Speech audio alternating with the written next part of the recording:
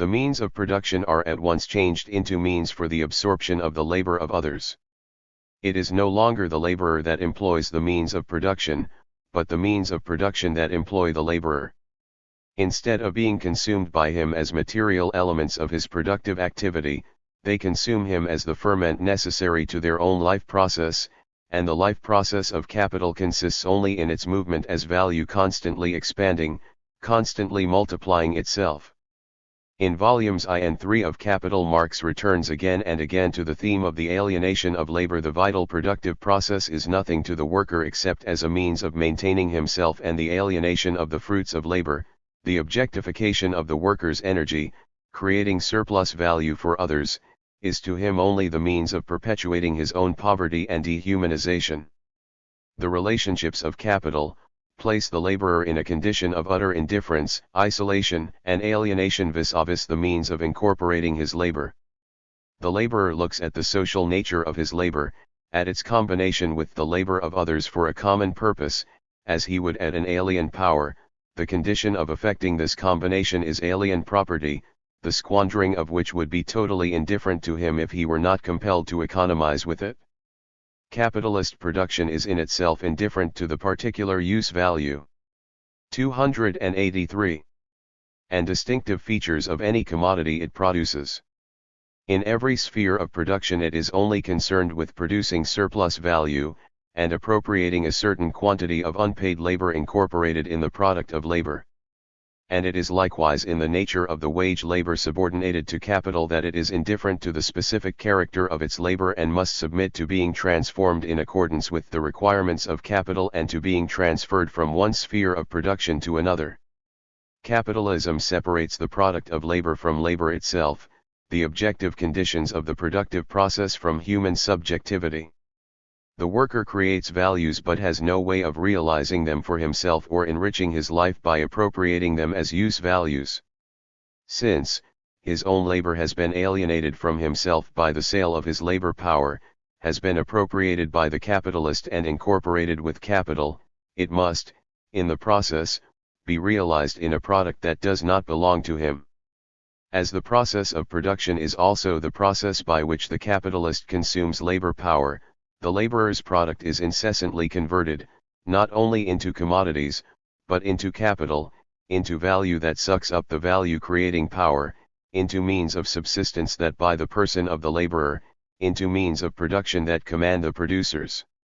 The laborer therefore constantly produces material, objective wealth, but in the form of capital, of an alien power that dominates and exploits him, and the capitalist as constantly produces labor power, but in the form of a subjective source of wealth, separated from the objects in and by which it can alone be realized, an abstract source, existing only in the laborer's person. In short, the capitalist produces the laborer, but as a wage laborer. This incessant reproduction, this perpetuation of the laborer, is the sine qua non of capitalist production. 0 capital, I, ch. XXI, English ed. ch. XXIII. Consequently, the worker's vital functions are realized outside the production process, and it is only when not at work that he belongs to himself. As a worker, he belongs to the capitalist and functions only as a living reproducer of capital. This corresponds precisely to the picture drawn by Marx in the Paris manuscripts. Even the worker's individual consumption, though motivated by his private needs, is, from the point of view of the economic process, a part of the activity of reproducing his labor power, like greasing a wheel or supplying a steam engine. 284. With coal. The laborer exists to satisfy the needs of self-expansion of existing values, instead of, on the contrary, material wealth existing to satisfy the needs of the laborer's development. As, in religion, man is governed by the emanation of his own brain, so in capitalist production he is governed by the work of his own hand. Since surplus value merely goes to swell the mass of existing capital, labor confers no kind of ownership. The right of property turns into its opposite. For the capitalist it becomes the right to appropriate values created by others, while for the worker it means that his own product does not belong to him. Consequently, the exchange relationship is completely illusory. In the worker's situation we observe in its most blatant form the enslavement of man by his own works and by technical progress. Machinery, considered alone, shortens the hours of labor, but in the service of capital it lengthens them. In itself it lightens labor, but when employed by capital it heightens the intensity of labor. In itself it is a victory of man over the forces of nature, but in the hands of capital it makes man the slave of those forces. In itself it increases the producer's wealth, but in the hands of capital it makes them paupers. The effect of disjoining human labor from property, and creating a situation in which the worker's personal life is external to his work, is that the social process of production cannot take the form of a community. Cooperation itself is alienated vis-a-vis the cooperating producers. It presents itself to them as a form of compulsion, not alleviating their mutual isolation but intensifying it. The behavior of men in the social process of production is purely atomic, and hence their relations to one another in production assume a material character independent of their control and conscious individual action.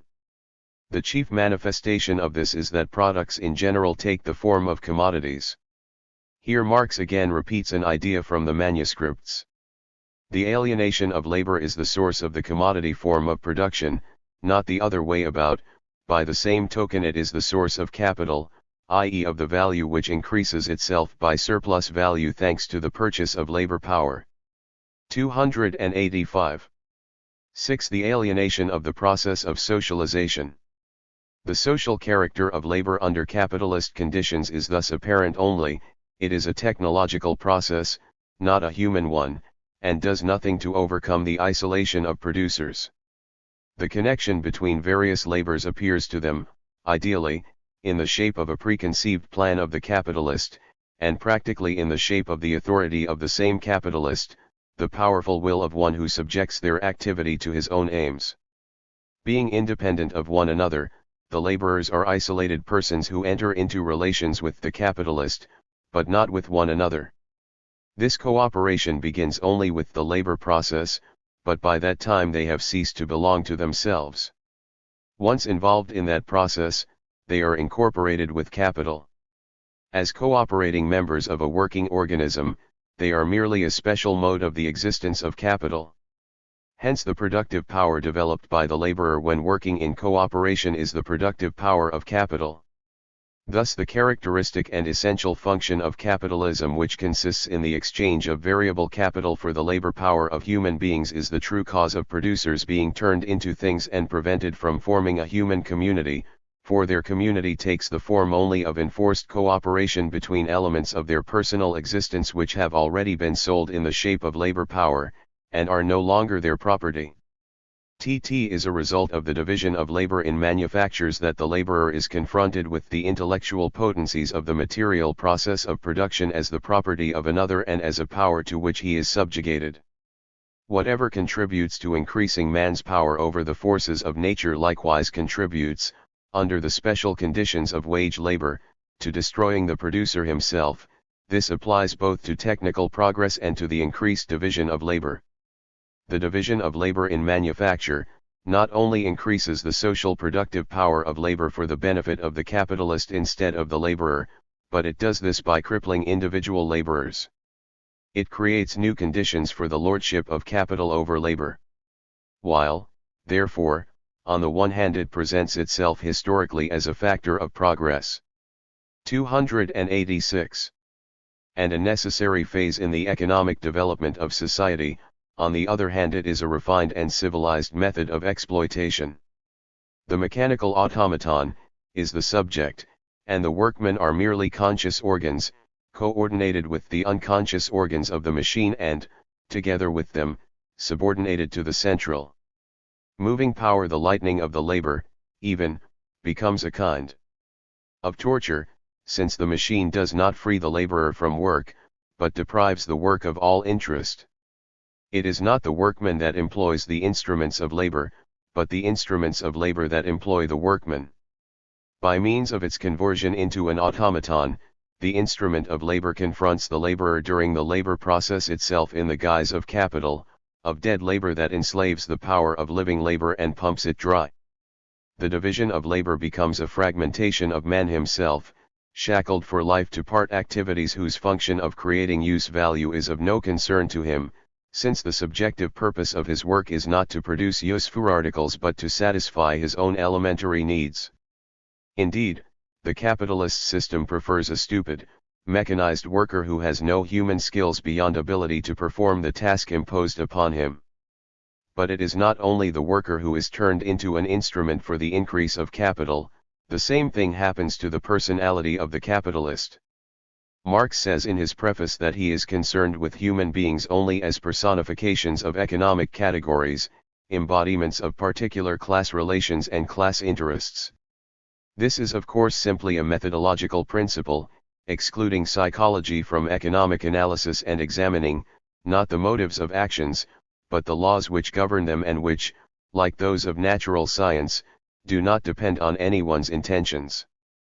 But this approach is only possible because the factual situation is such that the motives of individual capitalists are only manifestations of the tendency of capital to multiply itself, so that the capitalist as such is literally nothing but an embodiment of capital with no subjective or human qualities. As capitalist, he is only capital personified. His soul is the soul of capital. But capital has one single life impulse, the tendency to create value and surplus value and to make its constant factor, the means of production, absorb the greatest. 287. Possible amount of surplus labor. Capital is dead labor, which, vampire-like, only lives by sucking living labor, and lives the more labor it sucks. Tree competition brings out the inherent laws of capitalist production, in the shape of external coercive laws having power over every individual capitalist. In the production process, the worker and the capitalist are living representatives of variable capital and constant capital respectively, and this causes them to behave in a predetermined fashion. For the same reason, the utopian reformers are mistaken in thinking that the capitalist system can be changed by appealing to the goodwill or human feelings of the exploiters.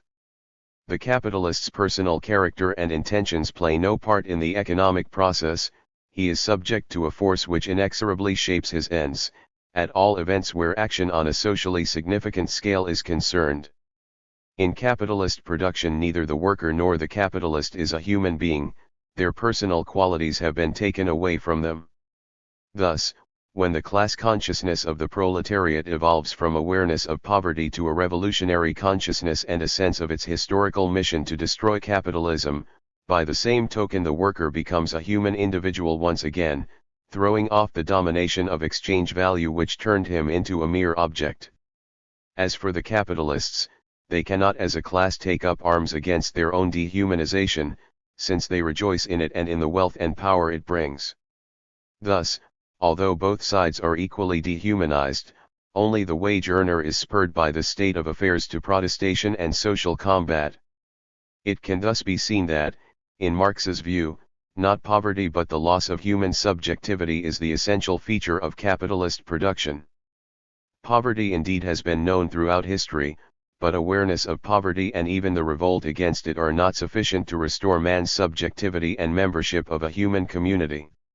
The socialist movement is not born of poverty, but of the class antagonism which arouses a revolutionary consciousness in the proletariat. The opposition between capitalism and socialism is essentially and originally the opposition between a world in which human beings are degraded into things and a world in which they recover their subjectivity. 288. 7. The pauperization of the working class. The law which governs the sale of labor power does not appear in itself to entail that the workers will remain poor or grow poorer. If they sell their labor power at its true value and there is nothing in capitalism to prevent this, it might seem that their standard of living can be maintained or even improved, inasmuch as that value is partly determined by non-physiological needs that vary from one period of history to another. But in fact the workers grow more and more impoverished, owing to the accumulation of capital. Moreover, their impoverishment is not only relative, involving a decreasing proportionate share of socially created values, but is also absolute. The working class either receives a diminishing sum total of values, or at all events is increasingly downgraded in the social scale. All methods for raising the social productiveness of labor are brought about at the cost of the individual laborer. All means for the development of production transform themselves into means of domination over, and exploitation of, the producers.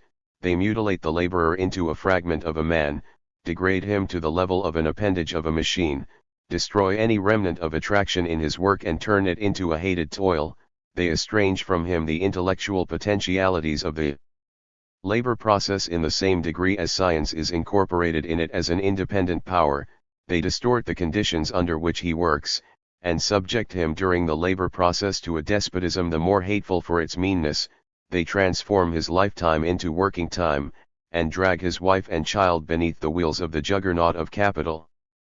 But all methods for the production of surplus value are at the same time methods of accumulation, and every extension of accumulation becomes again a means for the development of those methods. It follows therefore that in proportion as capital accumulates, the lot of the laborer, be his payment high or low, must grow worse.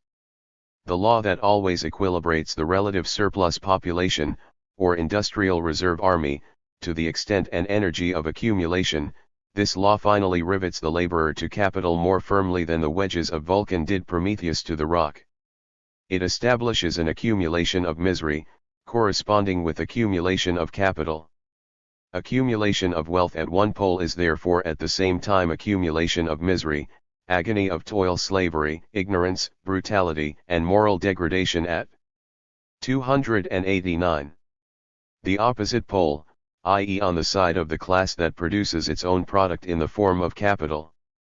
Marx put the point with equal clarity in Wages, Price, and Profit. The general tendency of capitalist production is not to raise but to sink the average standard of wages, or to push the value of labor more or less to its minimum limit. 5 Hence, while the workers' economic struggle against pauperization may modify the downward trend of wages, and while it is necessary and important in itself, it cannot affect the basic development of capitalism or achieve the liberation of the proletariat. The doctrine of the impoverishment of the proletariat is one of those that have excited most controversy among 20th-century Marxists. The different references to the subject in Marx's works are by no means unequivocal.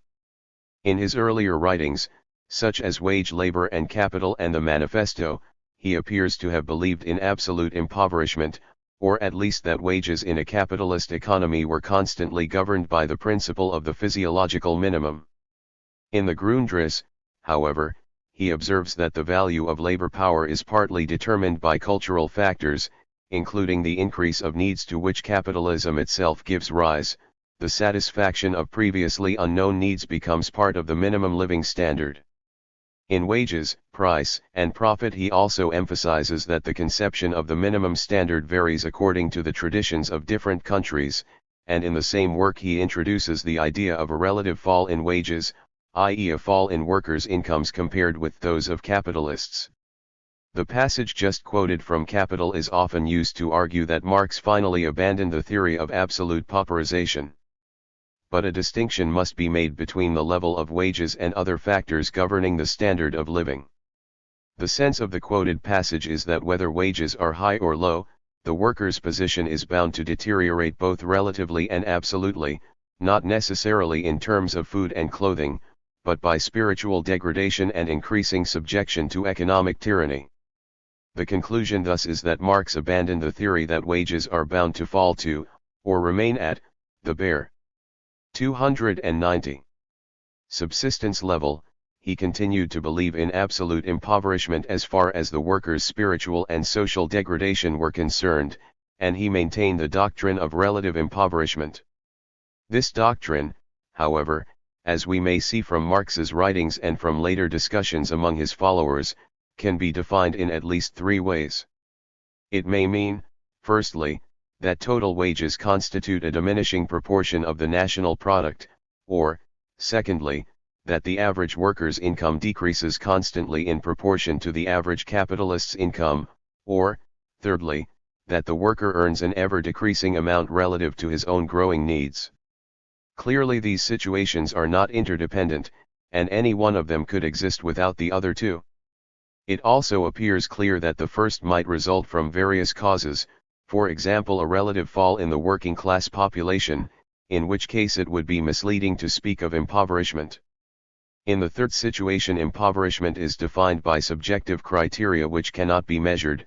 If, for any reason, consumer aspirations are rapidly rising, any or all classes of the population may feel impoverished except for a handful of the very rich, who need not be members of the bourgeoisie in the strict sense.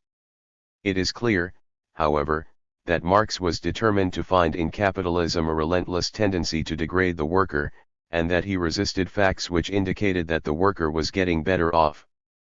Bertram Wolfe has pointed out that in the first edition of Capital various statistics are brought down to 1865 or 1866, but those for the movement of wages stop at 1850. In the second edition the statistics are brought up to date, again with the exception of those on wages, which had failed to bear out the impoverishment theory. This is a rare but important case of disingenuousness in Marx's treatment of factual data. In the 20th century, discussion could not blink the obvious fact that there was no such thing as absolute pauperization in the capitalist economy. The question thus arose whether this also meant that Marx was at fault in his whole theory of accumulation and of the functioning of capitalism. Those who wished to defend his doctrine, and who believed that the theory of absolute pauperization flowed inevitably from it, were at pains to show that despite appearances such pauperization did 291 exist. However, this point of view is seldom met with among Marxists today. Others argue that although the working class, by exerting pressure on the capitalists, has obliged them to lower the rate of profit, this does not mean there has been any change in the nature of capitalist production or the dehumanization that it inevitably brings. As Marx pointed out, wages and working hours are limited in two directions. On the one hand, the worker's elementary physical needs must be met if he is to go on living and if capitalist production is to subsist. On the other, the maximum wage level is determined by the success of the proletariat's struggle at any given time and the amount of pressure it is able to exert on the bourgeoisie. Hence, although Marx's forecast of absolute pauperization has proved wrong, this is not because of any flaw in the doctrine of accumulation and the tendency of capital to increase without limit, but only because Marx underrated the power of the working class to exert pressure within the capitalist framework. In general, however, it must be borne in mind that material pauperization was not a necessary premise either of Marx's analysis of the dehumanization caused by wage labor, or of his prediction of the inescapable ruin of capitalism. That prediction was based on his belief that the internal contradictions of capitalism would destroy the system by bringing about an intensified class struggle, irrespective of whether material poverty increased or not. 8. The nature and historical mission of capitalism. As we saw, the essential characteristic of capitalism in Marx's eyes was its unlimited urge to multiply exchange value, the insatiable appetite for self-increase by the exploitation of surplus labor. Capital is indifferent to the specific nature of the goods it produces or sells, it is interested in their use value only insofar as it may serve to increase their exchange value. Again and again Marx refers in his chief work to the wolfish hungering after surplus value that is the hallmark of capitalism. Societies in which commercial exchange was practiced for the purpose of acquiring use value could not be characterized by this limitless hunger for growth. People who produce commodities to trade against things they want for themselves are, in effect, producing in order to create use values. But 292. The circulation of money as capital is, on the contrary, an end in itself, for the expansion of value takes place only within this constantly renewed movement. The circulation of capital has therefore no limits. As the conscious representative of this movement, the possessor of money becomes a capitalist.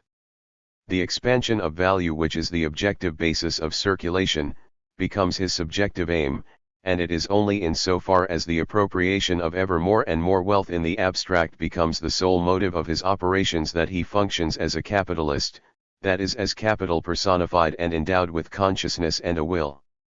Use value must therefore never be looked upon as the real aim of the capitalist, neither must the profit on any single transaction. The restless never-ending process of profit-making alone is what he aims at. It is understandable, therefore, that the capitalist system required as a precondition the generalization of the monetary form of value, which sets no limit to the possibility of accumulation.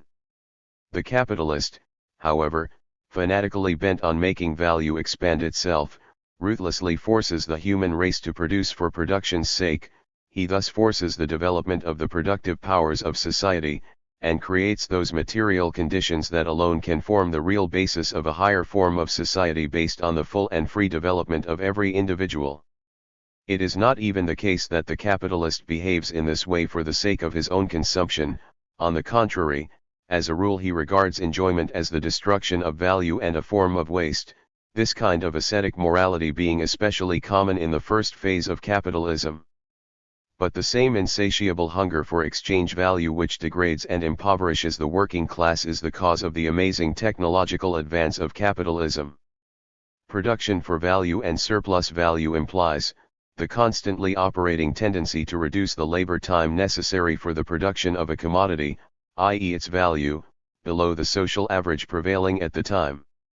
The pressure to reduce cost price to the minimum becomes the strongest lever for raising the social productiveness of labor, which, however, is seen only as a continual increase in the productiveness of capital.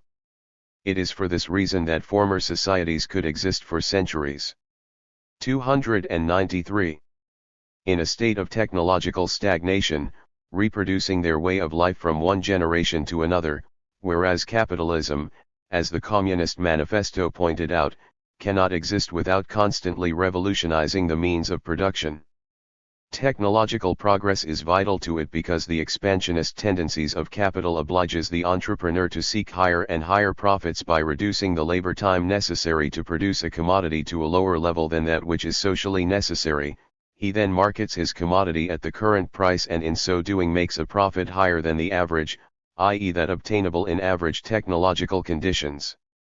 When surplus value has to be produced by the conversion of necessary labor into surplus labor, it by no means suffices for capital to take over the labor process in the form in which it has been historically handed down, and then simply to prolong the duration of that process. The technical and social conditions of the process, and consequently the very mode of production, must be revolutionized before the productiveness of labor can be increased. Only thus is it possible to decrease the value of labor power and reduce the portion of the working day necessary for the reproduction of that value. Modern industry never looks upon and treats the existing form of a production process as final. Its technical basis is therefore revolutionary, while all earlier modes of production were essentially conservative. For this reason the capitalist mode of production presents itself historically as a necessary condition of the transformation of the labor process into a social process.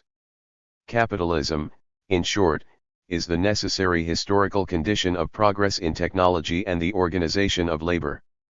The wolfish hunger for surplus value lies at the root of modern industry and modern cooperative methods, although that progress has been attained at the cost of unspeakable suffering, exploitation, poverty, and dehumanization.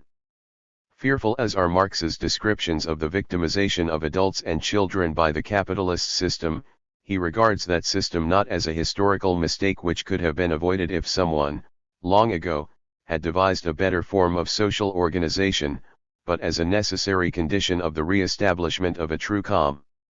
294. Unity of mankind. Hence, though he believed the economic struggle of the proletariat to be indispensable, he did not regard it as an end in itself but, above all, as a means of hastening the revolutionary process. The accumulation of capital, by aggravating the workers' poverty, was also bringing closer the day of their liberation. For the hope of destroying capitalism did not lie only in spontaneous action by the working class.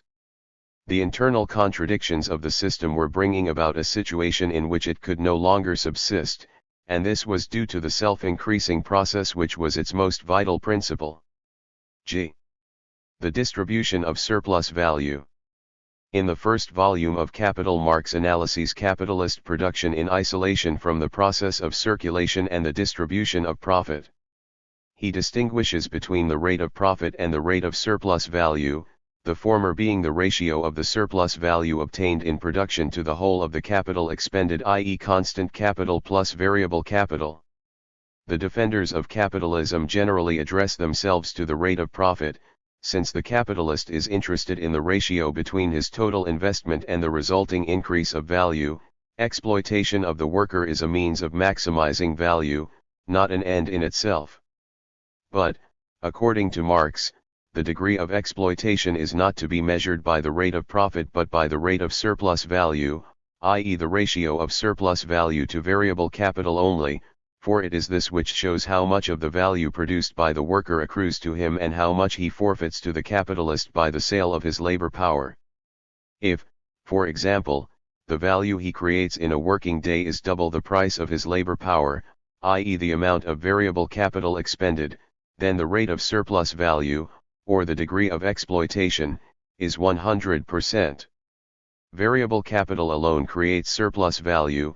The condition of its doing so, however, is the existence of constant capital, dead labor in the form of equipment and the materials of production. There is no linear relationship between the rate of profit and the rate of surplus value, one may rise while the other falls, or vice versa. The realization of surplus value depends, in reality, on circulation as well as production. The capitalist must sell his product. 295. In order to enjoy the excess of value over the production cost. But this complicates the issue in many ways, for commodities do not automatically find a purchaser and there is no guarantee that production, which is not planned on a social scale, will coincide with social demand. As Marx shows in the second volume of Capital, the circulation of commodities affects the rate of profit. It takes place over a period of time, during which larger or smaller portions of capital are inactive. Thus the surplus value created by the capital used in production is diminished to the extent of this inactivity, expressed, for example, in raw material stocks or unsold goods. The more rapid the capitalist's turnover, the greater the surplus value and the rate of profit. The market is a race to turn goods into money, in conditions where demand and supply are never exactly matched and consequently prices are never the same as values.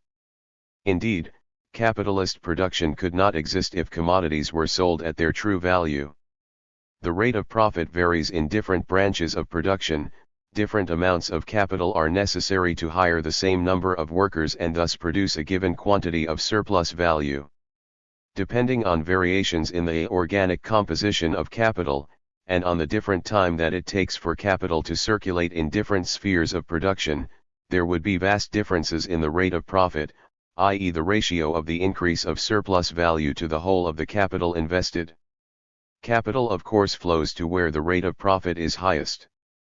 If there is too much capital in a particular branch of production compared with the market's absorptive power, the product will remain unsold, circulation will be impeded or slowed down, thus reducing the rate of profit and diverting capital to other branches where its value-producing power will be greater.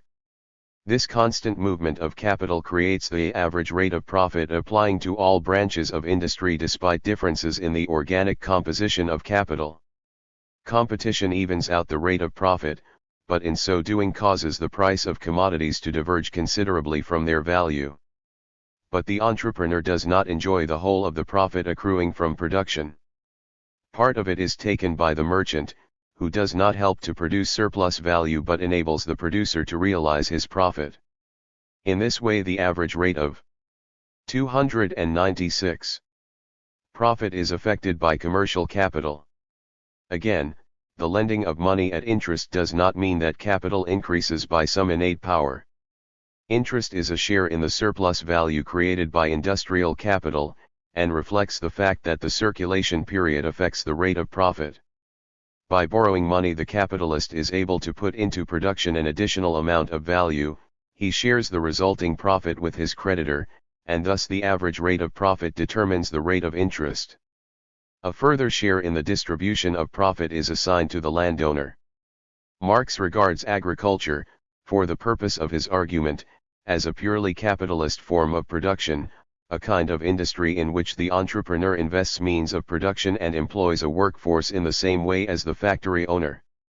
The farmer divides his profit with the owner of the land, who receives part of the surplus value in the form of rent. It makes no difference here whether the land is arable or used for building, etc.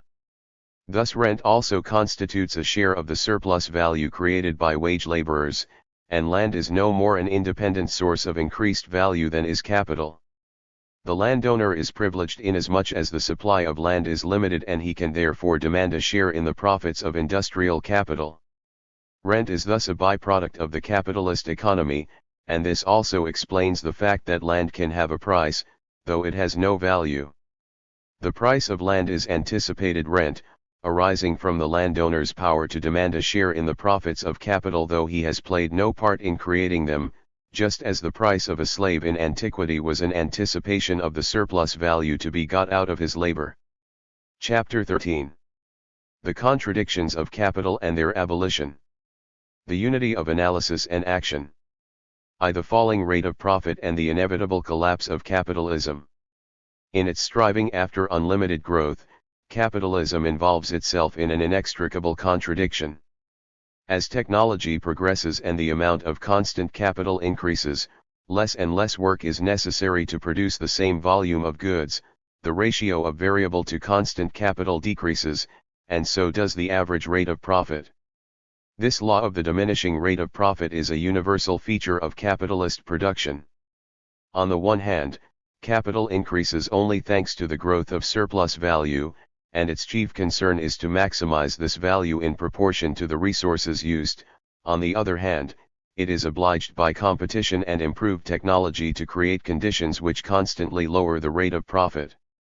It strives to prevent this effect by increasing exploitation, lengthening the workers' day and paying them less than their labor power is worth. Another factor which helps to maintain profits is that increased productivity, while it tends on the one hand to lower profits, also creates a reserve army of labor, a state of relative overpopulation which forces workmen to compete with one another and so depresses the wage level. The profit rate is also assisted by foreign trade insofar as it helps to lower the price of some ingredients of constant capital or reduce the cost of subsistence. Nevertheless, in spite of all these factors, the profit rate tends increasingly to decline. The effect of this is to aggravate exploitation and encourage the concentration of capital, as small capitalists find it harder to make ends meet and are swallowed up by big ones. The fall in the profit rate also leads to over 298. Production, excess capital, relative overpopulation, and economic crises. The employer's alarm in this situation springs from the feeling that capitalist production encounters, in the development of its productive forces, a barrier which has nothing to do with the production of wealth as such.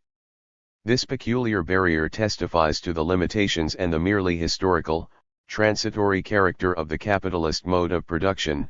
It shows that it is not an absolute method of producing wealth, but rather, at a certain stage, prevents it increasing any further. The law of the falling rate of profit is, according to Marx, one of the internal contradictions of capitalism which are bound to lead to its downfall, but he never argued, as has been alleged, that the fall in the rate of profit would in itself make capitalism an economic impossibility. A falling profit rate is quite compatible with an increasing total volume of profit, and it is hard to see how it could be the direct cause of the system breaking down. The principal factor working against a fall in the profit rate is a decline in the value of the components of constant capital, owing to the same technical progress which reduces the relative importance of wages in production costs, this being a basic aspect of Marx's analysis. In view of the difficulty of quantifying the factors working in either direction, there is no firm ground for asserting that those tending to produce a fall in the rate are stronger, and the alleged law appears to be no more than an expression of Marx's hope that capitalism would be destroyed by its own inconsistencies.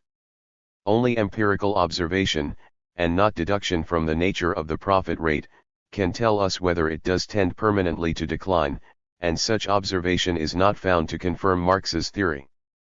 Marx often repeats, 3. Ch. Lee, that the capitalist production process reproduces the social conditions that estrange the worker from his own labor and its product, and perpetuates itself by depriving producers of a share in the values they create. This does not mean, however, that the process can go on ad infinitum. The fall in the rate of profit and increasing accumulation create artificial overpopulation. At the same time, the fall in the rate slows down accumulation and provides an incentive. 299. To reactivate it by every possible means, with the result that capital repeats the very processes that it desires to prevent. The upshot is a paradoxical situation in which there is both an excess of capital available for production and an excess of working class population.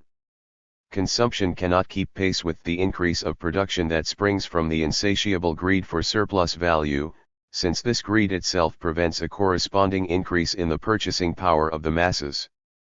The sum total of wealth produced is by no means too great for real needs, but it is chronically more than the market can absorb.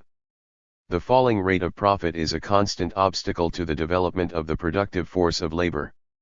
As capital accumulates, so it is more and more concentrated as a result of small producers being driven out of business.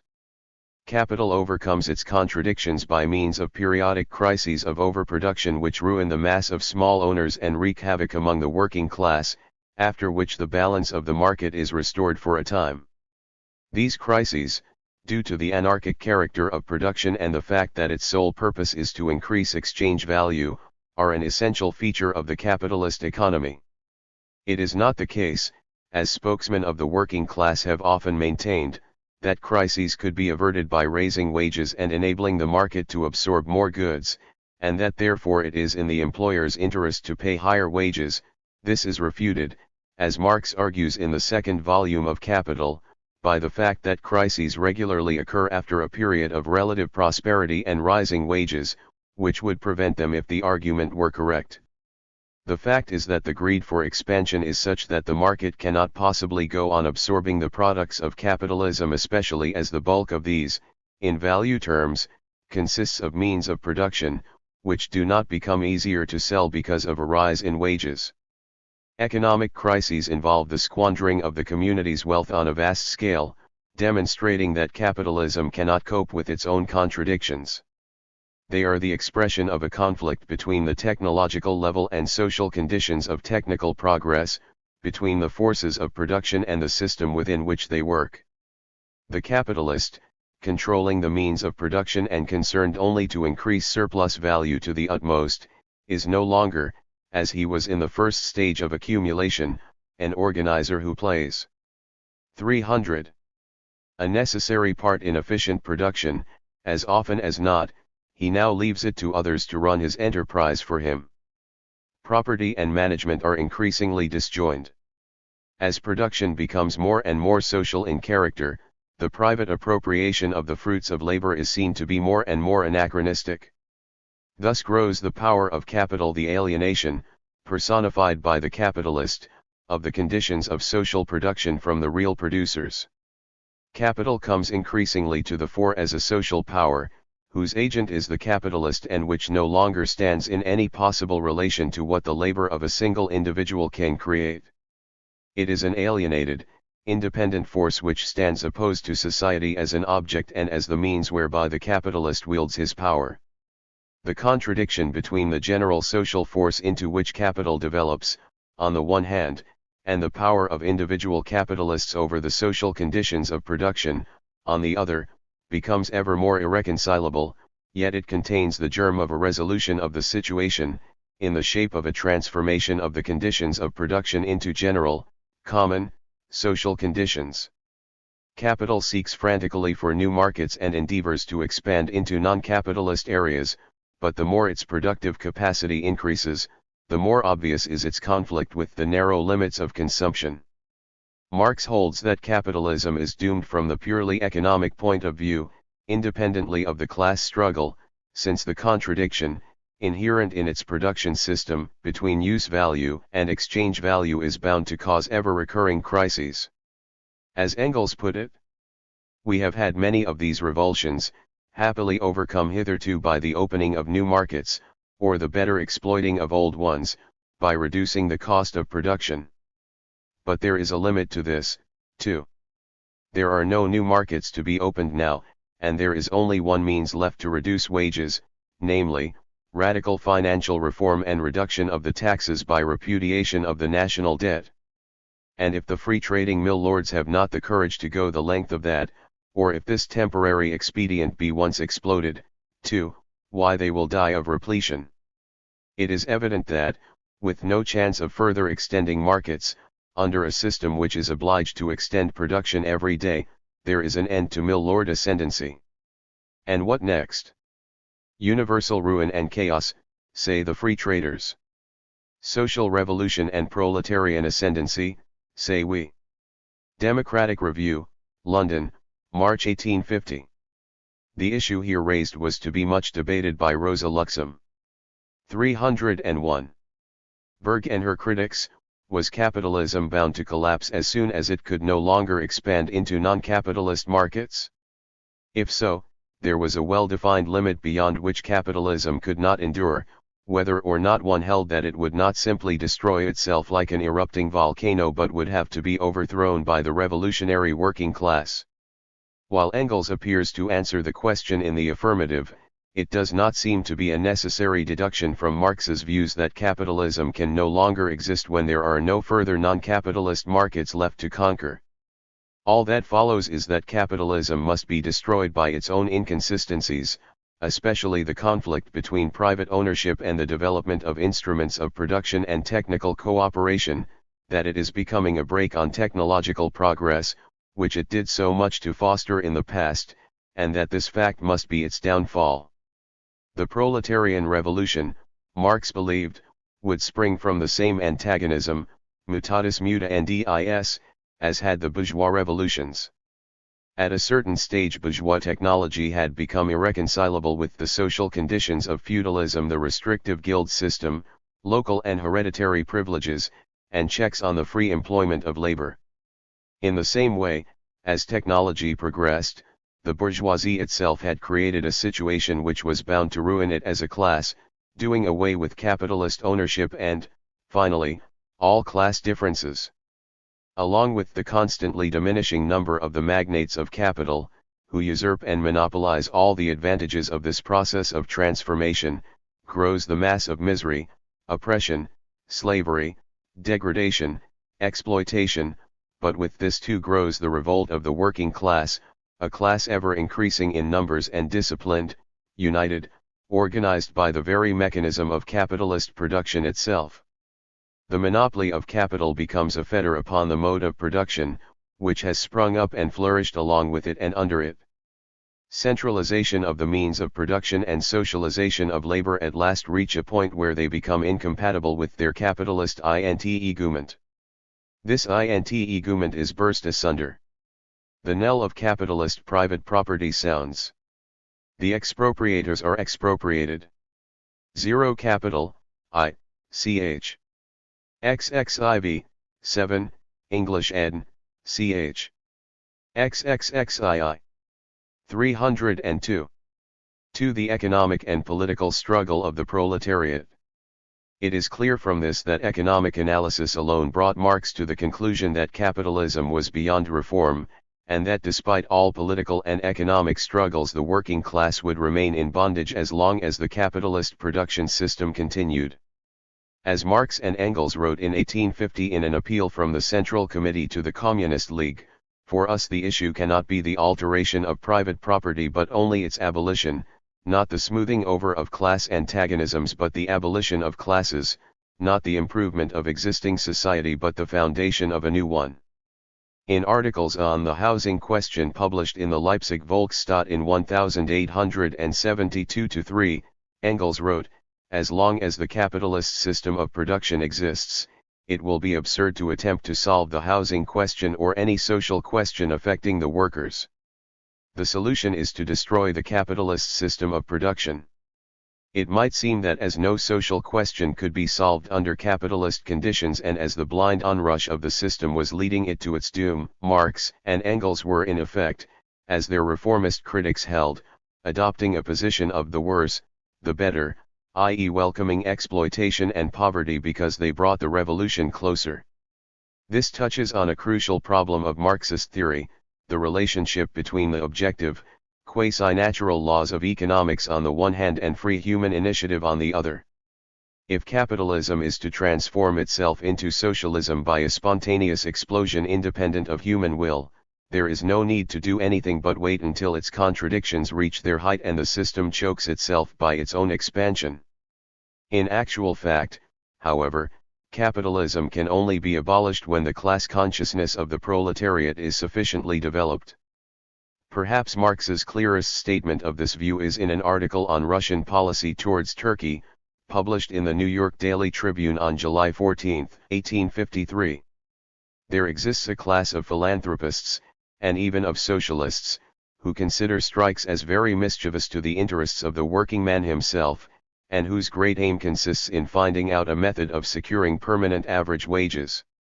Besides the fact of the industrial cyclus, with its various phases, putting every such average wages out of the question, I am, on the very contrary, convinced that 303. The alternative rise and fall of wages, and the continual conflicts between masters and men arising therefrom, are, in the present organization of industry, the indispensable means of holding up the spirit of the laboring classes, of combining them into one great association against the encroachments of the ruling class, and of preventing them from becoming apathetic, thoughtless, more or less well-fed instruments of production.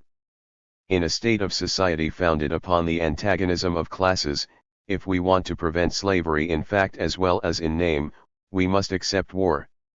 In order to rightly appreciate the value of strikes and combinations, we must not allow ourselves to be blinded by the apparent insignificance of their economical results, but hold, above all things, in view their moral and political consequences. Without the great alternative phases of dullness, prosperity, overexcitement, crisis, and distress, which modern industry traverses in periodically recurring cycles, with the up and down of wages resulting from them, as with the constant warfare between masters and men closely corresponding with those variations in wages and profits, the working classes of Great Britain, and of all Europe, would be a heartbroken, a weak-minded, a worn-out unresisting mass, whose self-emancipation would prove as impossible as that of the slaves of ancient Greece and Rome. Marx's position is thus clear: the disarray of capitalist production affords the opportunity for the working class to organize itself in a movement of protest and become conscious of its own revolutionary future. The laws of capitalism that operate against the workers may be weakened in their effects, but cannot be neutralized as long as the system lasts. Hence the economic struggle cannot be expected to yield triumphant results. Its main purpose is to foster the political consciousness of the proletariat, for, as Marx writes in Wages, Price, and Profit, in its merely economic action, capital is the stronger side. The economic struggle is above all a preparation for the decisive political struggle, not an end in itself. At the same time, the political movement is not an end in itself either, but a means of economic liberation, as was emphasized in the rules of the First International. The economic emancipation of the working class is the great end to which every political movement ought to be subordinate as a means. Thus, while Marx held that though temporary defeat may await the working classes, great social and economical laws are in operation which must eventually ensure their triumph, he did not draw the conclusion that the workers could sit back and await final success as a gift from history. On the contrary, political consciousness prepared by the economic struggle was an indispensable condition of success. Economic laws in themselves were sufficient to ensure the possibility of victory, but political initiative had its place as an autonomous factor in the historical process. We find here, in a more specific form, a theme present in Marx's writings since the earliest period. In the class consciousness of the proletariat, historical necessity coincides with freedom of action. The opposition between human will and the objective course of events ceases to exist, the dilemma of utopianism and fatalism is resolved. The working class, and it alone, enjoys the privilege that its hopes and dreams are not condemned to beat against the wall of inexorable destiny, Its will and initiative are themselves part of the necessary course of history. This means in practical terms that the economic struggle is a means to political action, while political action is a means to economic emancipation after the revolution, for, under socialism, there will in any case be no separate sphere of political life. It is absurd, therefore, to say that from the Marxist point of view the working class should welcome crises, unemployment, and falling wages as steps leading to the destruction of capitalism. On the contrary, it must combat the effects of crises, while realizing that it is impossible for capitalism, by reforming itself, to obviate the enslavement of the proletariat. The worker's task is not to invite economic disasters but to use them, when they occur, for revolutionary purposes. In the same way the expropriation of small owners, including peasant ones, is an inevitable law of capitalist accumulation, but it does not follow that socialists should do their best to ruin the peasantry, only that they should take advantage of the inevitable process to increase their own political strength. In short, in the political struggle and in the economic struggle which is an instrument of it, the proletariat must defend its own interests from a strictly class point of view, but by doing 305. So it becomes the champion of humanity as a whole, since the revolution that it brings about leads to the socialization and thus the liberation of mankind. In exactly the same way, the bourgeois revolutions inspired by the interest of a single class furthered the cause of all humanity.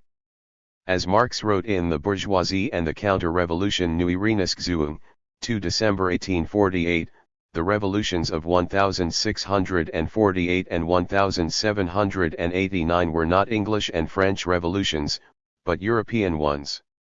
They were not just the victory of a particular social class over the old political order, but the proclamation of a political order for a new European society.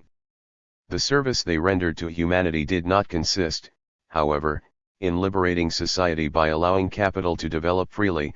What has happened is that the immense progress of technology and political organization has prepared the way for a socialist revolution, which can only take place in the conditions created by capitalism. Capitalism creates the preconditions of the new society not only by revolutionizing technology and evolving new forms of cooperation, as we read in Volume 3 of Capital, joint stock companies in which property and management are separate, and likewise cooperative factories, are to be regarded as transitional forms or instances of the abandonment of the capitalist mode of production within the system itself. In this sense socialism is not simply the negation of capitalism but also a continuation of it and of the socializing process based on the technological development of the present age. 3. The nature of socialism, and its two phases. Capitalism, then, creates the necessary preconditions of socialism. Its historical mission was to bring about a tremendous development of technology due to the unbridled urge to increase exchange value to the maximum. By constantly transferring masses of workers from one occupation to another, capitalism calls for a certain versatility in the working class and thus creates conditions for an upheaval in which the division of labor will be abolished, cf. Capital, I, ch. 13, 9. But, as Engels wrote, it is only at a certain stage, and in modern conditions a very advanced one, of the development of social conditions that production can be increased to a point at which the abolition of class differences can constitute a real progress.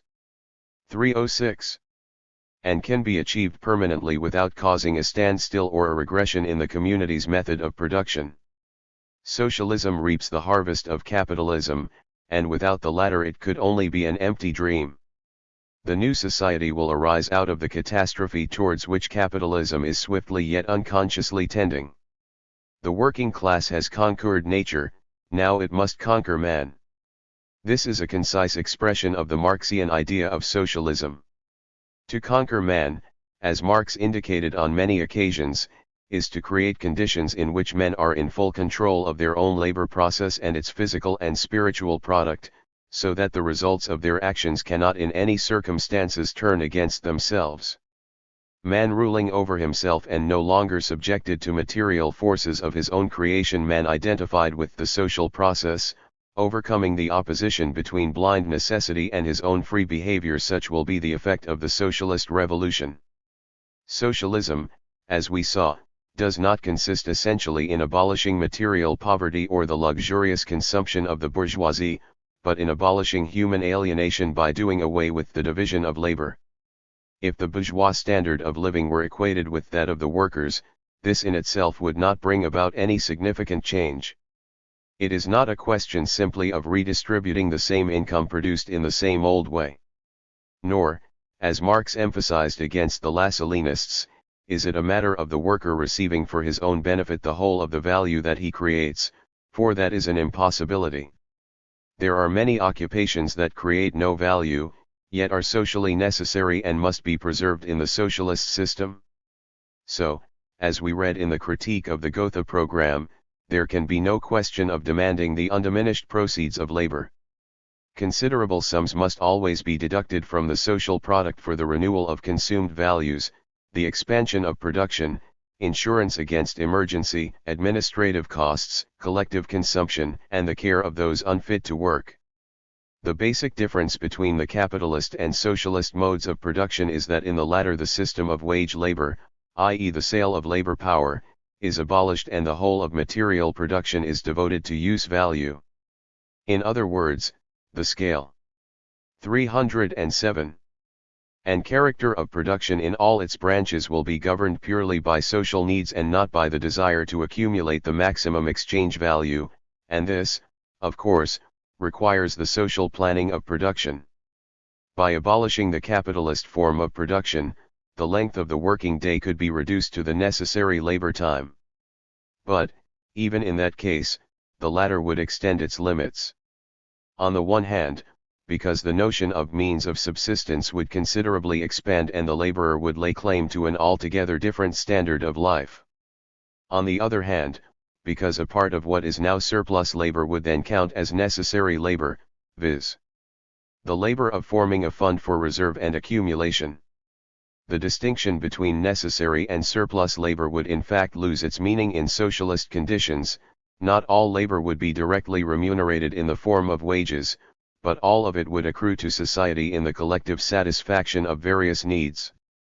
But the liberation of humanity does not consist solely in the satisfaction of material needs, however much their scope may be extended, but rather in achieving a full and many-sided life for all. This is why Marx was so concerned to abolish the division of labor, which crippled human beings physically and spiritually and condemned individuals to a stultifying one-sidedness. The prime task of socialism is to liberate all the powers latent in every human being, and develop his personal abilities to the utmost in the social context. This being so, in what sense are we to understand the claim that socialism is the final state of man? As Engels wrote in Ludwig Feuerbach, just as knowledge is unable to reach a perfected termination in a perfect, ideal condition of humanity, so is history unable to do so. Socialism is not final in the sense of a stagnant society providing for the satisfaction of a fixed total of needs and therefore containing no incentive to development. But it is final, according to Marx, in that it would ensure that society was in full control of the conditions of its own existence, so that there was no occasion for any further transformation, there would no longer be any difference between rulers and ruled, and no limitation on human creativity. Socialism does not mean that human development and creativity cease to exist, but that there are no longer any social restrictions upon them. However, the 308 development of creative forces does not mean simply, or even chiefly, the increase of material wealth. The well-known passage in Volume 3 of Capital is very significant here.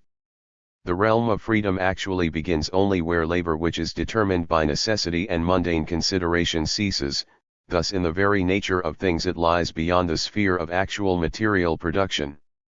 Just as the savage must wrestle with nature to satisfy his wants, to maintain and reproduce life, so must civilized man, and he must do so in all forms of society and under all possible modes of production. With his development this realm of physical necessity expands as a result of his wants, but, at the same time, the forces of production which satisfy these wants also increase.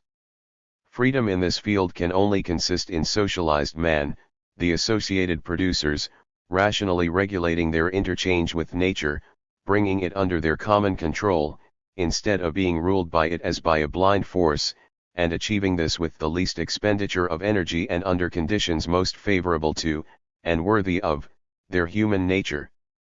But it nevertheless still remains a realm of necessity. Beyond it begins that development of human energy which is an end in itself, the true realm of freedom, which, however, can blossom forth only with this realm of necessity as its basis. The shortening of the working day is its basic prerequisite.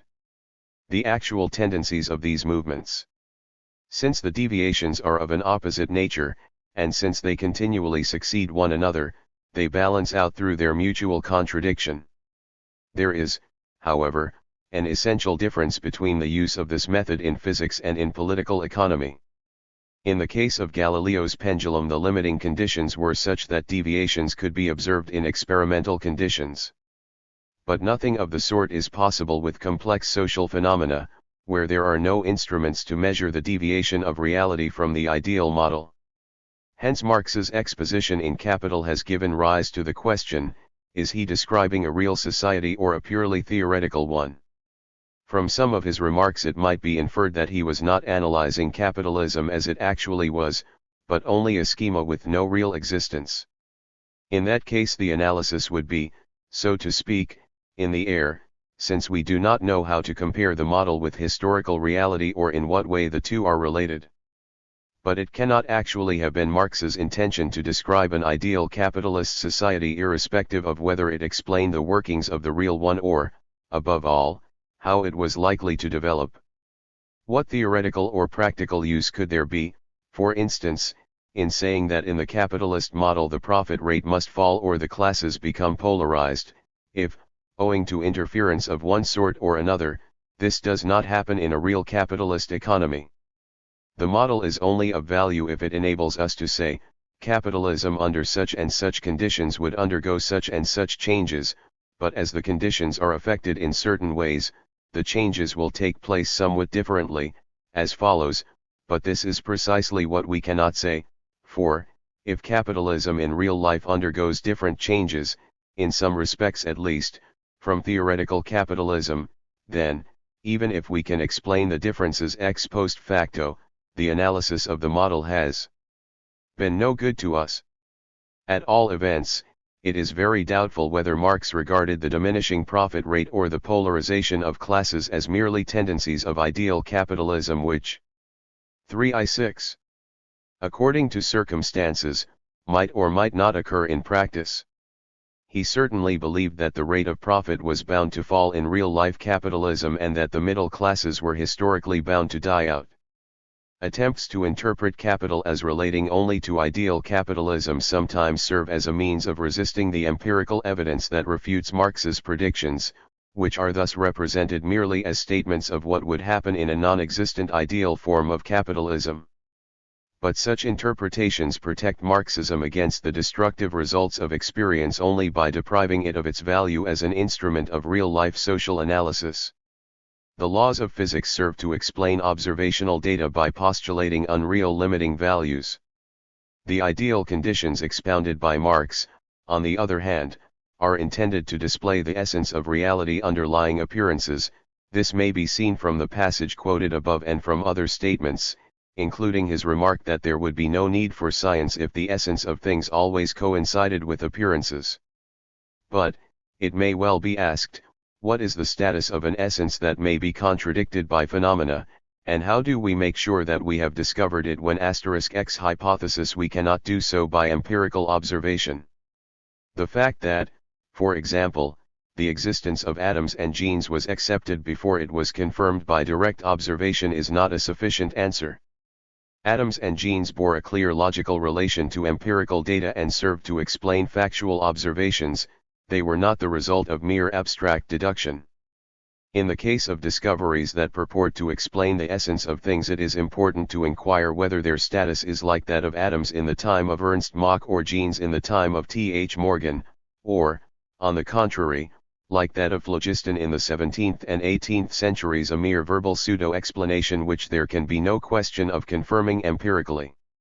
It is certain, however, that Marx's holistic approach to social phenomena, relating all categories to a single system, permeates every stage of his analysis. He emphasizes again and again that the qualities he is concerned with have no natural being discernible by perception, but only a social being, and that value in particular is not a physical attribute but a social relation which takes on the form of a quality of things. In the 317 Analysis of economic forms, neither microscopes nor chemical reagents are of use. The force of abstraction must replace both. But in bourgeois society the commodity form of the product of labor or the value form of the commodity is the economic cell form. The value of commodities is the very opposite of the crude materiality of their substance, not an atom of matter enters into its composition.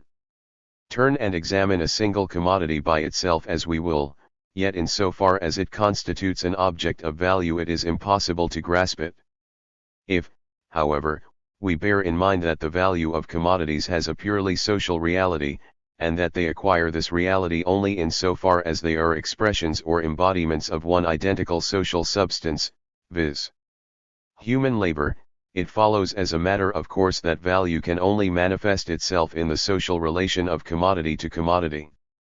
Value is not something that inheres in a commodity independently of its circulation, it is not accessible to perception, being the crystallization of abstract labor time, a fact that appears in the relation between commodities on the market, compared as objects of exchange.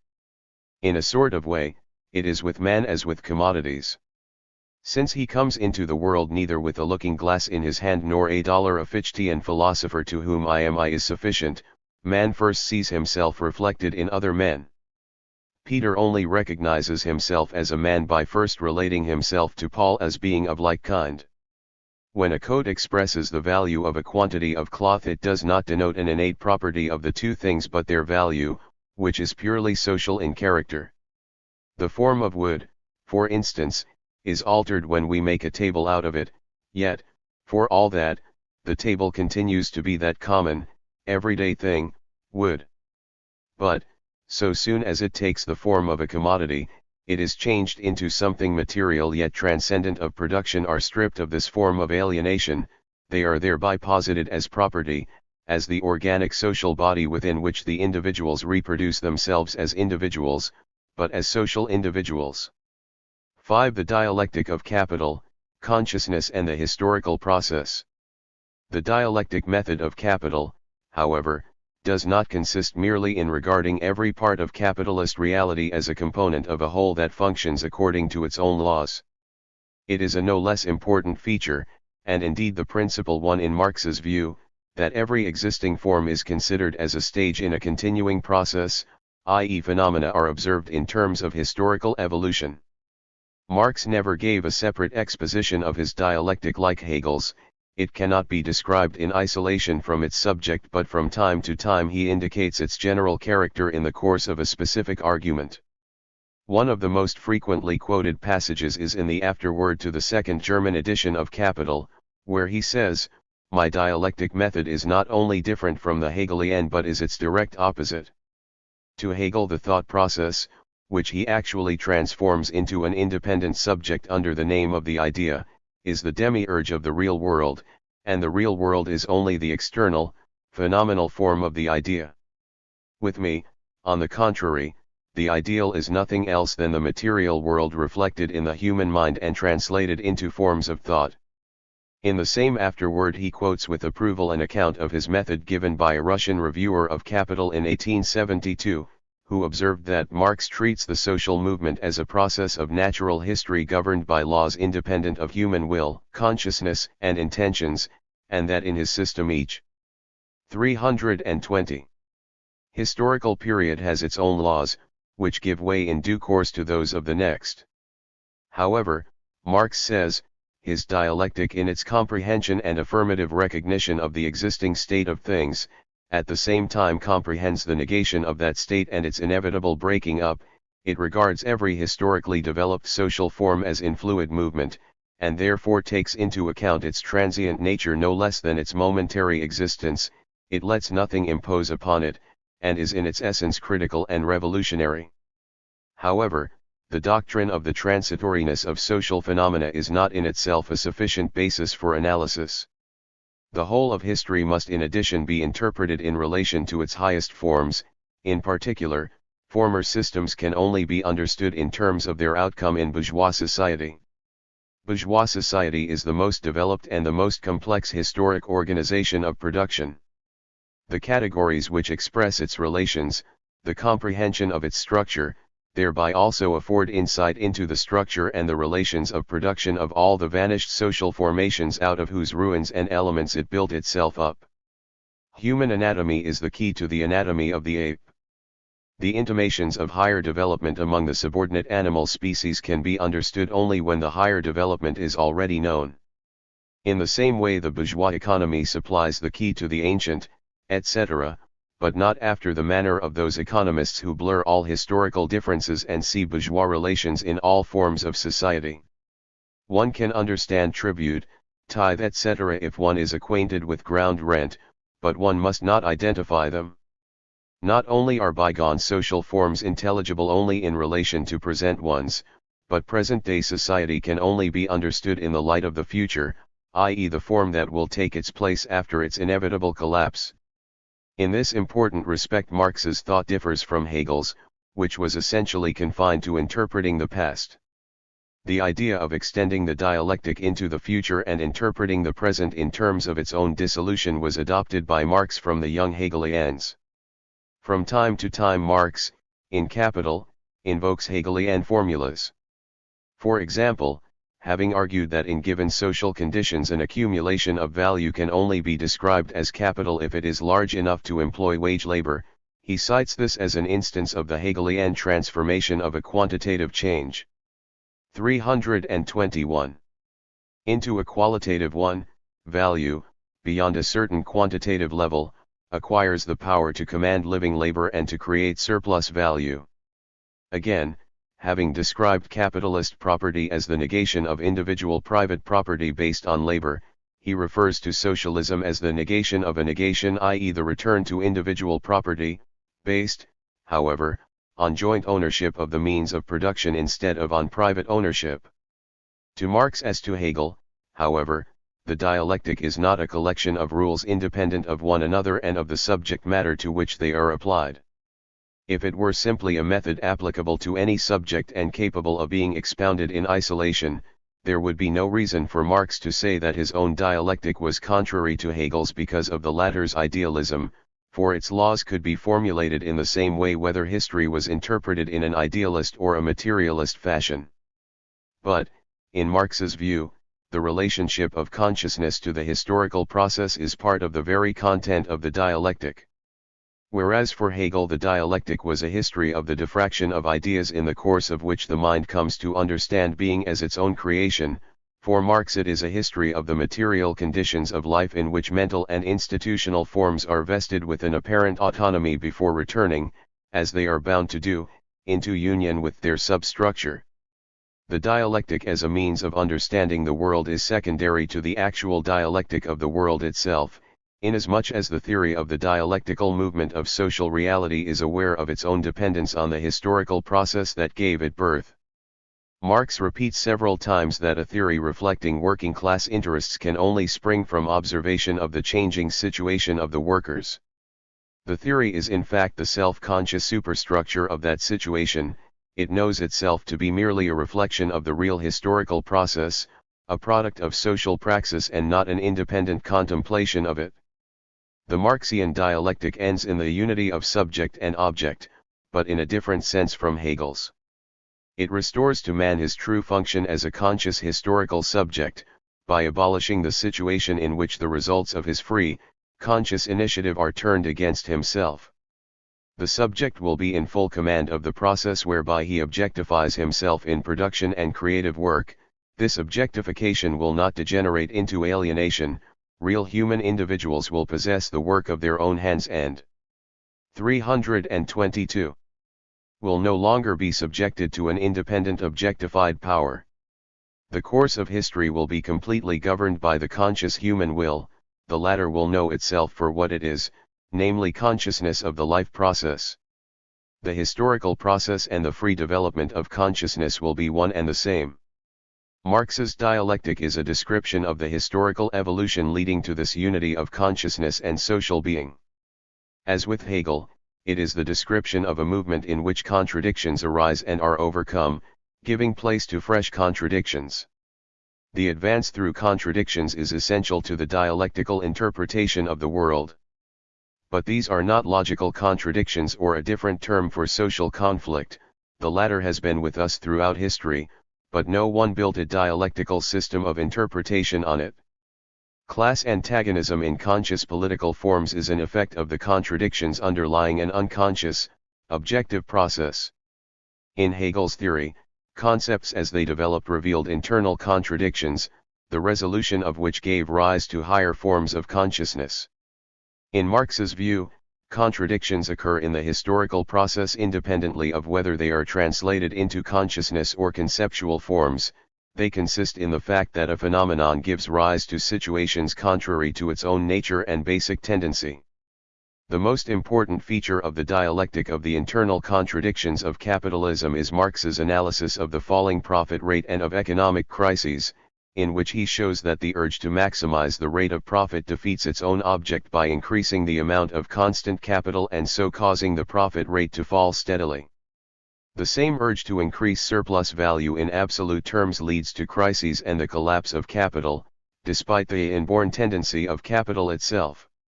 Thus capital, which originally displayed a single, undifferentiated tendency, gives rise to phenomena which work in the opposite direction to itself, and the contradiction finally reaches a point, in spite of all efforts, at which capital can no longer exist. This is analogous to the Hegelian disjunction of concepts, but it is a pattern that history develops of its own accord, independently of anyone's consciousness. Consciousness, indeed, has figured in the process up to now only as a complex of delusion and mystification. The return to the unity of subject and object. 323. Does not mean, as with Hegel, depriving the world of its objective character and of objectivity altogether. Man will still objectivize his powers by means of labor and will still be confronted by independent nature. What it does mean is depriving social phenomena of their thing-like character, their independence of real, individual human subjects. The dialectic that explains this process is the consciousness of the working class raised to the level of intellectual understanding. Having come this far, we can define the Marxian dialectic in its entirety as follows. The dialectic is the consciousness of the working class, which, aware of its own condition and its opposition to bourgeois society, perceives the entire functioning of that society, and the whole of past history, as a recurrent process of the emergence and resolution of contradictions. The dialectical consciousness, by a process of abstraction, strips social phenomena of their contingent character and apprehends their basic structure. It relates every component of the historical process to the whole, and in this way understands itself likewise. In its final stage it reflects the intensified contradictions which, including itself qua dialectical consciousness, will be swept away in a revolutionary explosion. This event will terminate the prehistory of the human race and restore the unity of society as subject and object of history, or, to put it another way, the unity of the consciousness of history with history itself. It may be seen from this formulation that the dialectic is not a method, like those of mathematics, that can be applied to any subject matter in any conditions. It exists as a method only in so far as it is conscious of its functional relation to the class situation that it reflects, and in so far as it not only understands history but at the same time anticipates it by the revolutionary abolition of existing contradictions. The dialectic cannot exist outside the practical struggle for a future society whose ideal image it contains within itself. It can be seen why Marx need not, and indeed cannot in terms of his own method, provide socialism with an ethical basis, i.e. present it simply as a collection of desirable values. This is not because he thought of socialism merely as a historical #necessity and was not interested in whether it was good or bad, nor because he took the absurd view that it was people's duty to follow the course of history wherever it led. The reason why. 324.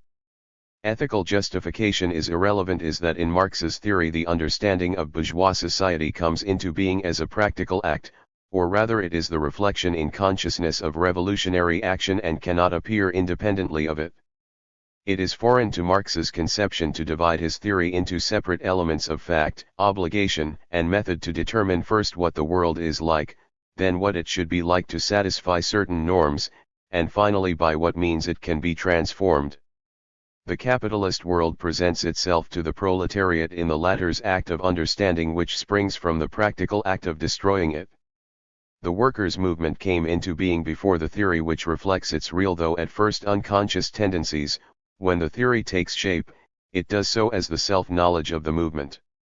Those who adopt the theory do not thereby come into possession of a set of values in the form of an external imperative, they become aware of the aim they were in fact pursuing, though they had no clear theoretical understanding of it. There is no room here for the process of fixing an aim and then considering how to attain it, as with a technical problem where the objective is arbitrarily given and the rational solution is devised afterwards, or again as in the moralizing socialism of the utopians. In Marx's theory, awareness of the aim takes the form of an act in which the participants in the historical process acquire theoretical insight into the means they have already begun to employ. Since men do in fact strive to liberate themselves from oppression and exploitation, and afterwards become aware of their action as part of the objective movement of history, they have no need of a separate imperative telling them that they should strive for liberation in general or that freedom from oppression is a good thing. It is only in action that man becomes aware of himself, although he may be deceived, and indeed notoriously has been, as to the true content of that self-knowledge.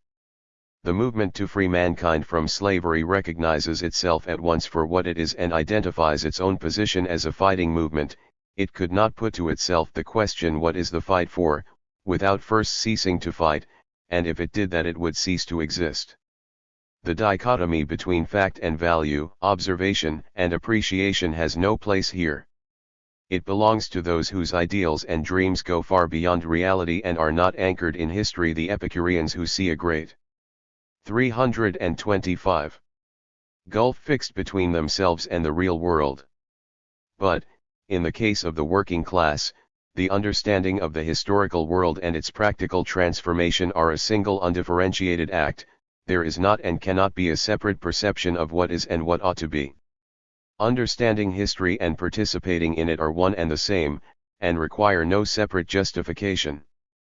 The dialectic is a rule of observation, but it is also the self-knowledge of the historical process. It cannot escape this role by setting itself up as an instrument for the mere observation of history, still less of the natural world in general. 6 Comments on Marx's theory of value and exploitation. Marx's theory of value has been much criticized from several points of view, especially that of its unsuitability for empirical analysis. This objection was voiced by Conrad Schmidt and after him by Bohm-Bawerk, Sombart, Struve, Bernstein, and Pareto, and in recent years by Joan Robinson and Raymond Aron. Some lines of argument recur frequently in the various criticisms. We cannot go into all the details here, but will mention the main points. To begin with, it has been observed that value in Marx's sense is unmeasurable, i.e. it is impossible to state the value of any commodity in units of necessary labor time. This is so for 2 independent reasons.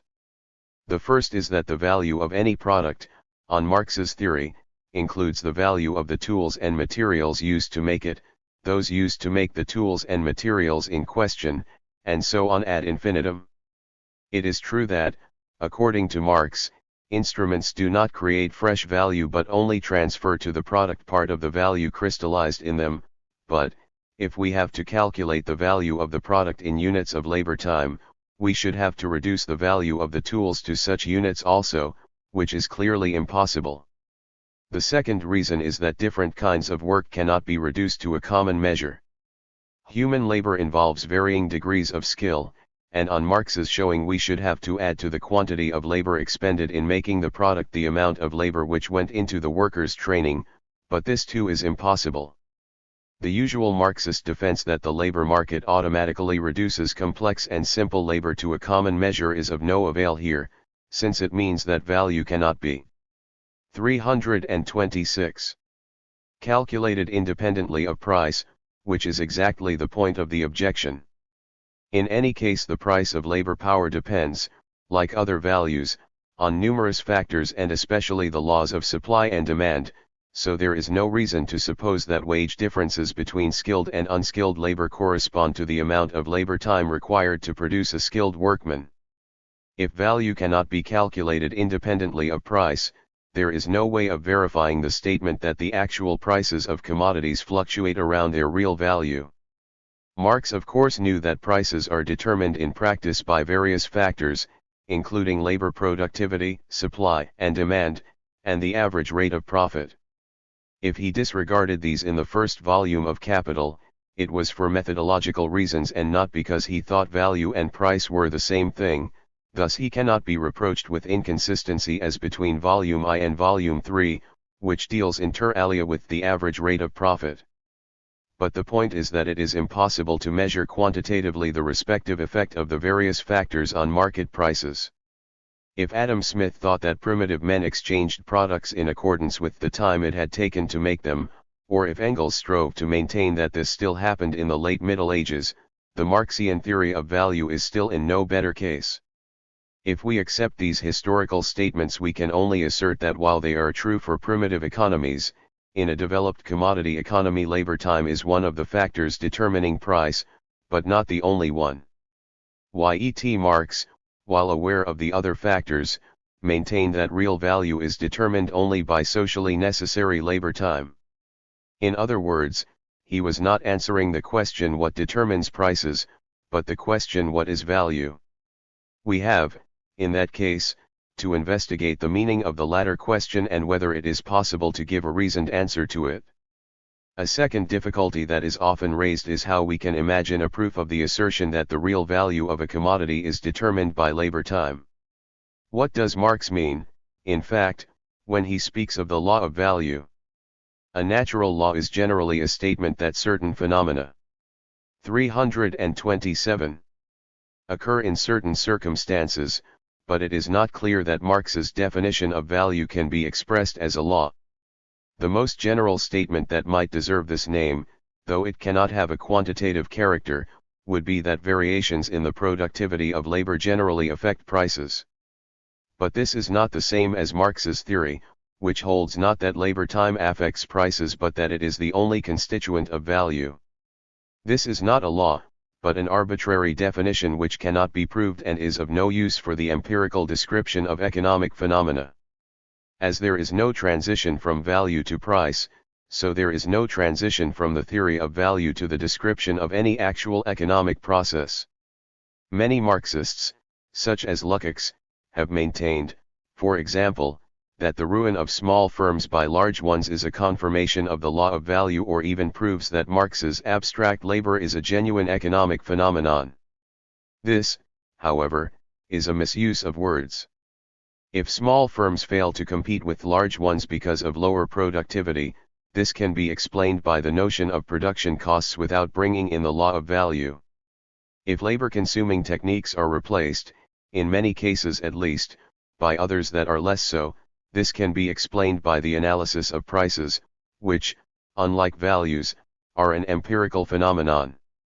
To state that the law of value operates in such cases does not make the process easier to understand, especially when we do not know what is meant by the law of value if it is something different from a definition of value, which is certainly not a law. For this reason economists of an empirical turn consider Marx's theory of value to be useless, as it cannot be applied to the empirical description of phenomena. Their point is not that Marx gave the wrong answer to the question what is real value, but that this question has no meaning in economic science if it refers to anything but the factors governing prices. On this ground Marx's theory has been criticized as metaphysical in the pejorative sense given to this term by the positivists, i.e. it claims to reveal the essence hidden beneath the surface phenomena, but provides no way of empirically confirming or refuting what it says.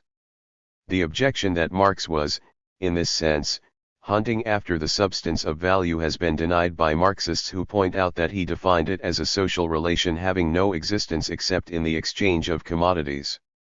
But this is not 328. A good answer to the objectors, even if they use the word substance improperly. Marx, it is true, expressly rejects the idea that exchange value is immanently present in a commodity, independently of the social process of exchange to which it is subjected.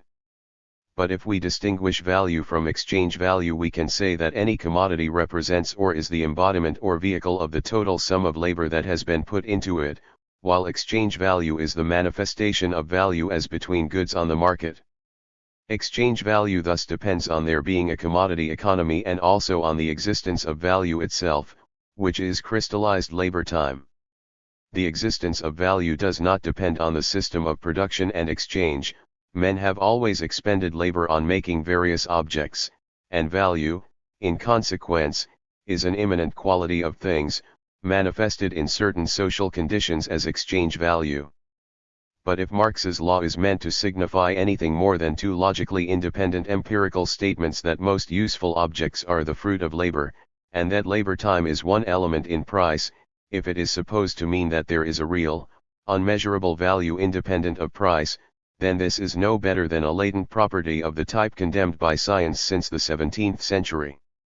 Yet there can be no doubt that Marx did mean more than the above two statements, and intended to throw light on the true nature of value and exchange value. The assertion that true value is crystallized labor time is on a par with the statement that opium puts people to sleep because it is soporific. We are told of a hidden quality that manifests itself empirically, but the information does not explain the empirical phenomena or enable us to predict them better than we can without it. There is another formula that might seem to give content to the law of value, viz. Marx's statement that the sum of prices equals the sum of values. This too, however, is not supported by any argument, and its meaning is not clear. If objects are sold which possess no value, for example, land, the price of which is anticipated rent, this must mean that the equality of prices and values is not actual at any particular moment, but only over a period of time that is not and cannot be determined. In this 329 sense, the statement has no definable meaning, and in any case it is not clear how it could be verified, since value cannot be quantitatively expressed. As an interpretation of economic phenomena, Marx's theory of value does not meet the normal requirements of a scientific hypothesis, especially that of falsifiability. It may, however, be defended on a different basis, as a piece of philosophic anthropology, a continuation of the theory of alienation and an attempt to express a feature of social life which is important to the philosophy of history, namely that when human skill and effort are transformed into commodities they become abstract vehicles of currency and are subject to the impersonal laws of the market over which producers have no control. The theory of value, then, is not an explanation of how the capitalist economy works, but a critique of the dehumanization of the object, and therefore of the subject, in a system wherein everything is for sale. On this view, the theory is part of the romantic attack on a society enslaved by the money power. It should be observed that those analyses of Marx's which can be checked empirically with some degree of rigor, such as the falling rate of profit or the schemata of reproduction in Volume 2 of Capital, do not depend logically on the theory of value, which can be ignored in appraising them. As already mentioned, Marx's theory of value includes the statement, peculiar to himself, that labor is not only the measure of value but its only source. Logically, the two parts of this proposition are separable. Labor might be the measure but not the only source, or vice versa. The statement that human labor is the only source of value, and the connected distinction between productive and non-productive labor, are not supported by argument either. It is not clear why, when a farmer uses a horse to plow his land, he himself creates new values but the horse does no more than transfer part of its own value to the product. The motive for this arbitrary assertion appears to lie in the conclusion, so important to Marx, that capital does not create value. Marx knew, and indeed emphasized in the Grundrisse, that capital as an organizing force greatly increases the productivity of labor, yet. 330. He maintained, following Ricardo, that it contributes only to use value and not to exchange value.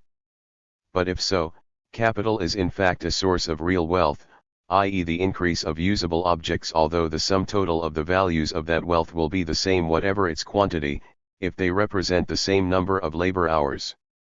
Thus the increase of social wealth has nothing to do with the increase of values.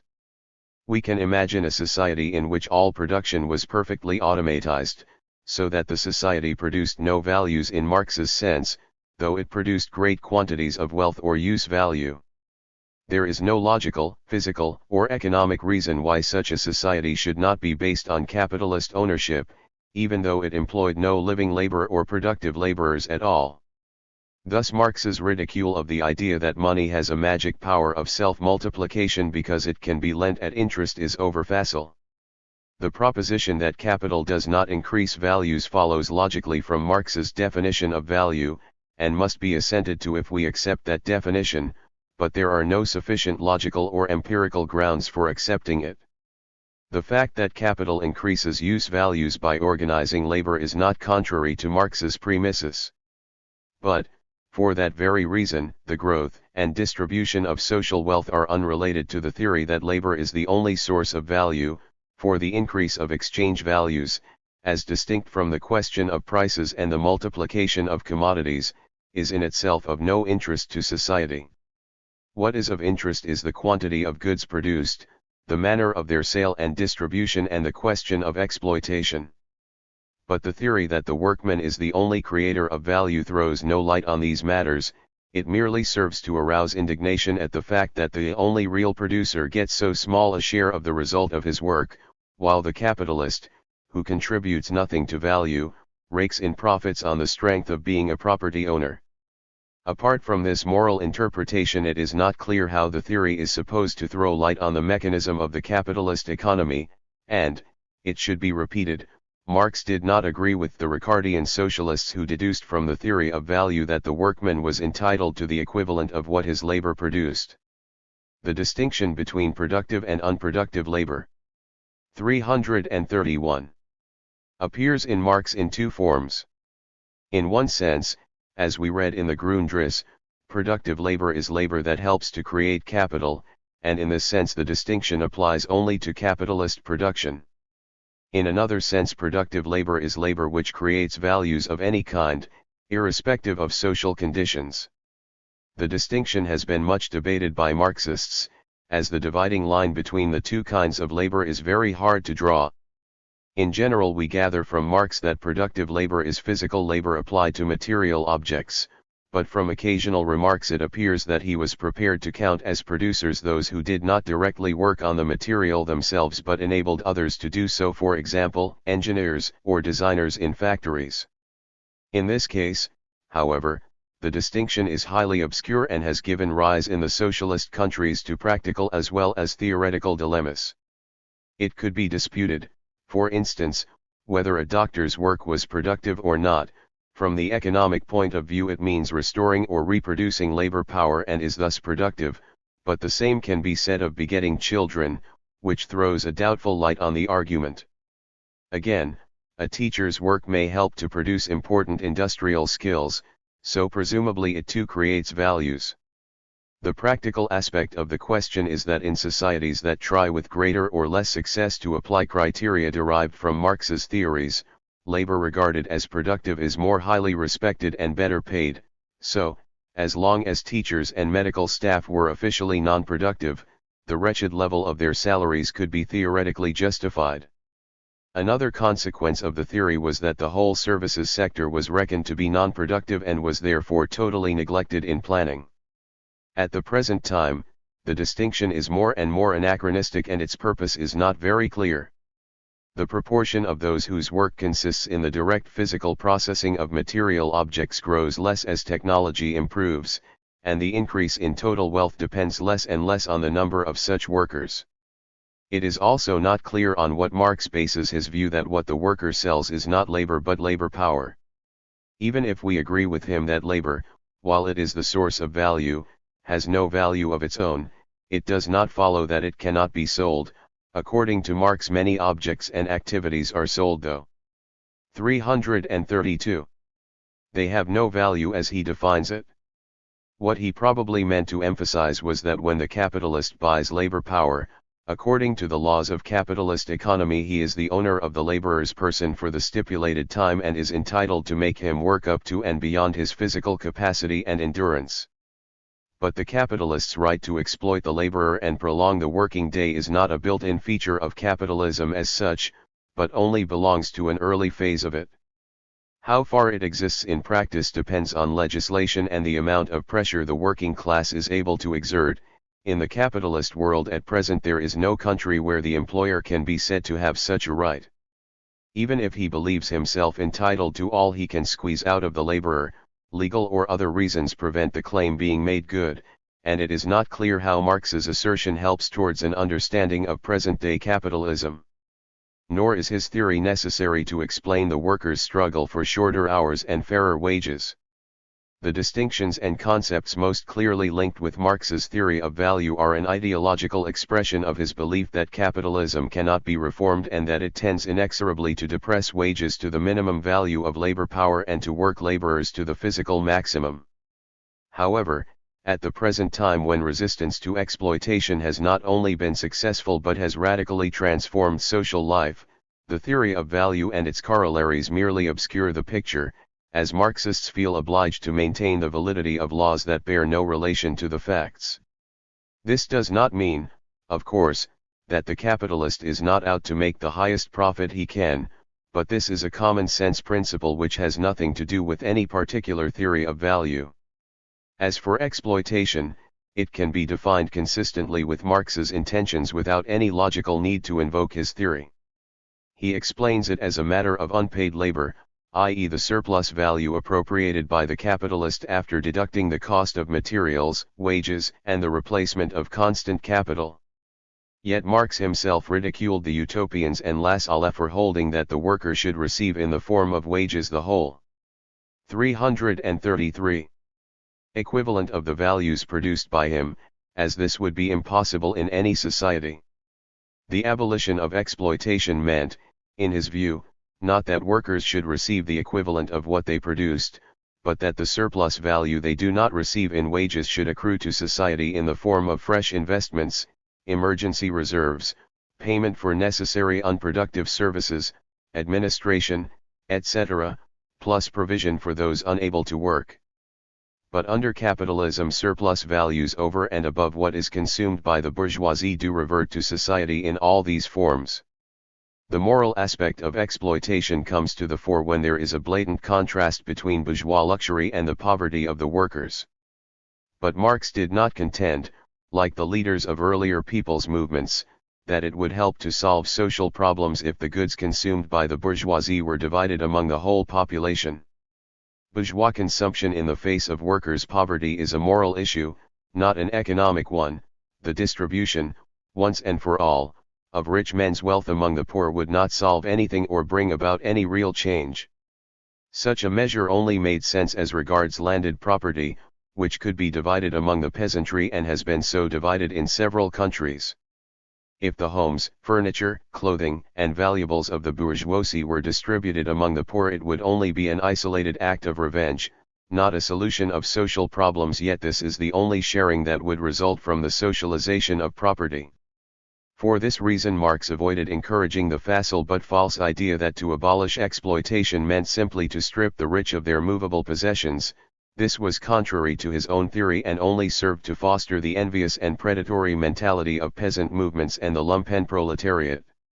Exploitation, in fact, does not signify either that the worker receives less than the equivalent of his product, or that incomes in general are unequal, since there is no known way of making them perfectly equal in an advanced industrial society, or even that the bourgeoisie pay for their luxuries out of unearned income. Exploitation consists in the fact that society has no control over the use made of surplus product, and that its distribution is in the hands of those who have an exclusive power of decision as to the use of means of production.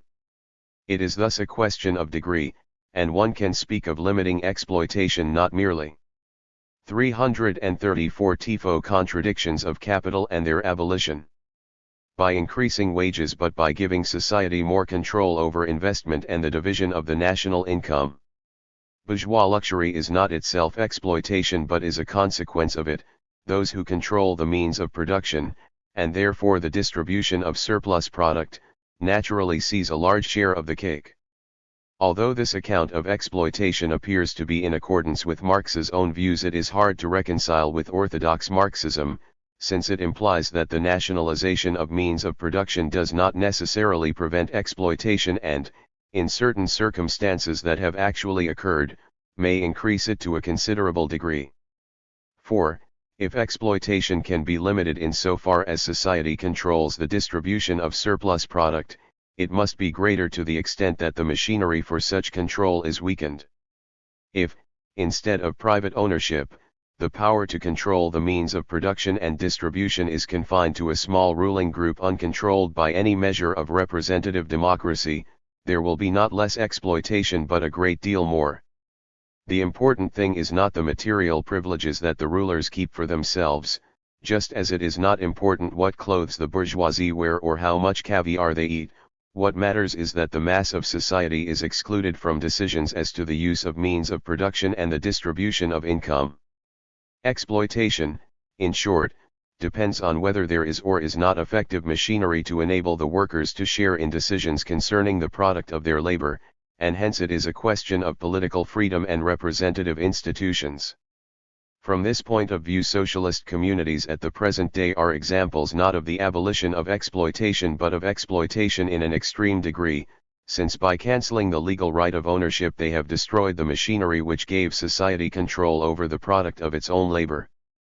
In capitalist communities, by contrast at all events the more advanced ones, this machinery makes it possible to limit exploitation by progressive taxation, partial control of investment and prices, welfare institutions, increasing the social consumption fund, etc., even while private ownership of the means of production continues and exploitation has not been abolished. Chapter 14.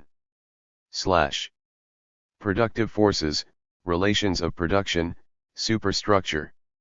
In his description in Capital, Marx referred to the causal connection between the advance of technology and the unlimited expansionism of capital. At the same time he argued that this tendency could only arise and become universal in certain technological conditions, and not at any period of history without distinction. The functioning and the expansionist tendency of capitalism was a special case of the more general system of relations that had governed social life in all its forms, past and present. Marx's description of that system goes by the name of historical materialism or the materialist interpretation of history. It was first clearly set out in the German ideology, but the best-known general formulation is in his preface to a contribution to the critique of political economy. The doctrine is also stated in different versions in the popular writings of Engels. Here is Marx's classic exposition. In the social production which men carry on they enter into definite relations that are indispensable and independent of their will. These relations of production correspond to a particular stage of development of their material forces of production. The sum total of these relations of production constitutes the economic structure of society, the real foundation, on which rises a legal and political superstructure and to which correspond particular forms of social consciousness. The mode of production in material life determines the social, political, and intellectual life processes in general. It is not the consciousness of men that determines their being, but, on the contrary, their social being that determines their consciousness. At a certain stage of their development the material forces of production in society come into conflict with the existing relations of production, or what is but a legal expression for the same thing with the property relations within which. 336. They have been at work before. From forms of development of the forces of production, these relations turn into their fetters. Then begins an epoch of social revolution. With the change of the economic foundation the entire immense superstructure is more or less rapidly transformed.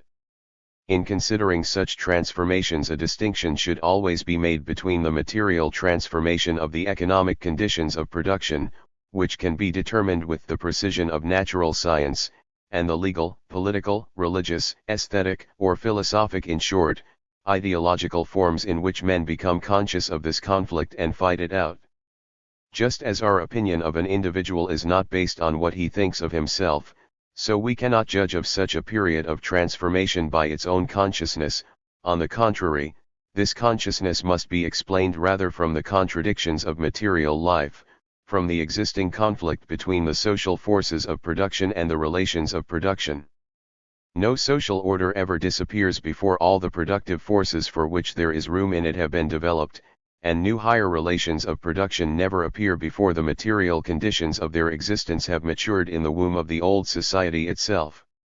Therefore mankind always sets itself only such tasks as it can solve, since, looking at the matter more closely, we shall always find that the task arises only when the material conditions necessary for its solution already exist or are at least in the process of formation.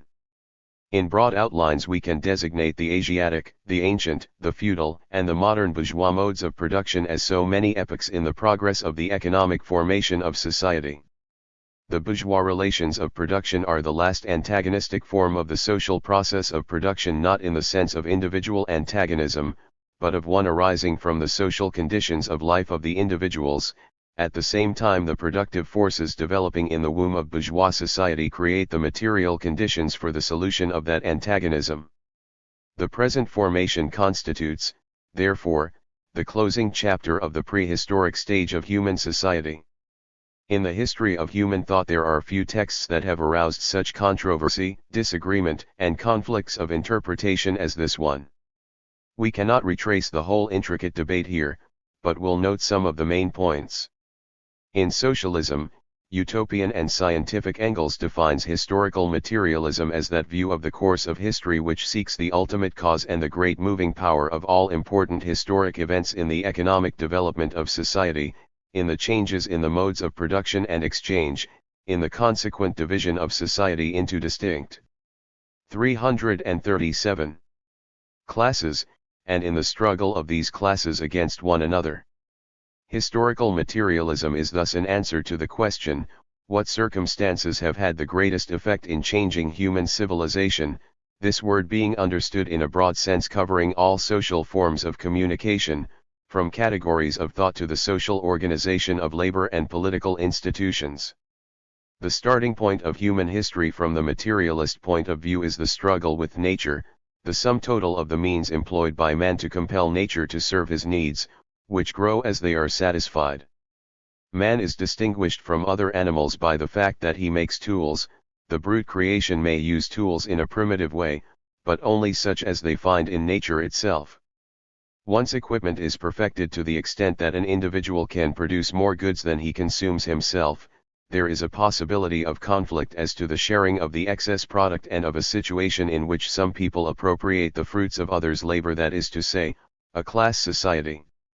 The various forms that this appropriation may take determine the forms of political life and of consciousness, i.e. the way in which people apprehend their own social existence.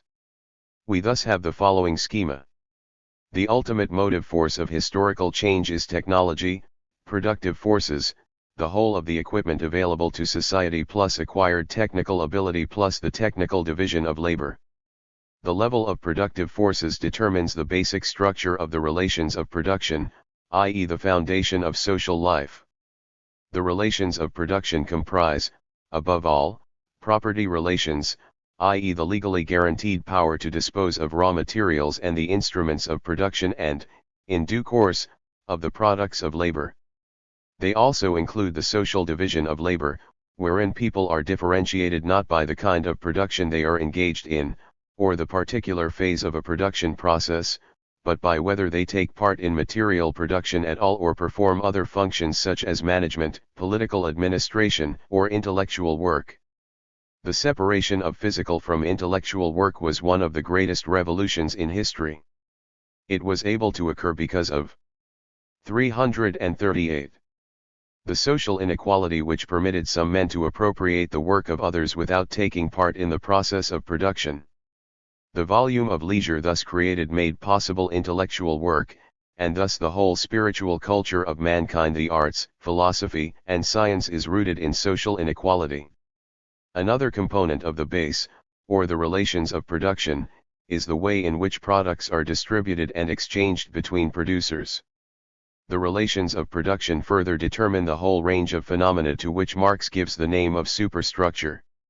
This includes all political institutions, especially the state, all organized religion, political associations, laws, and customs, and finally human consciousness expressed in ideas about the world, religious beliefs, forms of artistic creation, and the doctrines of law, politics, philosophy, and morality.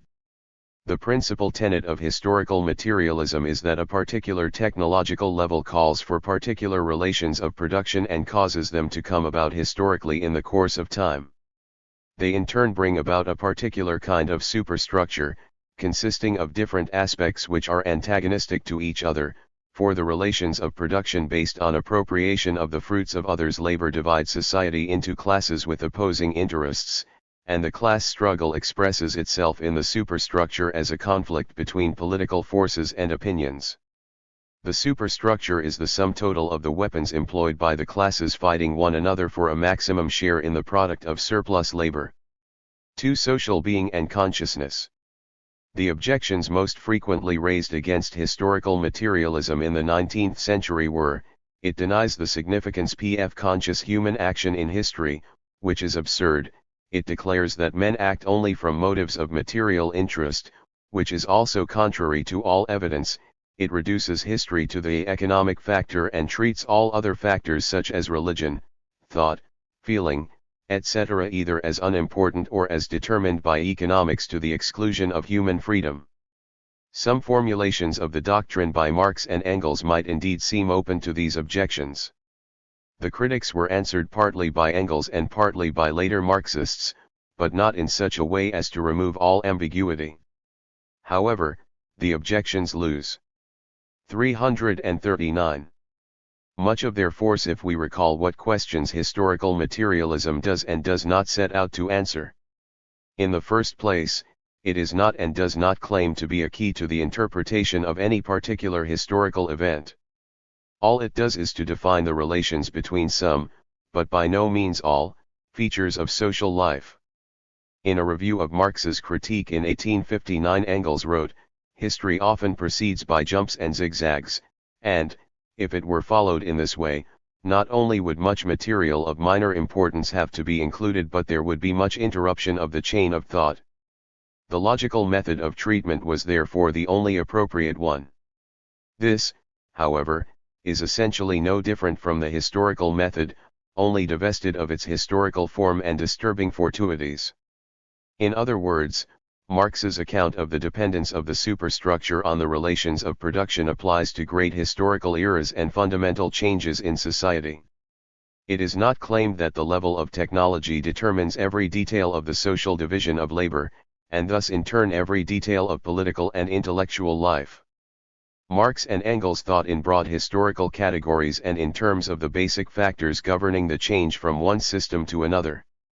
They believed that the class structure of a given society was bound sooner or later to manifest itself in basic institutional forms, but the course of events which brought this about would depend on a multitude of chance circumstances. As Marx wrote in a letter to Kugelmann, world history would be of a very mystical nature if accidents played no part in it. These accidents fall naturally into the general course of development and are compensated by other accidents. But acceleration and delay are very dependent upon such accidents, including the accident of the character of those who at first stand at the head of the movement. Engels too, in some well-known letters, warned against exaggerated formulations of so-called historical determinism. While the material mode of existence is the pneumagens, this does not preclude the ideological spheres from reacting upon it in their turn, though with a secondary effect. The determining element in history is, in the last resort, the production and reproduction of real life. More than this neither Marx nor I have ever asserted. If therefore somebody twists this into the state 340 meant that the economic element is the only determining one, he transforms it into a meaningless, abstract, and absurd phrase. The economic situation is the basis, but the various elements of the superstructure, political forms of the class struggle and its consequences, constitutions established by the victorious class after a successful battle, etc., forms of law, and even the reflexes of all these actual struggles in the brains of the combatants, political, legal, philosophical theories, religious ideas and their further development into systems of dogma, all these exercise their influence upon the course of the historical struggles and in many cases preponderate in determining their form. There is an interaction of all these elements in which, amid all the endless host of accidents, the economic movement finally asserts itself as necessary. In the same way, great individuals who appear to shape the course of history actually come upon the scene because society needs them. Alexander, Cromwell, and Napoleon are instruments of the historical process. They may affect it by their accidental personal traits, but they are unconscious agents of a great impersonal force which they did not create.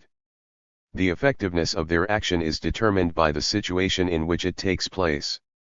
If, then, we can speak of historical determinism, it is only in the context of major institutional features. The technological level of the 10th century being what it was, there could not have been at that time a Declaration of the Rights of Man or a Code Napoleon. As we know, there can in fact be widely differing political systems in societies where the technological level is much the same. Nevertheless, if we consider the essential features of these societies and not the accidental details of personal character, tradition, and circumstance, it will appear from the point of view of historical materialism that in all decisive respects they resemble one another or show a tendency to do so. As to the reflex action of the superstructure on the mode of production, here, too, we must remember the qualification in the last resort. The state may, for instance, act in such a way as either to help or to hinder the social changes required by the level of productive forces. The effectiveness of its action will vary according to accidental circumstances, but in the fullness of time the economic factor will prevail. If we consider history. 341. In panoramic form it appears as a tumult of chaotic events, amid which the analyst is able to perceive certain dominant trends, including the basic interrelations of which Marx spoke.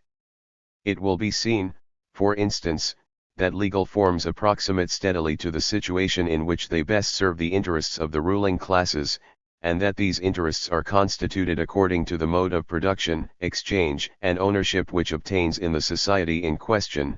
It will also be seen that philosophies and religious beliefs and observances vary according to social needs and changes in political institutions. As to the part played by conscious intentions in the historical process, the view of Marx and Engels appears to be as follows. All human acts are governed by specific intentions, personal feelings or private interests, religious ideals, or concern for the public welfare. But the result of all these multifarious acts does not reflect the intentions of any one person. It is subject to a kind of statistical regularity, which can be traced in the evolution of large social units but does not tell us what happens to their components as individuals. Historical materialism does not state that personal motives are necessarily perverse or selfish, or that they are all of a kind. It is not concerned with such motives at all, and does not attempt to predict individual behavior.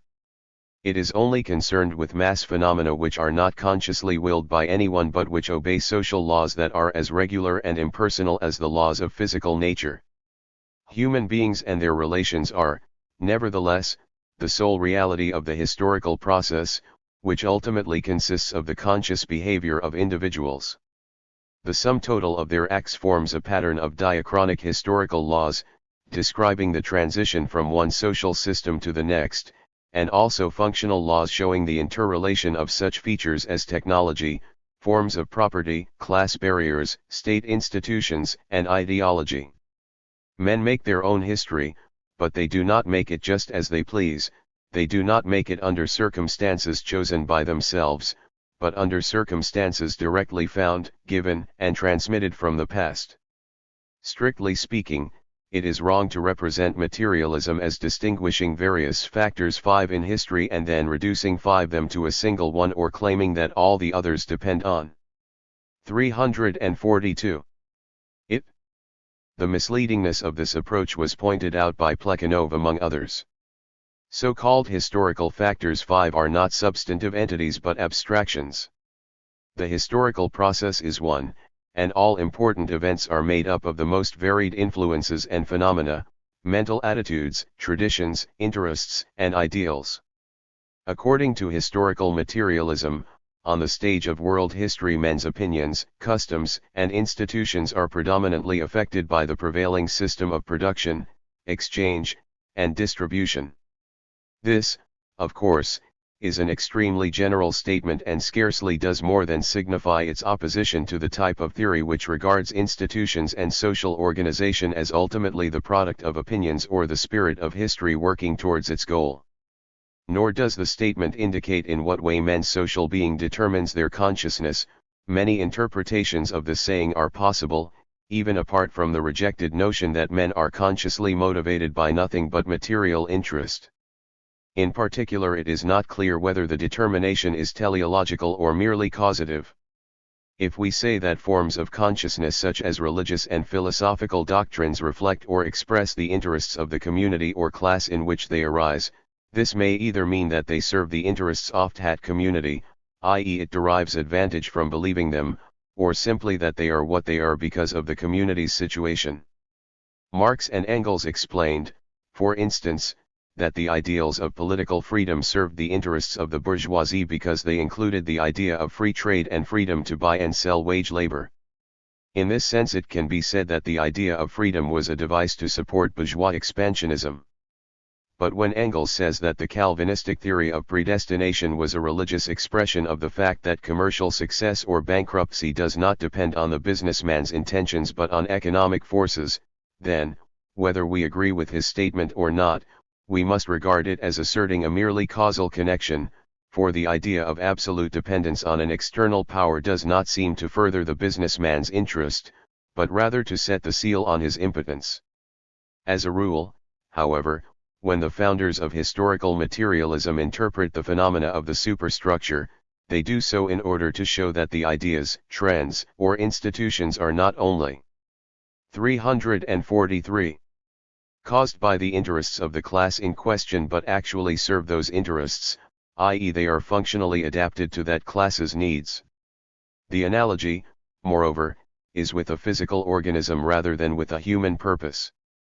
The ideas conduce to the advantage of those who hold them even though, or rather because, the fact that they do so is not perceived or is misunderstood. Part of their function is in fact one of mystification, transforming interests into ideals and concrete facts into abstractions, so that those who make use of them do not understand what they are doing and why. At this point, of course, the interpretative possibilities of historical materialism begin to show certain limitations. In explaining, for example, the history of religion, it accounts not so much for the genesis of a particular idea as for the fact of its becoming widespread. It cannot tell us why a certain conception of deity and salvation occurred to a Jew living on the confines of the Roman Empire in the time of Augustus and Tiberius, but it purports to explain the social process whereby Christianity spread throughout the empire and finally prevailed over it. The theory cannot interpret every dogmatic dispute that has arisen among the innumerable Christian sects, but it explains the main tendencies of those sects in terms of the social classes to which their adherents belonged. It cannot account for the appearance and nature of a particular artistic talent, but it can interpret the principal trends in the history of art in the light of the worldview that each represents and the origins of that view in class ideology. The limitations on the use of the theory are important, for it would be a delusion to suppose that the division of society into classes could ever provide an explanation of all its differentiations without exception. Even political struggles and controversies are full of details which cannot be explained by the class conflict, although the method of historical materialism can be applied to fundamental disputes or periods when society is more than usually polarized in class terms. What, then, in the last resort is the determining influence of the base on the superstructure, and what is the relative independence possessed by the various forms of superstructure according to Engels and most theoretical Marxists. The influence in question relates only to certain features of the superstructure, but they are important ones. For instance, the possessing class. 344 Tifo motive forces of the historical process. In any political system will do its best to order the law of inheritance so as to keep estates intact, and it will be able to do this unhindered if it enjoys full political power. However, even when this class's material interest and the law are thus openly linked, its freedom of action may be limited by accidental circumstances such as the traditional laws and customs of the society in question, or religious beliefs which arose in other times but have not lost their effect. Within the superstructure of class societies there are always antagonistic forces at work, so that political and legal institutions are generally the fruit of a compromise among discordant interests. These, moreover, are as a rule distorted by tradition acting as an independent force, which will be all the stronger in so far as the different elements of the superstructure are not embodied in institutions. The force of tradition will be strongest in purely ideological matters, for example philosophical or aesthetic opinions. Here the influence of the base on the superstructure will be relatively weaker than, for example, in the case of legal institutions. It must not therefore be inferred from historical materialism that the relations of production unequivocally determine the whole of the superstructure. They only do so in broad lines, excluding some possibilities and encouraging certain tendencies at the expense of others. Some elements of a given superstructure may persist apparently unchanged through various economic formations, though their significance may be different in different circumstances. This is true of religious beliefs and philosophical doctrines. In addition, elements of the superstructure become autonomous because human needs take on an independent form and instrumental values become ends in themselves. As Marx observed, the sum of needs is not constant but grows with the advance of production.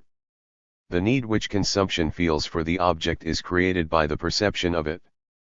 An object of art, in the same way as every other product, creates a public which is sensitive to art and enjoys beauty. Production thus not only creates an object for the subject, but also a subject for the object. At the dawn of civilization the productiveness acquired by labor is small, but so too are wants, which develop with and by the means of satisfying them. It is in no way contrary to Marx's ideas or to historical materialism to hold that aesthetic. 345. Needs, for instance, have come to require satisfaction for their own sake, as opposed to being merely apparent or subordinate to some other, more fundamental needs. However, if some instrumental values have in this way become independent ones alongside elementary physical needs, the biological conditions of existence, it is quite natural that the process of creating them should largely cease to be dependent on relations which are ultimately based on those elementary needs. The functional character of various elements of the superstructure is not inconsistent, in Marx's view, with the permanence of the creations of human culture. To explain the immortality of Greek art he suggests that humanity, like the individual, returns with pleasure to the imaginations of its childhood, which it knows to be past forever but for which it still feels affection.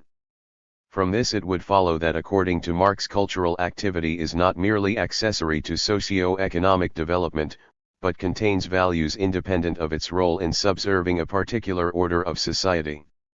Nor should it be supposed that social being determines consciousness is an eternal law of history.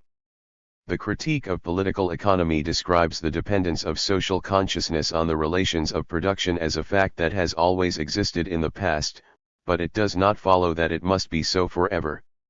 Socialism, as Marx saw it, was vastly to enlarge the sphere of creative activity outside the production process, freeing consciousness from mystification and social life from reified forces. In such conditions, consciousness, i.e. the conscious will and initiative of human beings, would be in control of social processes, so that it would determine social being rather than the other way about. The maxim, in fact, appears to relate to ideological consciousness, i.e. that which is unaware of its own instrumental character. On the other hand, assures us that consciousness can never be anything other than conscious life, i.e. the manner in which men experience situations that arise independently of consciousness. It may be, however, that these two views can be reconciled. The rule that social being determines consciousness can be regarded as a particular case of the more general rule that consciousness is identical with conscious life, a particular case applying to the whole of past history, in which the products of human activity have turned 346 into independent forces dominating the historical process. When this domination ceases and social development obeys conscious human decisions, it will no longer be the case that social being determines consciousness, but it will still be the case that consciousness is an expression of life, for this principle is one of epistemology and not of the philosophy of history. Consciousness of life is a function of preconscious life, not of course in the sense of Schopenhauer or Freud, but in the sense that thought and feeling and their expression in science, art, and philosophy are instruments related positively or negatively to man's self-realization in empirical history. In other words, the situation in which social being determines consciousness is one in which consciousness is mystified, unaware of its true purpose, acting contrary to man's interest and intensifying his servitude. When consciousness is liberated, it becomes a means of strength instead of enslavement, aware of its own participation in the realization of man and of the fact that it is a component of the whole human being. It controls the relations of production instead of being controlled by them. It is still the expression and instrument of life aspiring towards fullness, but it furthers that aspiration instead of impoverishing life, and is a source of creative energy instead of a brake on it. In short, the liberated consciousness is demystified and aware of its contribution to the expansion of human opportunities. Consciousness at all times is an instrument of life, but throughout history up to now it has been determined by relations of production that are independent of the human will. This interpretation, at all events, is consistent with Marx's writings, though he does not anywhere expressly adopt it. 3. Historical progress and its contradictions. The whole of progress up to the present time has been beset by an internal contradiction. It has increased man's total power over nature while depriving the majority of the fruits of that power, and enslaving all mankind to objectified material forces. Contrary to Hegel's view, history is not the gradual conquest of social freedom but rather its gradual extinction. At the same pace that mankind masters nature, man seems to become enslaved to other men or to his own infamy. Even the pure light of science seems unable to shine except 347. Against the dark background of ignorance. 5 Engels wrote in a similar strain in his Origin of the Family, monogamy was a great historical advance, but at the same time it inaugurated, along with slavery and private wealth, that epoch, lasting until today, in which the well-being and development of the one group are attained by the misery and repression of the other. 5 Again, since the exploitation of one class by another is the basis of civilization, its whole development moves in a continuous contradiction. Every advance in production is at the same time a retrogression in the condition of the oppressed class, that is, of the great majority. 5 Indeed, it is only by dint of the most extravagant waste of individual development that the development of the human race is at all safeguarded and maintained in the epoch of history immediately preceding the conscious reorganization of society. 5 This negative, anti-human side of progress is an inseparable consequence of alienated labor. But for this very reason, even in the cruelest aspects of civilization we can perceive history working towards the final liberation of man. From this point of view, perhaps the most characteristic of Marx's observations are contained in his articles on British rule in India. After describing its devastating effect on the peaceful, stagnant Indian communities, he goes on to say, "Sickening as it must be to human feeling to witness those myriads of industrious patriarchal and inoffensive social organizations disorganized and dissolved into their units, thrown into a sea of woes, and their individual members losing at the same time their ancient form of civilization and their hereditary means of subsistence, we must not forget that these idyllic village communities, inoffensive though they may appear, had always been the solid foundation of Oriental despotism, that they restrain the human mind within the smallest possible compass, making it the unresisting tool of superstition, enslaving it beneath traditional rules, depriving it of all grandeur and historical energies. We must not forget that these little communities were contaminated by distinctions of caste and by slavery, that they subjugated man to external circumstances instead of elevating man to be the sovereign of circumstances, that they transformed a self-developing social state into never-changing natural destiny and thus brought about a brutalizing worship of nature, exhibiting its degrada. 348. Shin in the fact that man, the sovereign of nature, fell down on his knees in adoration of Hanuman, the monkey, and Sabala, the cow. The question is, can mankind fulfill its destiny without a fundamental revolution in the social state of Asia? If not, whatever may have been the crimes of England, she was the unconscious tool of history in bringing about that revolution.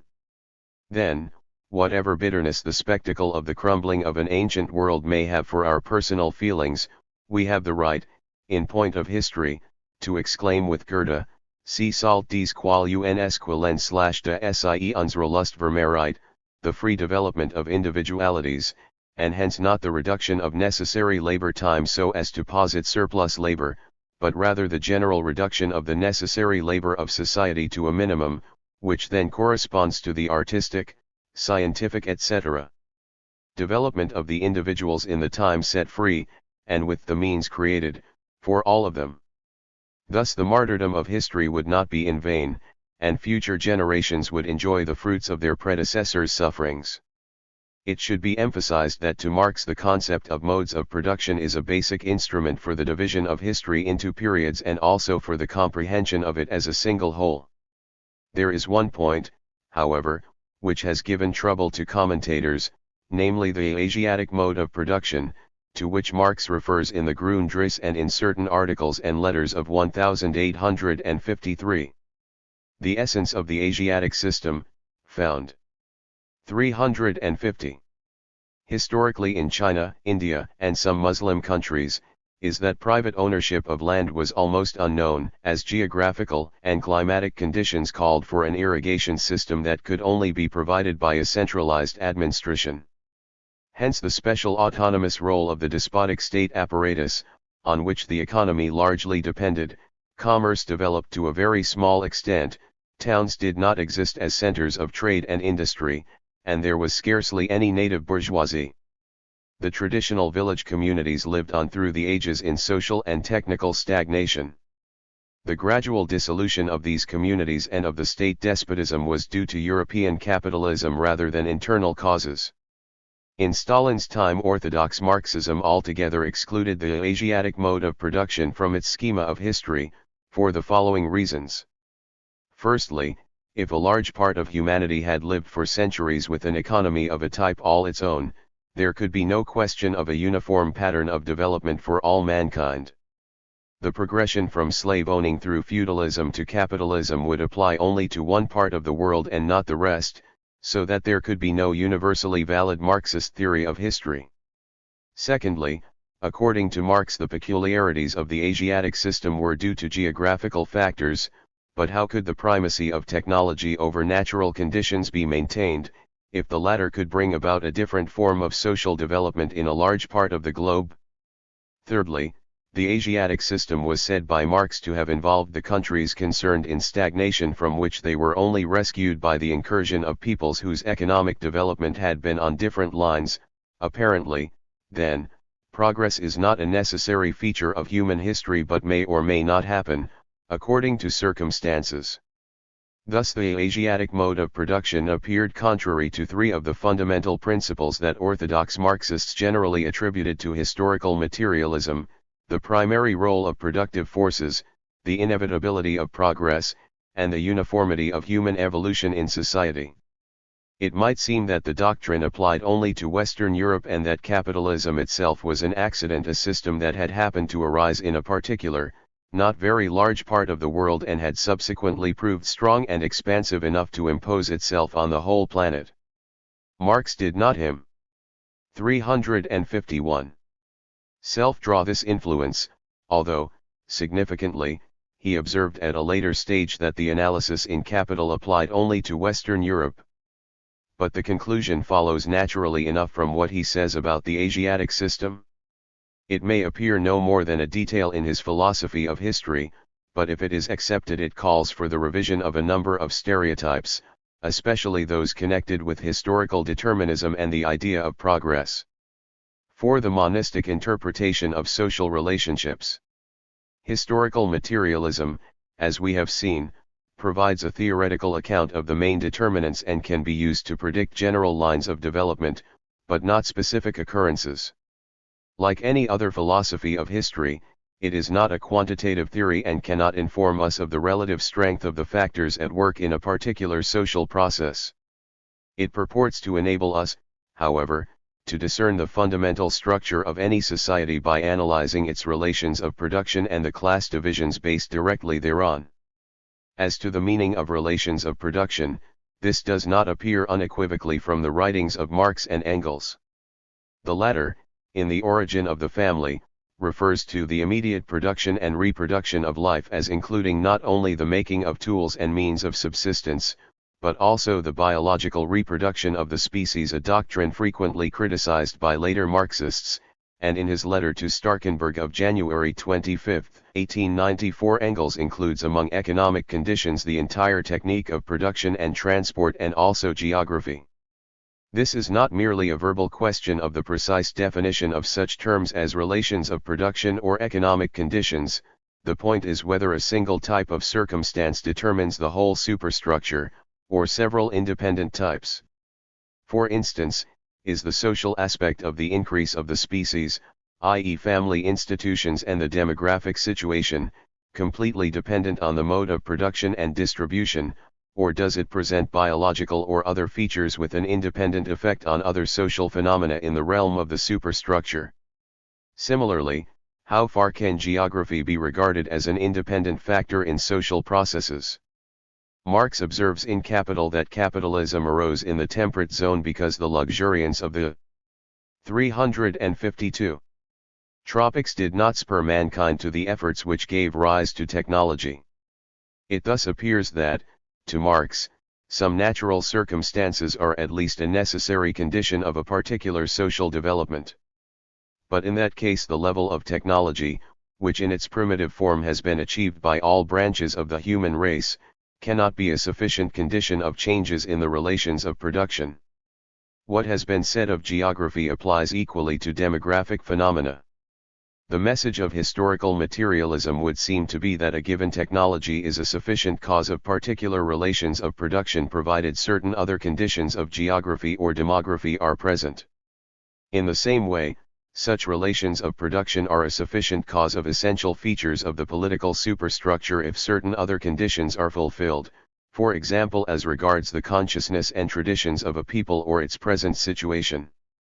Hence the interpretative value of historical materialism appears only in particular analyses in which various concurrent factors can be discerned, and not in the general premises which only dictate the direction of investigation. Finally, historical materialism as a set of guidelines drawing attention to a particular type of interrelation must be distinguished from historical materialism as a theory which traces the basic course of human events from the first community to the classless society. This survey of world history is based on the premise that if developments are considered on a large enough scale they can be explained by changes and improvements in the production of means wherewith to satisfy material needs, and that above a certain technological level these developments take the form of a struggle between classes with conflicting interests. 5. The concept of class. In his letter of March 5, 1852 to Joseph Wade Meyer, Marx declares that it was not he who discovered the existence of classes or the class struggle. What he did was to prove that the existence of classes is bound up with particular phases in the development of production, that the class struggle leads to the dictatorship of the proletariat, and that this dictatorship constitutes the transition to a classless society. 353. Neither Marx nor Engels ever clearly defined the concept of class, and the last chapter of Volume 3 of Capital, which was to treat of this question, breaks off after 3 or 4 paragraphs. In it Marx poses the question what makes wage laborers, capitalists, and landlords constitute the three great social classes. It would seem at first sight, he goes on, that they are characterized by the identity of sources of revenue within each class: wages, profit, and ground rent respectively. But, he goes on, from this point of view doctors, officials, and many others would constitute separate classes defined in each case by their source of revenue, so this criterion is in any case insufficient. Kolakowski, who took up the argument where Marx left off and tried to reconstruct his thoughts, arrived at the following conclusion. The concept of class has a polarized character, i.e. a class exists only in opposition to another class. A collectivity does not become a class simply because its members' revenue comes from the same source, it must also be in a state of conflict with another class or classes over the distribution of revenue. But this is not sufficient either. Since workers, capitalists, and landowners in fact all derive their revenue from the same source, namely the value produced by the workers' labor, and since the way this value is distributed depends on who owns the means of production, it is this ownership that constitutes the ultimate criterion. Thus we have on the one hand the possessing classes who own the means of production and therefore the surplus value created by the workers' labor, and on the other hand the class of the exploited, who own nothing but their own labor power and are obliged to sell it. On this criterion we can also distinguish intermediate classes of those who, like small peasants or craftsmen, possess some means of production but do not employ wage labor. They do not enjoy the results of others' unpaid labor, but create values by employing themselves or their families. These classes have a divided consciousness. The ownership of means of production inclines them towards solidarity with the capitalists, but they are likened to the workers by the fact that they live from their own efforts and not from the surplus value produced by others. Capitalism tends constantly to deprive these 354 middle classes of their small possessions and depress them to the status of the working class, allowing only a small minority to enter the ranks of the exploiters. Marx approached the question of classes from the standpoint of conditions in Britain, while Kolakowski had in view Germany and the rest of Central Europe. The criterion as to ownership of the means of production and the employment of wage labor enables us to distinguish between the exploiters, the exploited, and those in between, but it does not distinguish capitalists from landowners, both of whom, by their ownership of the means of production including land, appropriate unpaid hours of surplus labor. In point of fact the class opposition between these two is different from that between them and the workers, for both the possessing classes are interested in maximizing exploitation and surplus value. Hence at times of crisis they present a common front against the proletariat, although the latter may temporarily ally itself with one of them against the other, for example with the bourgeoisie to secure political freedom in situations where feudal institutions retain their power. The ultimate source of the capitalists' and the landowners' revenue is the same, the surplus value created by the workers, and, according to Marx, this is also the case with financiers, merchants, and lenders of money at interest. The exploiting classes differ, however, in their way of appropriating profit. Only industrial capital does so by exchanging objectified labor for living labor, while the landowner or the usurer subsists on rent while taking no part in the process of exchange. It would seem to be in accordance with Marx's intentions, therefore, to distinguish between primary and secondary criteria in the class division of society. The primary criterion is the power to control the means of production and therefore to enjoy the values created by others' surplus labor. This criterion places on one side all the exploiting classes, i.e. those which profit by surplus labor, including industrial and commercial capitalists and landowners. On the other side are the sellers of labor power, i.e. wage earners, and small peasants, craftsmen, etc. using their own means of production. The first category is divided by a secondary criterion into the direct acquirers of labor power and those who appropriate surplus value indirectly by the possession of land or capital. Within the second 355 category, wage earners are divided from the rest by the fact that they do not own any means of production. The primary criterion in its general form is also applicable to pre-capitalistic class formations, such as serfdom and feudalism, while the secondary criteria are peculiar to the capitalist mode of production. The definition of class is by no means a purely verbal or methodological question. The need for a definition arises from observation of the facts of the class struggle. It is a question of ascertaining the criteria which in practical terms distinguish the groups whose antagonisms define the basic historical processes. Another essential feature of a class is that it shows spontaneous solidarity in its opposition to other classes, though this does not prevent its members from being rivals to one another. In Volume 3 of Capital, Marx describes the economic basis of capitalist class solidarity, as the rate of profit evens itself out in all spheres of production, and every capitalist shares in profit according to the amount of his capital. In each particular sphere of production, the individual capitalist, and capitalists as a whole, are involved in the exploitation of the total working class by the totality of capital and in the degree of that exploitation, not only out of general class sympathy, but also for direct economic reasons. A capitalist who did not in his line of production employ any variable capital or, therefore, any labor would nevertheless be as much interested in the exploitation of the working class by capital, and would derive his profit quite as much from unpaid surplus labor, as a capitalist who employed only variable capital and thus invested his entire capital in wages. The clash of interests between particular capitalists is naturally repressed in situations dominated by antagonism between the exploiters and the exploited as a whole. Nonetheless, their individual interests are bound to conflict, and so do those of the workers, for example when there is grave unemployment. But, while the rivalry between capitalists does not in itself harm the interests of capital as a whole, competition between workers does harm the interests of the working class. Hence the latter's class consciousness is much more important to the realization of its class interest than that of the exploiters is to theirs. Finally, an essential feature of Marx's concept of class is that 356. He rejects the utopian socialist classification according to scale of income of relative share in the whole social product. The utopian division according to wealth is quite alien to Marx's thought. A person's share in the national revenue does not determine his place in the class system but is determined by it. A small craftsman may in some circumstances earn less than a skilled worker, but this does not affect the class they belong to. Luxury consumption is not a determinant of class either, as witness the heroic asceticism of the bourgeoisie in its early period.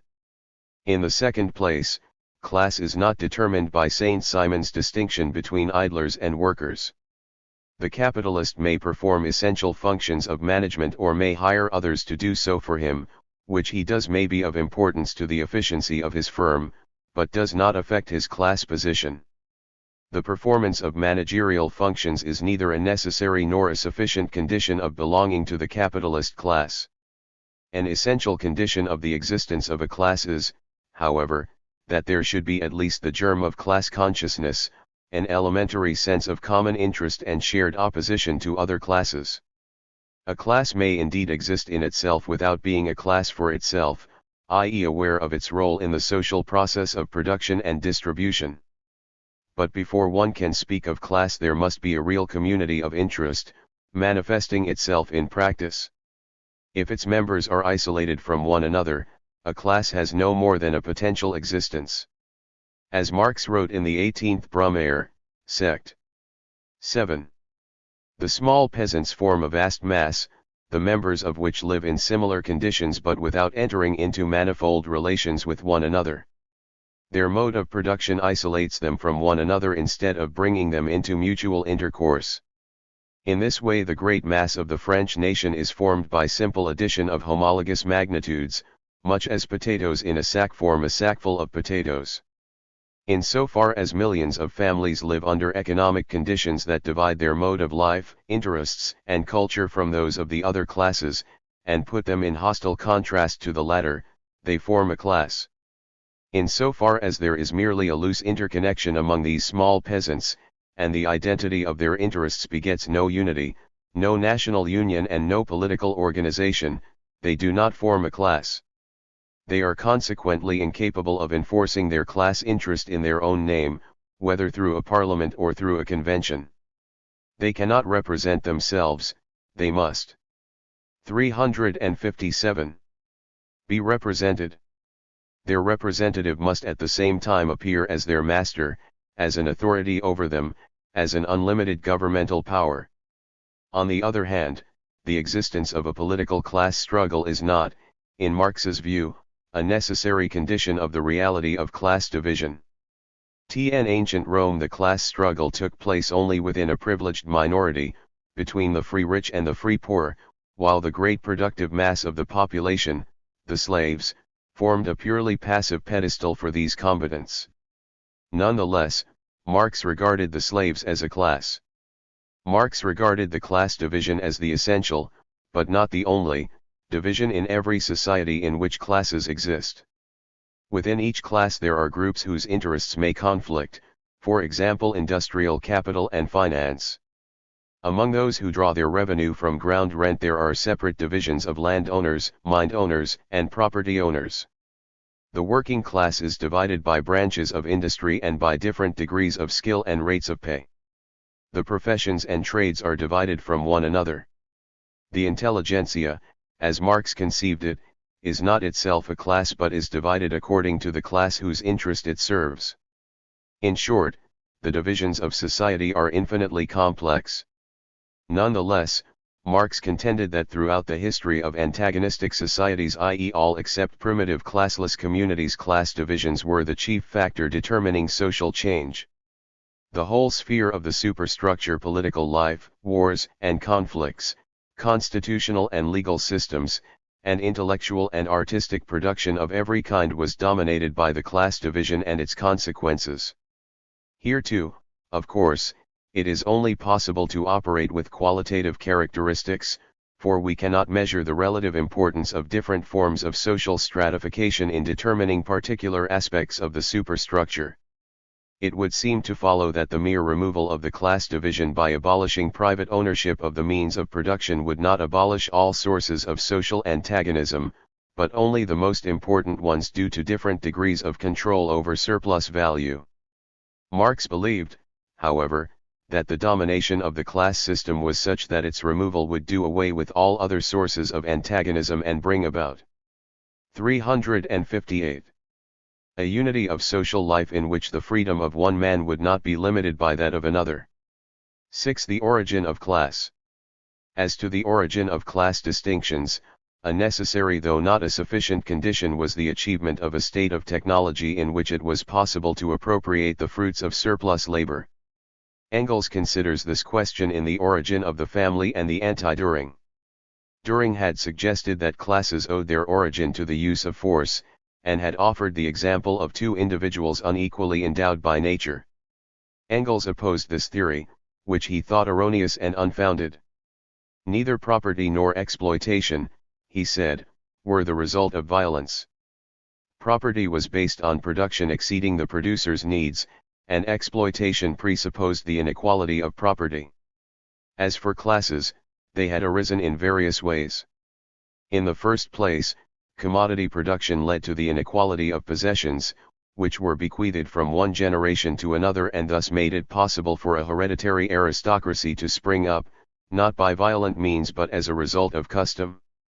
Secondly, primitive communities had to entrust their defense to individuals appointed for the purpose, and the offices thus created were the germ of political power. What were at first socially necessary institutions of defense and administration became in time hereditary estates, independent of society and, as it were, above it. Thirdly, the natural division of labor took on a class form when technical progress and economic development made it possible to use slave labor obtained by conquest. Slavery made possible for the first time a real division between industry and agriculture, and hence the whole political system and culture of the ancient world. It was thus a condition of the huge progress of civilization up to the present day. But in all the forms in which class divisions arose, their ultimate origin lay in the division of labor. This was the condition of the whole evolution of mankind, and was therefore the cause of private property, inequality, exploitation, and oppression. 7. The functions of the state and its abolition. The division of classes led in time to the creation of a state apparatus. Tracing the development of primitive society on the 35g. Lines of Morgan's explorations, Engels suggests that the state arose as a result of the breakdown of the democratic organization of the tribe. Several factors were at work in this process. To begin with, the transformation of offices into hereditary estates as already described, and the need to defend fortunes acquired through various contingencies. The state, as an instrument of coercion in defense of class interests, presupposes at least the elements of a class division. The apparatus of authority and the usury to control slaves are economic in origin. Conquest is one way in which a state may come into being, but in its typical form it arises from class antagonisms within a single community. The state sanctifies acquired wealth and privilege, defending them against the communist tradition of earlier societies and creating conditions in which private fortunes and inequality increase. Because the state arose from the need to hold class antagonisms in check, but because it arose, at the same time, amid the conflict of these classes, it is, as a rule, the state of the most powerful, economically dominant class, which, through the medium of the state, becomes also politically dominant, and thus acquires new means of holding down and exploiting the oppressed class. In relation to the bourgeois state, this function of defending the privileges of the possessing class is highly conspicuous and vital to its political structure. As Marx and Engels wrote in 1850 in a review of a book by E. de Girardin, the bourgeois state is nothing but the mutual insurance of the bourgeoisie against its own individual members and the class of the exploited, an insurance that must become ever more costly and, in appearance, independent of bourgeois society, which finds it increasingly hard to keep the exploited in a state of subservience. Neue Renasgleitung, Politische-ökonomische Review, 4, 1850. Hence, although the original, socially necessary functions which, by becoming autonomous, gave rise to political power have still to be performed, it is not they which determine the character of the state. For these functions themselves contain no element of political power, and their autonomization would not have led to the creation of a state apparatus if it were not for the need to defend the privileged classes.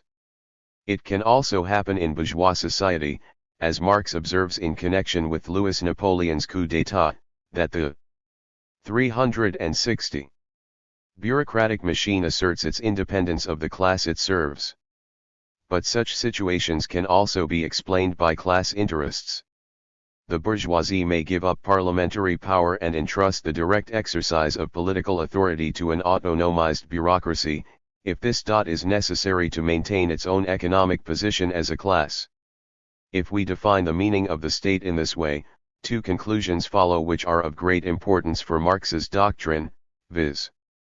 The disappearance of the state in a classless society, and the necessity of destroying the existing state machine by a revolution. The first conclusion is evident. Once class division has been abolished, there is no need for the institutions whose function is to maintain it and oppress the exploited classes. The first act in which the state really comes forward as the representative of society as a whole, the taking possession of the means of production in the name of society, is at the same time its last independent act as a state. The interference of the state power in social relations becomes superfluous in one sphere after another, and then ceases of itself. The government of persons is replaced by the administration of things and the direction of the processes of production. The state is not abolished, it withers away. The state is not eternal, but a transient feature of civilization which will disappear with class divisions, as Engels puts it, into the museum of antiquities, by the side of the spinning wheel and the bronze axe. As we see, the abolition of the state does not mean abolishing the administrative functions necessary for the management of production, but these functions will not be an exercise of political power. Putting the matter in this way implies a situation in which all social conflicts have disappeared, and this confirms the interpretation according to which Marx and Engels held that the abolition of class divisions would at the same time abolish all other sources of conflict. In the second place, the political superstructure as an apparatus of coercion cannot be reformed in such a way as to start serving the interests of the exploited class, it must be destroyed by revolutionary violence. This conclusion, as we have seen, forced itself on Marx at the time of the Paris Commune. The abolition of the bourgeois state is a step towards the aboli. 361. Of the state in general, but, during the period when the victorious working class is still fighting the exploiters, it must possess its own means of coercion, which for the first time in history will be an instrument of the majority. This is the dictatorship of the proletariat, in which the latter will use force without concealment for the purpose of doing away with class altogether. The transition to a socialist society, even though it is prepared by the development of the capitalist economy, cannot be effected by the economic process alone but only in the realm of the superstructure. The positive prerequisite of socialism in a capitalist economy is a high degree of technology and of cooperation in the productive process. Its negative causes are the internal contradictions of capitalism and the class consciousness of the proletariat. The transition itself is a political and not an economic act. However, according to Marx's aphorism, force is the midwife of every old society pregnant with a new one. It is itself an economic power which has to establish its validity and be applied not in a science of sciences. 380. Standing apart, but within the actual sciences. Philosophy is thus sublated, that is both abolished and preserved, abolished as regards its form, and preserved as regards its real content. As soon as each separate science is required to understand clearly its position in the totality of things and of our knowledge of things, there is no longer any need for a special science dealing with this totality. Of all former philosophy, all that now independently survives is the science of thought and its laws, i.e. formal logic and dialectics. Everything else is merged in the positive science of nature and history. Engels thus regards philosophy as either a purely speculative description of the world or an attempt to perceive general connections between phenomena over and above those established by natural science. Philosophy in this sense is to disappear, leaving behind it nothing but a method of ratiocination which has this much in common with former philosophy, that it was traditionally considered part of it, though not the most essential part. Engels does not express himself quite unequivocally, but basically his views are in line with the positivism that was widespread in his day. Philosophy is a superfluous adjunct to the individual sciences, and there will soon be nothing left of it but the rules of thought, or logic in a broad sense. But there is a different side to this. While, in the Carrot passage quoted, Engels speaks of dialectics as meaning simply the laws of thought, he elsewhere uses the term to denote a comprehensive and legitimate system of knowledge of the most general laws of nature, of which our thought processes are a particular exemplification. In this sense, he is a good deal less anti-philosophical than at first appeared. Philosophy, it would seem, is the science of the most general laws of nature. Its conclusions derive logically from data furnished by the positive sciences, though they may not have been formulated by any one of those sciences.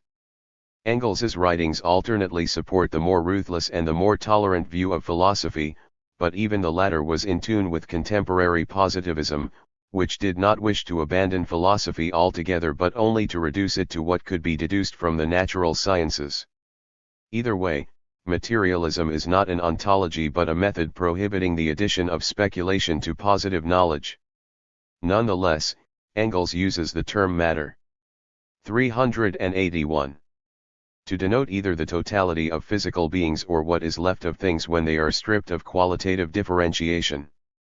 The real unity of the world consists in its materiality 5, that is to say, all that is the physical world perceptible by the senses. There is no invisible nature or behind-the-scenes world different in kind from that observed by the scientist. Engels does not discuss whether materialism in the purely methodical or phenomenalistic sense is identical with the view that the world is a material unity, or whether this view is the same as that of the primacy of matter over mind. He oscillates between scientistic phenomenalism unburdened by metaphysical categories, and a substantialist materialism which holds that there is one true original form of being whose different manifestations constitute the events of the empirical world. Matter, which is this original being, is permanently and essentially characterized by motion, including change of all kinds, for otherwise the source of change would have to be looked for outside matter, in something like the first impulse of the deists. Motion is the form of matter, uncreated and indestructible as itself. 3. Space and time. In addition to change, matter possesses the inseparable attributes of space and time. The theories which, in Engels's day, set out to explain space and time jointly, i.e. apart from the psychological aspect of time, may be reduced, very broadly, to 3 types. Space and time are autonomous and independent of physical bodies. Space is the container of bodies, but there could be empty space with the same properties as physical space. Time is the container of events, but there could be time in which nothing happens. This is Newton's doctrine. Space and time are subjective, a priori forms, they originate in cognition, but are not derived from experience, they are transcendental conditions of experience, prior to any possible factual knowledge. Space and time are subjective and empirical, they are ways of ordering experience ex post, i.e. combining empirical data so that the mind may operate on them more efficiently. Engels does not share any of these views. He holds that space and time are basic forms of being and are therefore objective, but they are inseparable properties of material bodies and 382. Events. Strictly speaking, this implies that there is no such thing as time in itself but only relations of succession, time being a secondary abstraction from these. Similarly, there is no space as such but only relations of distance, direction, and extent. Engels does not say this explicitly, but it appears to be his thought. The 2 forms of the existence of matter are naturally nothing without matter, empty concepts, abstractions which exist only in our minds. 5. The temporal and spatial infinity of the universe are natural consequences of the doctrine that matter is uncreated and indestructible. 4. The variability of nature. There exists, therefore, nothing except material bodies in a state of constant change and differentiation. Engels writes, "It is true, that the world is not to be comprehended as a complex of ready-made things, but as a complex of processes in which things, though apparently no less stable than the concepts which are our images of them, incessanti change, come into being and pass away." 5. But we must not take this literally, on the lines of some modern theories where events are primary and things are momentary condensations of events, for Engels elsewhere defines matter as the totality of material things, from which this concept is abstracted. 5. His purpose in describing nature as a complex of processes and not of things is rather to emphasize the eternal changefulness and instability of the material world. The principle of constant change is a keynote of dialectical thinking. In Engels's view, it was Hegel's greatest achievement to point out that every form of being turns into another, and that only the universe as a whole is exempt from the law of birth, change, and passing away. Early modern scientists such as Copernicus, Kepler, Descartes, Newton, and Linnaeus were dominated by faith in the immutability of basic natural processes and classifications, whether in the heavens or in the structure of the earth and of organic beings. This view was revolutionized by their successors, starting with Kant's astronomical theory developed by Laplace, Lyell's discoveries in geology, J.R. Meyer and Joule in physics, Dalton in chemistry, Lamarck and Darwin. 383. In biology, all of whom demonstrated the perpetual variability of nature and the impossibility of hard and fast classification. Every observable fragment of reality proved to be only a phase in its unceasing development.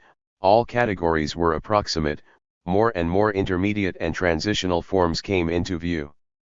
Man himself was seen to be the product of natural variations, and all his many-sided faculties were the continuation of forces to which nature herself had given birth. It was labor that distinguished man from the rest of the animal creation and was the source of all his proper pride. Manual effort was the cause of mental development. The observation of constant change assures us that man, like the earth and the whole solar system, is sentenced to destruction, but the law according to which matter evolves ever higher forms of existence assures us that these forms in which we participate, conscious reflection and social organization, will reappear somewhere in the universe, and will in due course again cease to be. 5. Multiple forms of change. But the dialectic of nature is not only a matter of constant change. The main difference between the mechanistic and the dialectical viewpoints is that the latter distinguishes change in multiple forms. The mechanicism of the 17th and 18th centuries, transmitted to the 19th by the German materialists Voigt, Buchner, and Moleschott, maintained that everything that happens in the world is nothing other than mechanical motion, i.e. the displacement of material particles, and that all qualitative differentiations in nature are subjective or merely apparent. They concluded from this that all branches of knowledge should pattern themselves on mechanics. The processes observed by them would prove to be particular cases of mechanical motion, obedient to the laws governing the movement of bodies in space. Engels was far from accepting this position, even as an ultimate ideal. He believed that the qualitative differentiation of forms of change was a real phenomenon, and that the higher or more complex forms could not be reduced to the lower. The higher, in fact, is defined as that which presupposes the lower but is not presupposed by it. Chemical phenomena, for this reason, are higher than mechanical ones, and those of the organic world are higher still. In the same way, there is an ascent from 384. Biology to mental phenomena and social processes. There is thus a multiplicity of forms of change or motion, and a corresponding natural hierarchy of sciences. The forms differ in quality, each of them presupposes all the lower ones, but these do not exhaust it. However, this all-pervading hierarchy and irreducibility of higher forms is not explained by Engels in a manner free from ambiguity. When he distinguishes the various forms of motion, he does not state clearly in what their irreducibility consists. Is it because the laws of the higher forms cannot be logically deduced from those of the lower or are not logically equivalent to them? Or is it an ontological irreducibility, in that there is something in the higher five processes which is not mechanical motion and cannot be causally explained by it? The first interpretation is weaker, for it does not exclude the hypothesis that the higher processes are no more than mechanical ones which occur statistically in a particular way. On the ontological level, mechanical motion would then be the only form of change, but science would content itself for observational purposes with statistical laws concerning its manifestation in particular conditions. The second interpretation excludes this hypothesis, but it is not at once clear how the ontological irreducibility comes about, given the starting point of a homogeneous material substratum of all processes without exception. Whatever be the answer to this question, it is clear that Engels does not regard nature as uniform in all its changes, or reduce its multiplicity to a single pattern. The manifoldness is real, not merely subjective or due to the temporary insufficiency of our knowledge. Genetically, all higher forms are derivations of the lower, and they are in some sense inherent in them. In other words, matter tends by its very nature to evolve higher forms of being in the manner observable on Earth. Engels does not explain, however, in what way the higher forms are potentially contained in the elementary attributes of matter. 6. Causality and chance. The view that the manifoldness of nature is real makes it possible to 385. Conceive the problem of causality in a different way from that of mechanistic materialism. The latter in its classical form reduced determinism to the principle that every event is conditioned in every detail by the totality of circumstances at the moment when it happens. If we call something an accident, we can only mean that we do not know its cause. The category of contingency is a subjective one. A perfect intellect, as Laplace suggested, could give a complete and accurate description of the universe at any time, past or future, if it knew the exact mechanical coefficients of every particle at the present moment or any other. There can be no question of undetermined phenomena or, in particular, free will except as a purely subjective and erroneous sense of freedom. This form of determinism, represented in modern philosophy by Descartes, Spinoza, and Hobbes, had many adherents among 19th-century mechanists. Engels, however, took a different view. He believed in universal causality in the sense that he rejected the possibility of uncaused phenomena and also the existence of design in nature, conceived as the realization of a conscious intention. This would have been contrary to materialism, as it involved the primacy of mind over matter. but he regarded the general formula of universal determinism as completely sterile from the scientific point of view. If we say that there are 5 peas and not 6 in a certain pod, or that a particular dog's tail is 5 inches long and no more or less, or that a particular flower was fertilized by a particular bee at a certain moment, and so forth, and that all these facts were determined by the state of the particles in the original nebula from which the solar system developed, we are making a statement that is useless to science, and are not so much overcoming the contingency of nature as universalizing it. Explanations like these leave us exactly where we were. They do not enable us to predict anything or improve our knowledge in any way. The business of science is to formulate laws operating in particular spheres so that we can understand phenomena, foresee them, and affect them. Small differentiations are the effect of an infinite number of reactions and may be thought of as accidental, but science is concerned not with them but with the general laws that can be discerned amid the mass of deviations. In nature, where chance also seems to reign, there has long ago been demonstrated in each particular. 386. Field the inherent necessity and regularity that asserts itself through this chance. What is true of nature holds good also for society. Engels did not formulate precisely his idea of chance, but his thought seems to be that it is neither an event of whose causes we are ignorant nor an event with no causes. If a phenomenon is contingent, it is so objectively but relatively. Phenomena that form part of a series of events subject to a certain regularity are inevitably disturbed by events belonging to a different type of regularity, i.e. a different form of motion.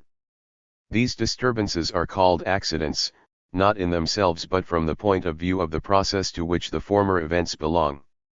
A cosmic catastrophe which destroyed all life on Earth would be accidental in relation to the laws of organic evolution, which do not, so to speak, provide for such an event, but it would not itself be unconditioned.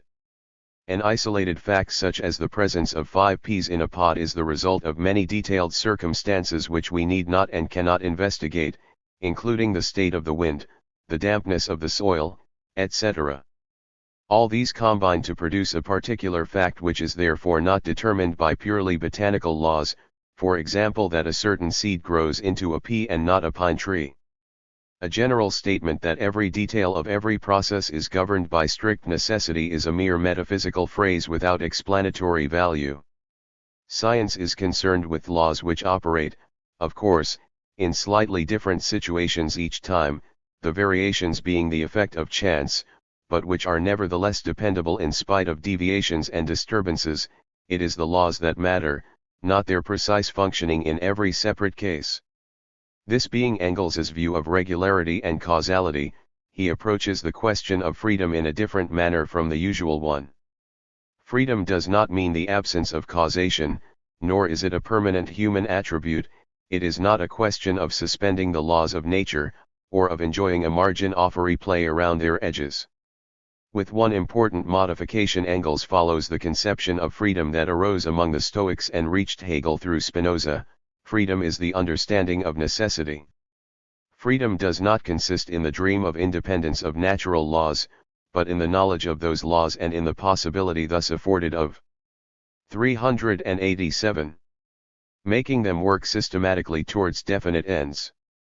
Freedom of the will means nothing but the capacity to make decisions with real knowledge. The freer a man's judgment is in relation to a particular question, so much the greater is the necessity with which the content of his judgment is determined. It appears from this that freedom as the understanding of necessity has a different meaning for Engels than for the Stoics, Spinoza, and Hegel. The free man is not he who understands that what happens must happen, and reconciles himself to it. A man is free to the extent that he understands the laws of the world he is living in and can therefore bring about the changes he desires. Freedom is the degree of power that an individual or a community are able to exercise over the conditions of their own life. It is therefore a state of affairs, not a permanent attribute of man. It presupposes an understanding of the environment and its laws, but it does not consist merely of such understanding, for in addition it requires the individual to affect his environment, or at all events it is only visible when he does so. A man or a community are not free or unfree in themselves, but relatively to their situation and their power over it. There can, of course, never be such a thing as absolute freedom, i.e. unlimited power over all aspects of every situation, but human freedom may increase indefinitely as the laws of nature and social phenomena are better known. In this sense, socialism is a leap from the realm of necessity into the realm of freedom, wherein society takes control over the conditions of its being and the productive system, which have hitherto run riot and operated against the majority. Engels thus puts the question of free will in a different way from his predecessors. He does not ask whether a conscious act of choice is always determined by circumstances independent of consciousness, but rather in what conditions human choices are most effective in relation to the end proposed, whether practical or cognitive. Freedom is the degree of effectiveness of conscious acts, not the degree of independence with regard to the laws which govern all phenomena, whether men are conscious of their operation or not, for, according to Engels, such independence does not exist. 7. The dialectic in nature and in thought. Dialectics, as understood by Engels, are the study of all forms of 388. Motion or activity in nature, in human history, and in thought. Thus there is an objective dialectic which governs nature, and a subjective dialectic which is the reflection of the same laws in the human mind. The term dialectic is used in a double sense, either for the processes of nature and history or for the scientific study of those processes. If we are able to think dialectically, it is because our minds obey the same laws as nature does. The dialectic of the mind is only the reflection of the forms of motion of the real world, both of nature and of historia. Dialectics of nature, natural science and philosophy. As this implies, Engels accepted the psychological view of logic in accordance with the naturalist doctrines of his time, i.e. he regarded its laws as facts, empirical regularities of the functioning of the nervous system. Only man, however, is able to think dialectically. Animals can perform operations involving reason in the Hegelian sense, i.e. the elementary abstractions of induction, deduction, analysis, synthesis, and experiment. Cracking nuts is the beginning of analysis, and performing animals demonstrate the power to synthesize, but dialectical thinking involves the ability to examine concepts, and this is peculiar to man.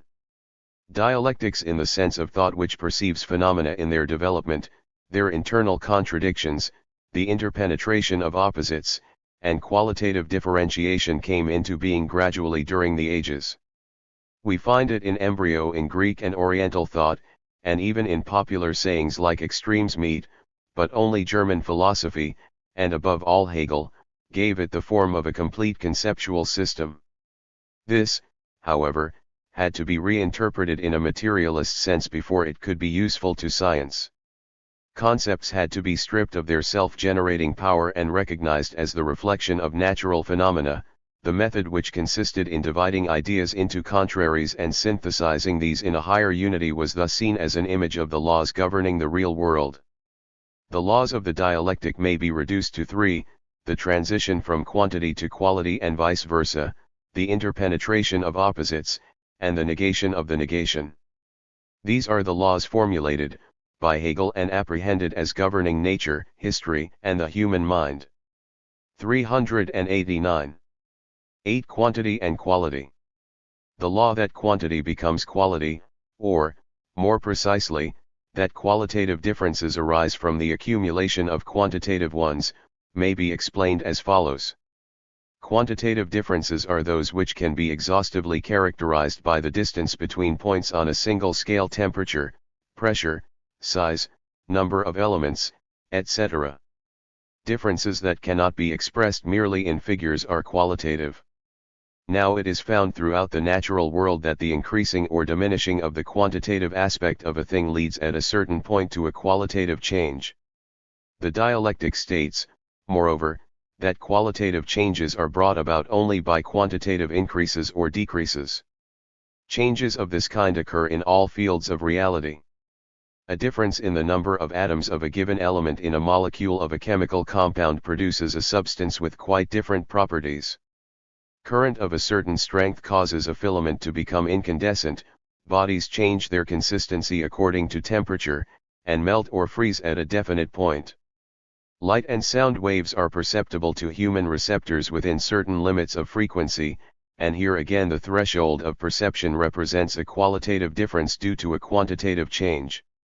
The slowing up of intracellular motion, and the consequent loss of heat, at a certain point causes a cell to die, which is a qualitative change. A sum of money has to be of a certain size in order to become capital, i.e. to produce surplus value. The cooperation of men at work is not merely a combination, but a multiplication of the strength of each. In general, qualitative changes resulting from a quantitative increase or decrease may be seen in all cases where we distinguish between an agglomeration and an integrated whole. Nature and society afford innumerable examples of situations in which the whole is not merely the sum of its parts, but the latter acquire new properties by being part of an integrated system, while the system creates new regularities that cannot be deduced from the laws governing its elements. This concept of the whole became, after Engels's day, an important subject of methodology and an essential category in such forms as Gestalt psychology, holism in 390.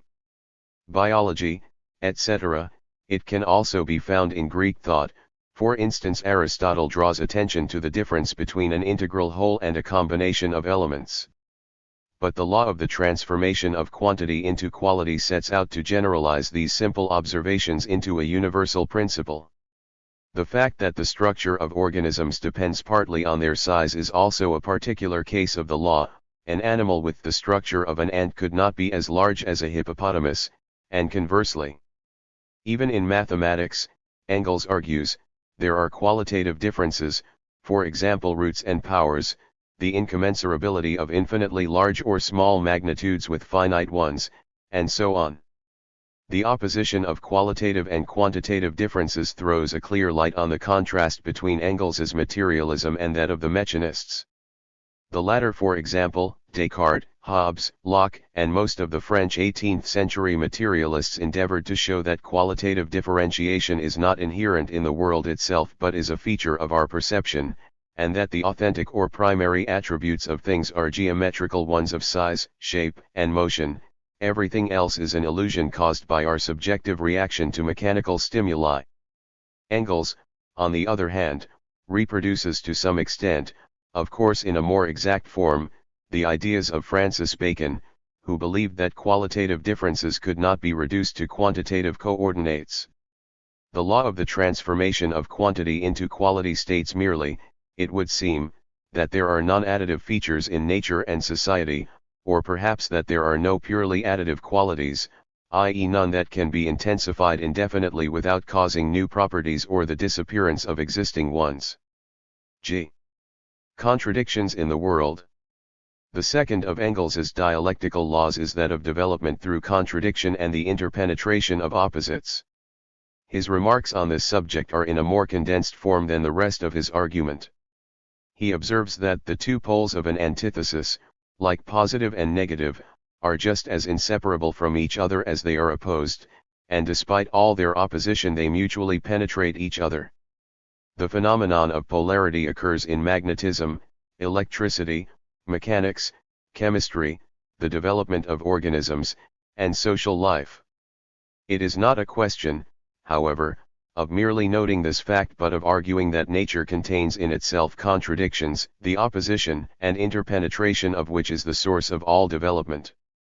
In Engels's opinion, the existence of contradictions in nature is a refutation of formal logic, one of whose primary laws of thought, as they were called, was the principle of non-contradiction. As he writes, motion itself is a contradiction. Even simple mechanical change of place can only come about through a body at one and the same moment of time being both in one place and in another place, being in one and the same place and also not in it. This is still more evident in more complex phenomena. Life consists precisely in this, that a living thing is at each moment itself and yet something else. Life itself, therefore, is a contradiction that is objectively present in things and processes, and is constantly asserting and resolving itself. Even the science of mathematics is full of contradictions.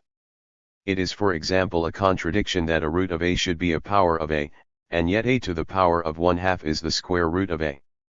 It is a contradiction that a negative quantity should be the square of anything, for every negative multiplied by itself gives a positive, and yet the square root of -1 is in many cases a necessary result of correct mathematical operations. In the same way, societies develop through the unceasing emergence of contradictions. Engels was criticized for his view that contradictions are so present in nature that they cannot be described without violating logic, i.e., that logical contradictions are a feature of the universe. The great majority of contemporary Marxists hold that the principle of development through contradiction does not involve rejecting the logical rule of non-contradiction, and they observe that when, following Hegel, Engels spoke of motion being a contradiction, he was repeating the paradox of Zeno of Elea, the only difference being that Zeno declared motion to be impossible because contradictory, while Engels declared contradiction to be in the nature of things.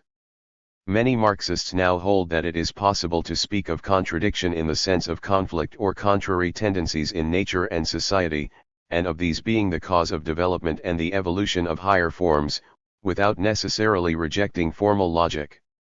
There is nothing illogical in the fact that contrary tendencies exist in practice. We are not asked to 392. Believe that two propositions contradicting each other are true, but only that nature is a system of tensions and conflict. I. The negation of the negation. Engels's law of the negation is intended to give a more exact account of the stages of development through contradiction, and mutatis mutandis it agrees with Hegel's formulation. The law states that every system has a natural tendency to produce out of itself another system which is its contrary. This negation is negated in its turn so as to produce a system that is in some important respects a repetition of the first, but on a higher level.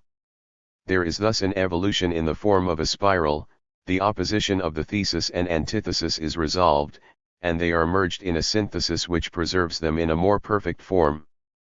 A seed, for instance, develops into a plant, which is the negation of it. This plant produces not one seed but many, after which it dies. The seeds collectively are the negation of the negation. With insects we have the similar cycle of egg, larva, imago, and eggs in large number. Numbers are negated by the minus sign, which in turn is negated by squaring. It makes no difference that we can arrive at the same number by squaring the positive, for the negated negation is so securely entrenched in A2 that the latter always has two square roots, A and minus A. History develops according to the same rule, from common ownership among primitive peoples to private property in class societies and public ownership under socialism. The negation of the negation consists in restoring the social character of property, not by returning to a primitive society but by creating a higher and more developed system of ownership. In the same way, the primitive materialism of ancient philosophy was negated by idealistic doctrines so as to return in the more perfect form of dialectical materialism. Negation in the dialectical sense is not simply the destruction of the old order, but its destruction in such a way as to preserve the value of what is destroyed and raise it to a higher level. This, however, does not apply to the phenomenon of physical death. Life contains the germ of destruction, but the death of an individual does not lead to his renewal in a higher form. 393. To critique of agnosticism. The basic problem of philosophy has also, as Engels said, its other side, the question whether the world is knowable, whether the human mind is capable of forming a true image of relations in independent nature. On this point the new materialism is firmly opposed to all agnostic doctrines such as, in particular, those of Hume and Kant. It rejects the idea that there is any absolute limit to knowledge, or that phenomena are radically different from unknowable things in themselves. According to Engels, the agnostic viewpoint is easy to refute. Science is constantly transforming things in themselves into things for us, as when it discovers new chemical substances that existed in nature but were not previously known. The difference is between reality known and unknown, not between the knowable and unknowable. If we are able to apply our hypotheses in practice and use them to foretell events, This confirms that the area under observation has been truly mastered by human knowledge. Practice, experiment, and industry are the best argument against agnostics.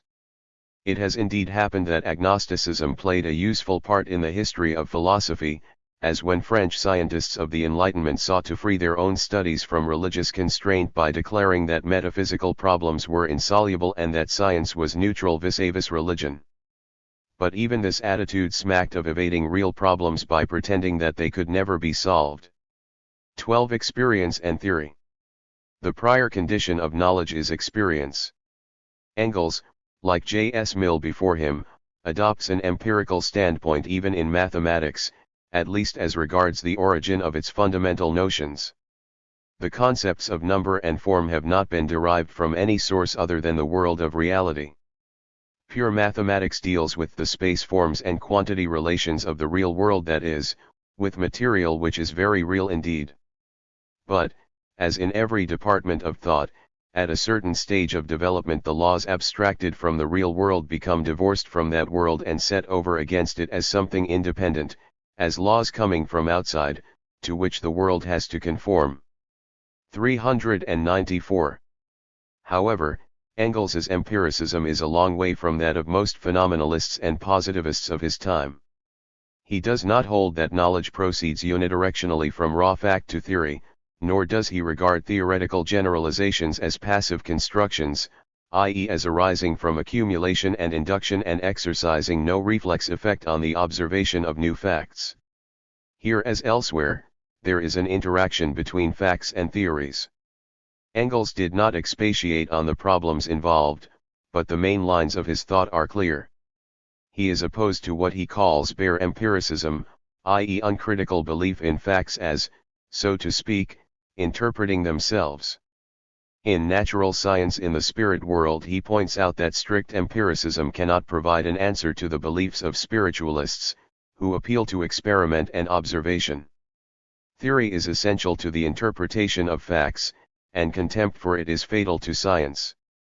Facts do not interpret themselves, and to perceive their connections we need theoretical instruments which derive, it is true, from observation, but in time become independent elements of knowledge.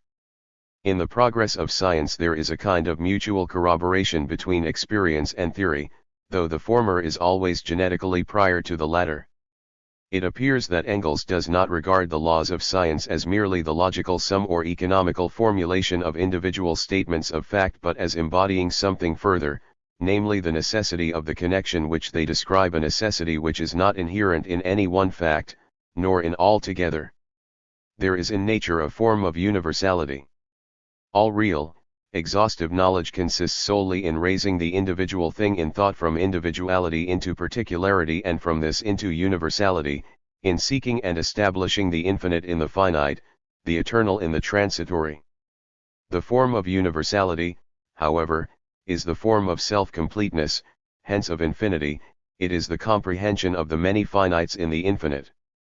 We know that chlorine and hydrogen, within certain limits of temperature and pressure and under the influence of light, combine, with an explosion, to form hydrochloric acid gas, and as soon as we know this, we know that it takes place wherever and whenever these conditions are present, no matter whether the phenomenon occurs once or is repeated a million times, or on however many heavenly bodies. The form of universality in nature is law dialectics of nature, dialectical logic and the theory of knowledge. 395. The necessity of a law concerning a particular causal connection is not, as Hume would argue, a mere habituation of the mind, it is inherent in the natural connection itself, and we recognize this by the fact that we not only observe the regular sequence of particular events but are able, as a result, to produce the events ourselves. Engels's remarks on the empirical background of theoretical constructions are rather summary, but their general trend is clear enough. He is a radical empiricist as regards the genesis of knowledge and a moderate empiricist as far as method is concerned. The social process of knowledge leads to the forging of theoretical instruments, thanks to which we do not submit passively to facts but interpret and combine them. Science is not merely the concise recording of facts, but the comprehension of something universal and necessary in the world of nature. 5. The relativity of knowledge. At the same time, Engels holds, it is impossible either for the whole of our knowledge or for elements of it such as natural laws to attain absolute validity. While accepting the traditional view that truth signifies agreement with reality, Engels follows Hegel in expounding the idea of truth as a process and as something essentially relative. But in what does this relativity consist? Engels does not hold that the accuracy of a judgment is a matter of time or personality in the sense that it is true or false according to who pronounces it or in what circumstances. His belief in relativity is formulated in different ways. In the first place, knowledge is relative in the obvious sense that it is always incomplete, that man in his finitude cannot discover all the secrets of the universe. A second, more important aspect of relativity is one which applies especially to scientific laws.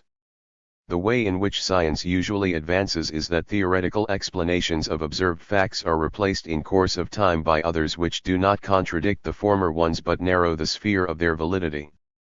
Thus Boyle's and Marriott's law on the relation between the pressure, volume, and temperature of gases was corrected by Regnault's discovery that it does not apply. 39. Outside certain limits of temperature and pressure. But we can never be certain that we have discovered once and for all the limits of applicability of a particular law, or that it may not have to be reformulated more precisely in the future. In this sense all scientific laws are relative, or are true only in a relative sense. Thirdly, we can speak of the relativity of knowledge in the sense that the same collections of facts admit of different theoretical explanations, the scope of these explanations becoming narrower as science progresses, though it never disappears altogether. Fourthly, although there is a difference between a law of nature and a hypothesis, yet the basis of scientific generalizations can never be complete, since they comprise an infinity of possible individual facts. Hence any items of knowledge that lay claim to absolute validity must either be commonplaces like "for all men are mortal," or particular facts like Napoleon died on May 5, 1821. Truly absolute knowledge, either in the sense of mentally reproducing the whole universe or of formulating a law of unalterable and final validity, is an unattainable goal to which we can only approximate indefinitely. In so doing, however, we come to possess an increasingly full and accurate picture of reality as a whole. 14. Practice as the criterion of truth. In Engels's view, the truest confirmation of the accuracy of our knowledge is the effectiveness of our actions. If, on the strength of certain information, we set about changing the world in some particular, and if we succeed in doing so, that is the best vindication of our knowledge. Practice, in this sense, is the criterion of truth, and we thus have a reason for eschewing any mental speculation which does not lend itself to practical confirmation. In some passages Engels interprets the notion of practice so broadly as to include the verification of hypotheses in cases where there is no question of our acting upon the external world, for example in astronomical observation. But the importance of practice in cognitive activity is even wider than this. It is not only the best criterion but itself a source of knowledge, inasmuch as real, socially felt needs direct human beings to particular fields of inquiry and determine the range of the questions they seek to answer. In this way, practice supplies the 397 true purpose and social motivation of the quest for knowledge. Thought, in this sense, is practically oriented, which does not mean that it is not objective, i.e. capable of reflecting, subject to its historical and other limitations, the real, factual attributes and relationships of nature itself, independent of the human mind. On the other hand, Engels writes in Dialectical Logic and the Theory of Knowledge, natural science, like philosophy, has hitherto entirely neglected the influence of men's activity on their thought, both know only nature on the one hand and thought on the other. But it is precisely the alteration of nature by men, not solely nature as such, which is the most essential and immediate basis of human thought, and it is in so far as man has learned to change nature that his intelligence has increased. From this interesting remark we might suppose that Engels was inclined to regard the content of human knowledge as the result of interaction between man and nature, and not simply a reflection of nature in which practical action plays the part of a touchstone and a determinant of interests. That would mean, however, that the object of our knowledge is not reality itself but man's relations with nature. This is hard to reconcile with the belief that human thought is a more and more perfect reflection of the world as it exists independently of man's cognitive and practical activity. The passage, however, is not so unambiguously expressed as to justify far-reaching inferences, and Engels nowhere developed the idea, nor is it clear exactly what he meant by such terms as basis of human thought. Nevertheless, we find here a hint of a concept significantly different from his opinion that thought is a copy of the real world. 5. The sources of religion. By this dialectical transformation of materialism, Engels stands opposed to the whole of idealistic philosophy and to all his materialist predecessors, who did not advance beyond a mechanistic interpretation of the world. This applies to some extent even to Feuerbach. While crediting the latter with a large part in overcoming German idealism, Engels criticizes him for simply rejecting the Hegelian dialectic instead of discovering its rational content. In addition, Feuerbach, like all previous materialists, was a materialist from below and an idealist from above, that is to say, he was unable to explain human history except in terms of 39 ideology, in particular the figments of religion, which he regarded as the mainspring of historical change. Modern materialism is consistent in this respect too, that it accounts for historical events by regarding social consciousness as the product of material conditions of life. It would even seem, though Engels does not expressly say so, that he regarded historical materialism as the logical consequence of philosophic materialism. As for religion, which Feuerbach made the efficient cause of great historical changes, Engels, in accordance with positivist evolutionism, saw it as the fruit of human misconception and ignorance. From the very early times when men, still completely ignorant of the structure of their own bodies, under the stimulus of dream apparitions came to believe that their thinking and sensation were not activities of their bodies, but of a distinct soul which inhabits the body and leaves it at death. From this time men have been driven to reflect about the relation between the soul and the outside world. If upon death it took leave of the body and lived on, there was no occasion to invent yet another distinct death for it. Thus arose the idea of its immortality. Not religious desire for consolation, but the quandary, arising from universal ignorance, of what to do with the soul, once its existence had been accepted, after the death of the body, led to the empty notion of personal immortality. In exactly the same way the first gods arose through the personification of natural forces and, as religion developed, assumed more and more an extra-mundane form. Engels, after the fashion of the Enlightenment thinkers, saw religion as the fruit of ignorance or want of understanding. He thus abandoned the Marxian view of religion as a secondary alienation due to the alienation of labor, in favor of an intellectualist explanation. In this respect he also shared the ideas of 19th-century evolutionism as to the origin and nature of religion. Chapter 16. Marx's philosophy and that of Engels. Engels's viewpoint may be described in summary terms as both naturalistic and anti-mechanistic. He presents the universe as evolving dynamically towards higher forms, manifold in differentiation and enriching itself by inner conflict. His version of the dialectic is an anti-philosophical, anti-metaphysical one, which accepts the multiplicity of the universe as irreducible to a single pattern.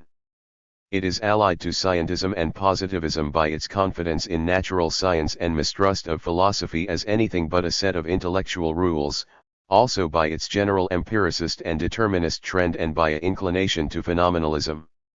On the other hand, it diverges from typical positivism by its critique of radical empiricism and its theory of the multiple forms of motion. It should be added that Engels's evolutionism is apparently related to the separate parts of the universe and not to the universe as a whole. As we read at the end of the introduction to Dialectics of Mature, the universe is infinite and eternal, reproducing the same forms in a never-ending cycle of birth and destruction. Particular fragments of the universe, particular astral systems, by force of internal necessity evolve higher forms of organic life and consciousness, but the universe as a whole does not evolve in this way. We may suppose that, as dwellers on the earth, we are now living in a part of the cosmos which is in a state of upward evolution, but from the point of view of nature as a whole this is a 400.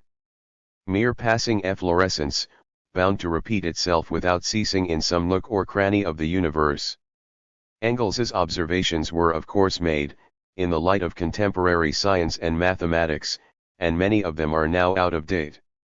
But the general lines of his thought, naturalism, cognition as a reflection of reality, knowledge as relative, the dialectic of nature, were upheld by later Marxists and regarded especially by the Russians as the Marxist philosophy par excellence.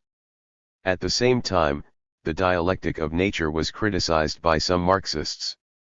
The first to attack Engels's philosophy as radically different from Marx's was probably Stanislaw Berezovsky, while Max Adler also spoke of important divergences between the two founding fathers.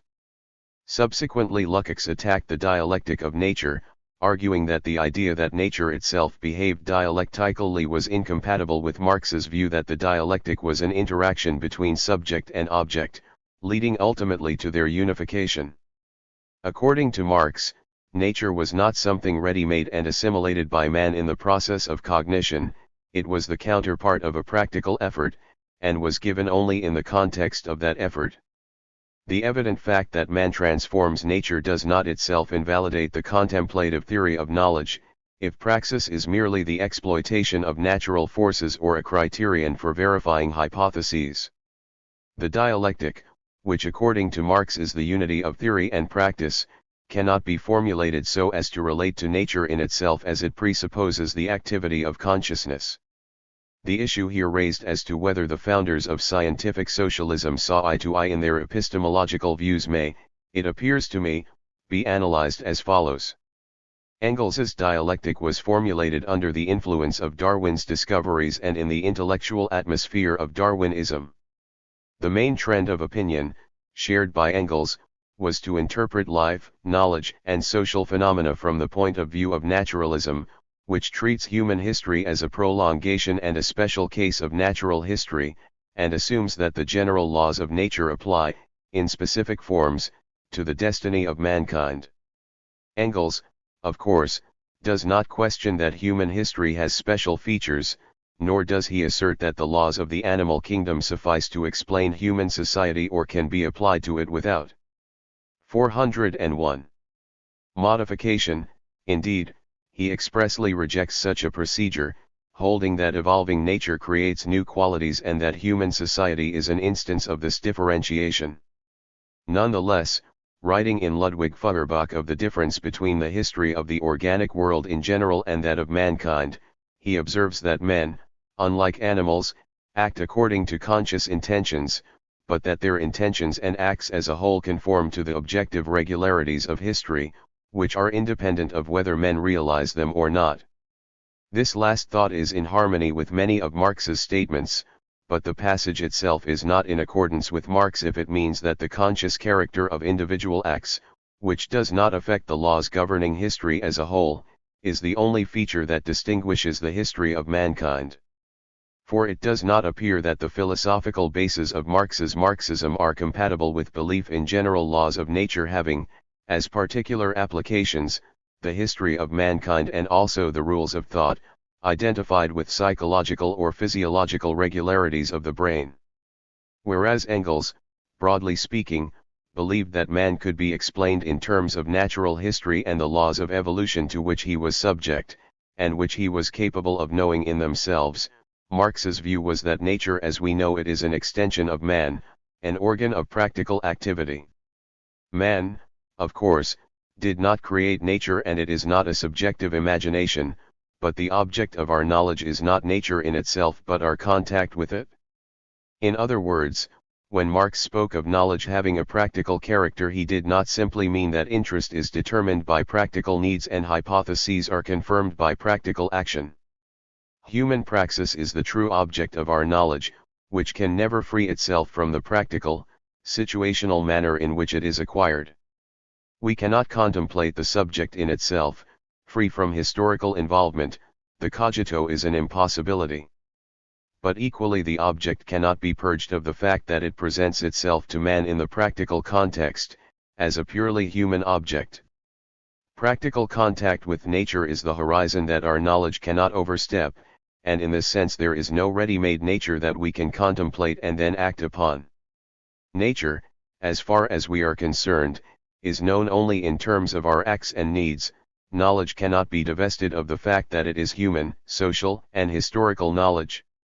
Or again, there is no transcendental viewpoint from which the subject can 402. Apprehend natural forms as they are, in order then to duplicate them in his own mind. The materialist interpretation of consciousness according to Marx is that knowledge and everything else in the mind, feelings, desires, imaginations, and ideals are the product of social life and history. Man, therefore, cannot adopt a cosmic or divine viewpoint, throwing aside his own humanity and comprehending reality as it exists in itself and it as an object of human praxis. There is thus a clear difference between the latent transcendentalism of Engels's dialectic of nature and the dominant anthropocentrism of Marx's view. The difference is also seen in the significance they respectively attach to Hegel and the Hegelian dialectic. Engels, who extolled Hegel's part in elaborating the conceptual framework of the dialectic, and who regarded the German workers' movement as the sole legitimate heir of classic German philosophy, saw it as the great merit of Hegelianism to have emphasized the transience of all forms of social existence. He criticized Hegel, on the other hand, for the non-dialectical conception of nature as repeating its cycle of evolution without a break, and especially, following the radical young Hegelians of the 1840s, for the contradiction between system and method. By this they meant that the dialectic speaks of ceaseless development and negation, so that no form of being or society can be final, and the absolute is always out of reach, yet Hegel represents certain forms of religion, philosophy, and the state as final and unimprovable, and thus sins against his own method. But the supposed conflict between method and system cannot be resolved by recognizing the transience of all forms and the impossibility of final ones. Hegel's thought is not comprehensible without its fulfillment in the absolute, and negativity as the young Hegelians understood it is no longer Hegelian.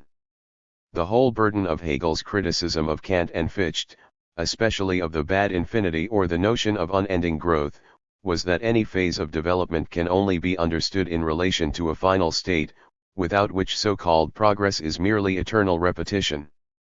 Only an absolute which is actually attainable, not somewhere dimly visible on the horizon, can provide the reference system that gives meaning to any stage of spiritual evolution.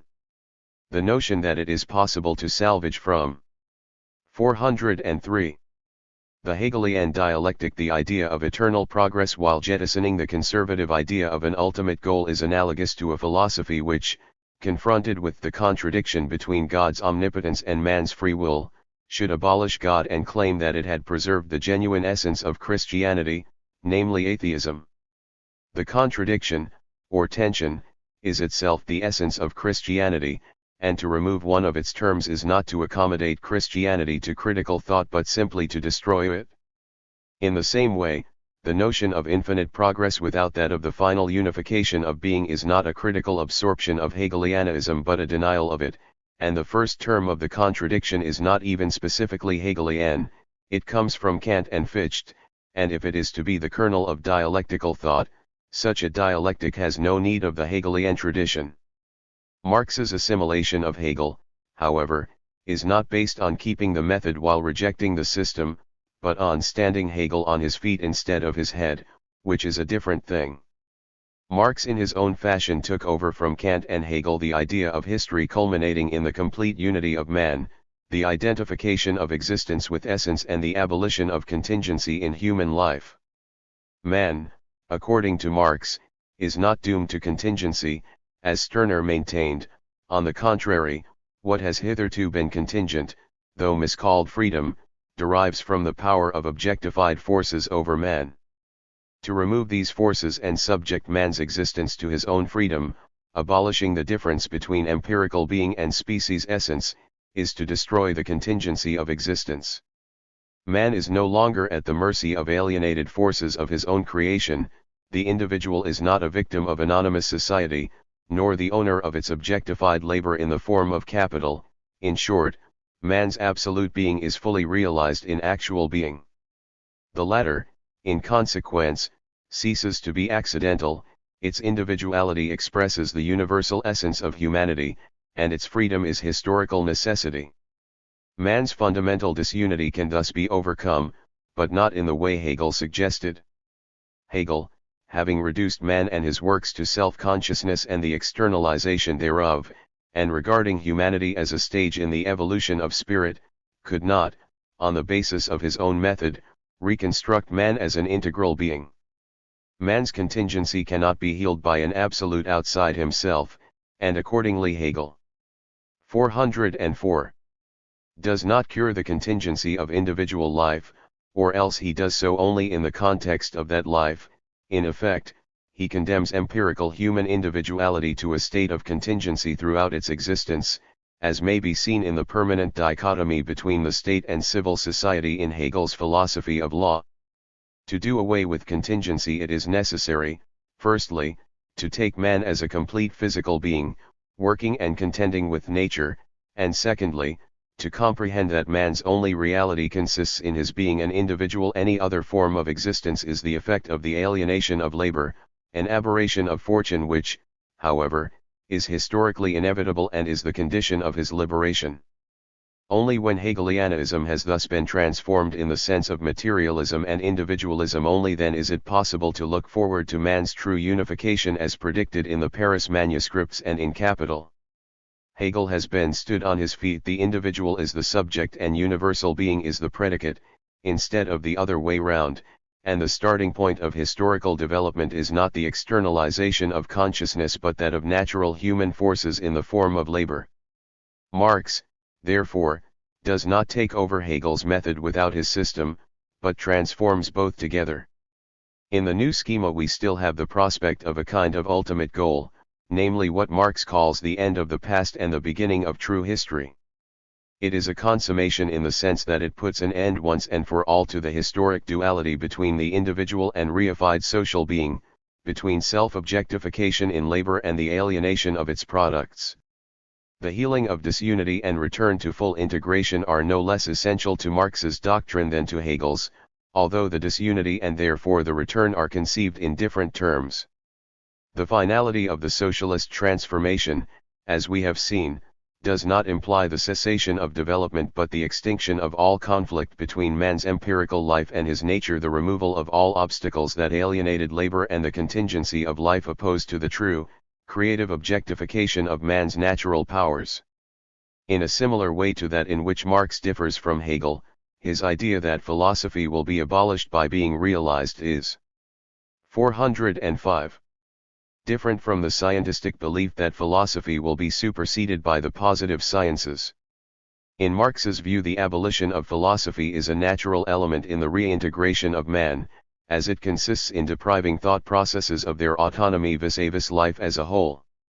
Thought becomes a direct affirmation of life, aware that it is itself conscious life and nothing else. The division between physical and intellectual work is done away with. Thought can no longer withdraw to an independent realm of its own. Philosophy, which is the mind's aspiration towards the integrality of man, will disappear when that aspiration is realized. This is quite different from the view that philosophy will no longer have the right to a separate existence, and that anything worthwhile in it will be taken over by the various positive sciences. The difference between these two interpretations of the human condition is clear, as is the sharpness of the division, in Marx's view, between the present world and that which is to come. On his own philosophical premises he could never have made any concession to reformist strategy. The new society had to make a complete break with the old, and a revolutionary upheaval was the only valid form of social criticism. By contrast, on the assumption that progress continues throughout history but never reaches an absolute goal, it is easier to understand the view that reform within the framework of capitalism may be of value in itself.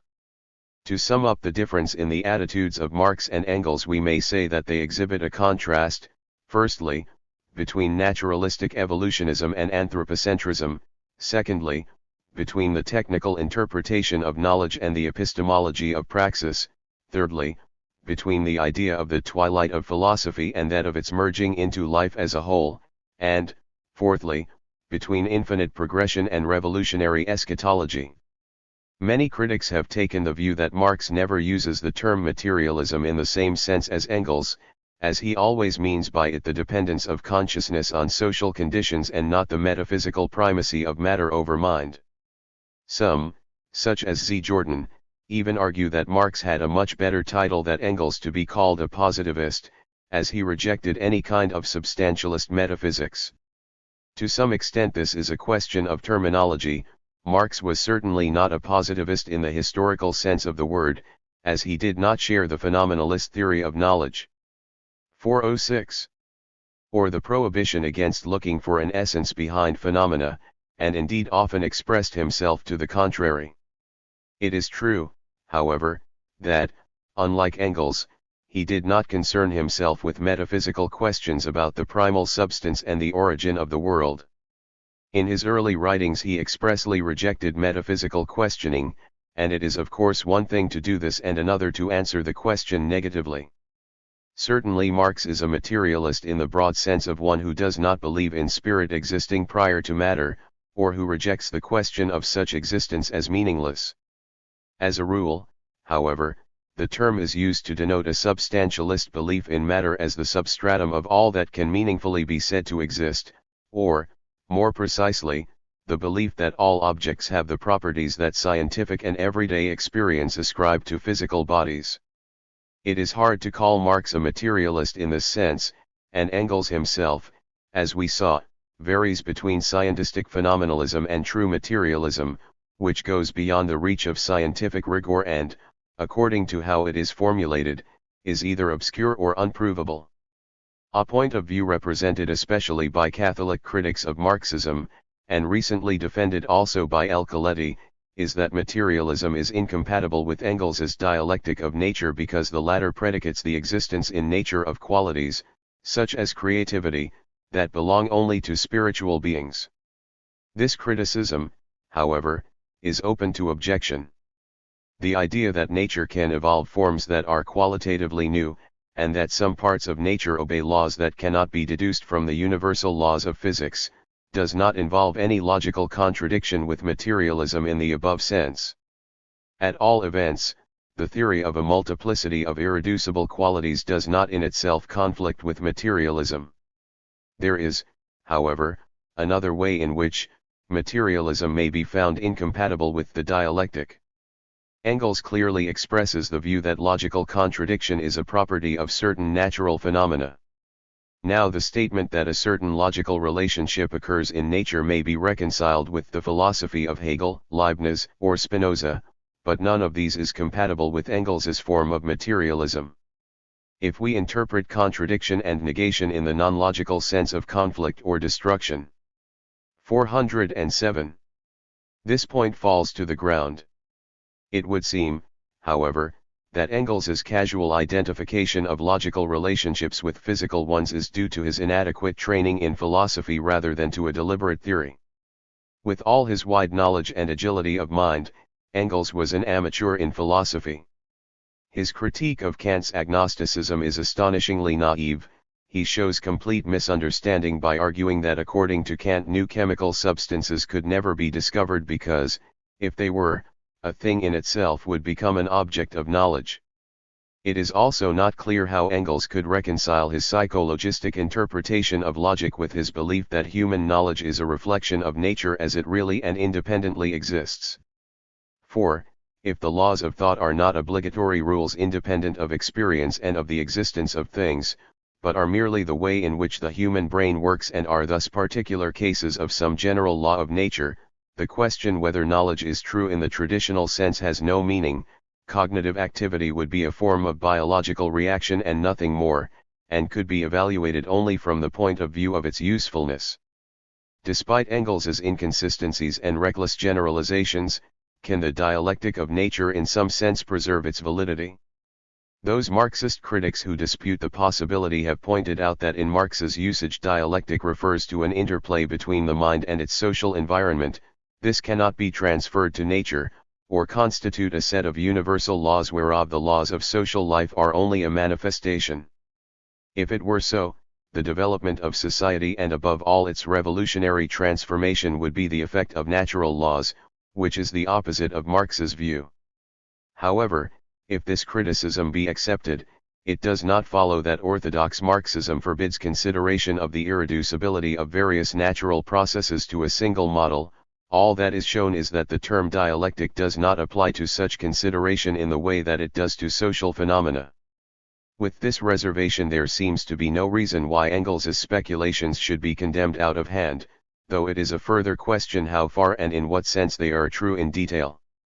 His ideas of logical contradictions in nature, or the dialectic in arithmetic, are certainly naive, but the question of the multiplicity of qualities is not, nor. 408. Does it seem improper to speak of an accumulation of quantitative changes leading to qualitative ones? Certainly Engels's dialectic of nature is full of obsolete examples and unfounded speculation in the realm of philosophic cosmology. He maintains that the emergence, in the history of the earth, of higher forms from lower represents an imminent necessity, and that nature must, by virtue of some unknown law, produce the same forms in similar conditions. Although Engels himself at other times condemned this kind of arbitrary speculation, at all events in general terms, it belongs to a traditional philosophy of nature that was fairly widespread in the 19th century. This is not to say, however, that Engels's philosophy made any contribution to the development of science. As historians of science point out, there have in the past been moments of crisis when philosophical ideas played an important part in this way, for example the influence of Platonism on Galilean physics or of empiria criticism on the theory of relativity. But no such heuristic role can be ascribed to Marx's or Engels's philosophy of nature, and its effect in the Soviet Union has been to stifle sciences, not bring them to birth. It may even be said that Engels is not wholly innocent in this respect.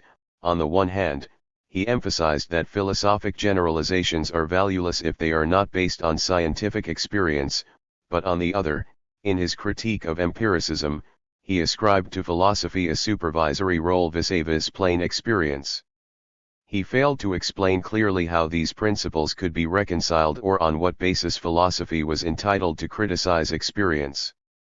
The idea that it is so entitled could easily furnish a pretext for the subjection of science to ideology, which has in fact happened, of course, in political circumstances that have nothing to do with this part of Engels's doctrine. Questions connected with the dialectic of nature constitute a much publicized part of what is now codified as dialectical materialism. How far they are scientifically and philosophically fruitful at the present time is a topic to be considered later.